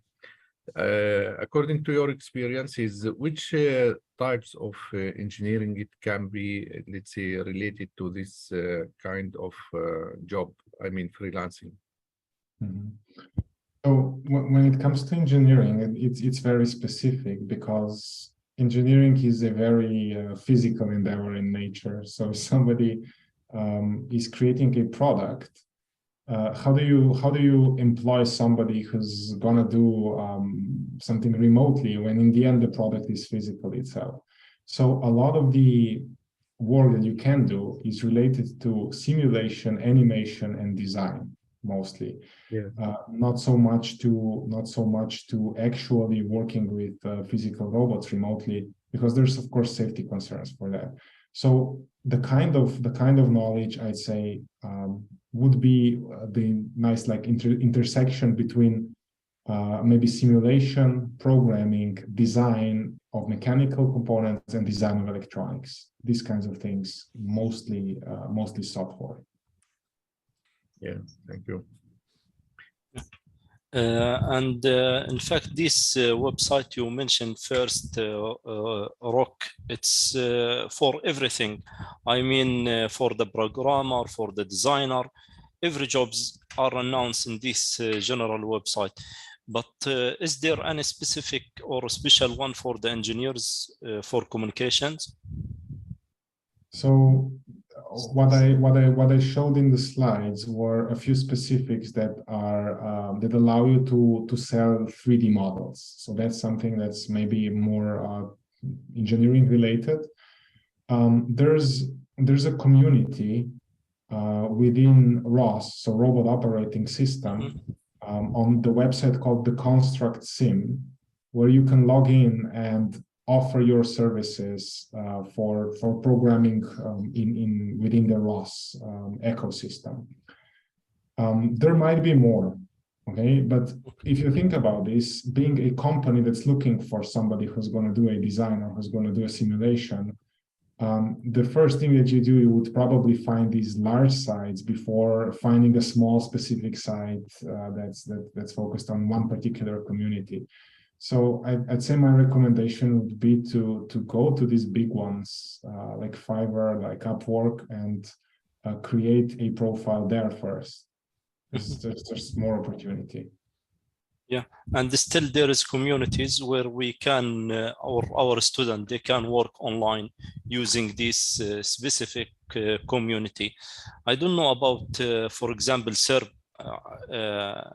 They have something to work online, for example, that community. So SERP is a very specific organization. For the production, yeah.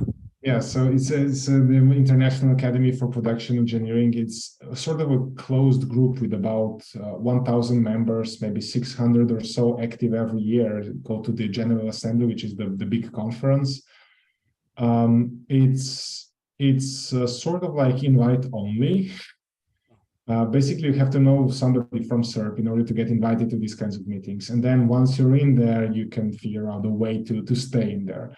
SERP has an internal sort of messaging system where universities mostly, sometimes companies too, they have job offers within the SERP network. That's about it. So primarily it's a scientific community focusing on new knowledge, focusing on the journal that they're publishing, not so much for business side of things. Thank you very much. But I think it is the first, as you mentioned, the student, they can work for this general website, and then they can go deeper for a specific community where they can target specific jobs, which I mean, they are perfect or specialized in it later. And also, in fact, as I have seen some success stories for our students, they start at this general website and then they got contract and full-time employment. Exactly. It's one of the ways that companies look for talent, basically. So the world is huge and the talent is always, there's never enough of it.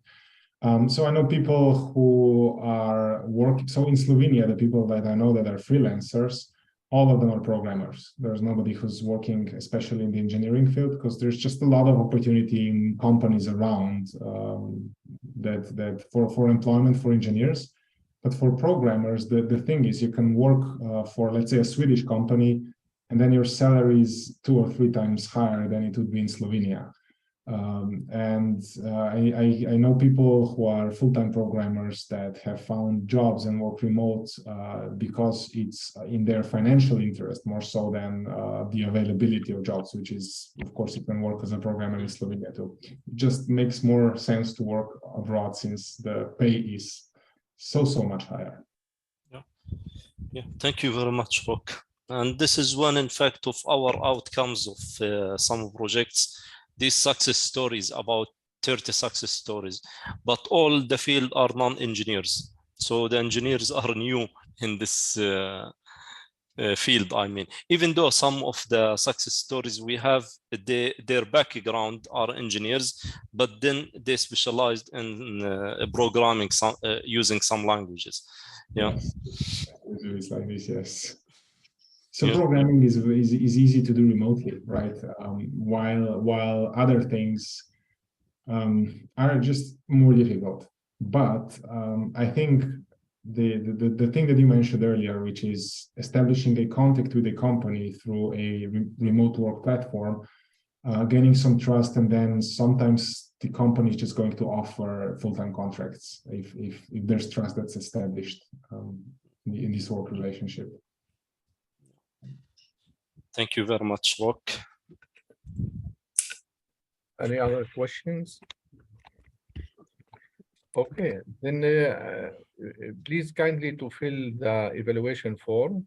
The AUG will send now. Yes, We will send it to all the participants and they can fill it. Yeah. You can fill it. Yeah. Yes. Tadek, you would like to mention something? No. I mean, we will send it via the WhatsApp group, and then they can fill it anytime they are free. Yes. For today's sessions. And Rob, please send to us your presentation kindly. Yeah, I've sent it already to the person who was asking for it just before we started. So yes, they should have it just before we started. Okay, then we can finish for today, and tomorrow we will continue. Thank you, Rock, again, and we keep in touch. Thank you very much. Thank you so much. Thank you, Rock. Bye. Bye. السلام عليكم دكتور عماد، يعطيك العافية.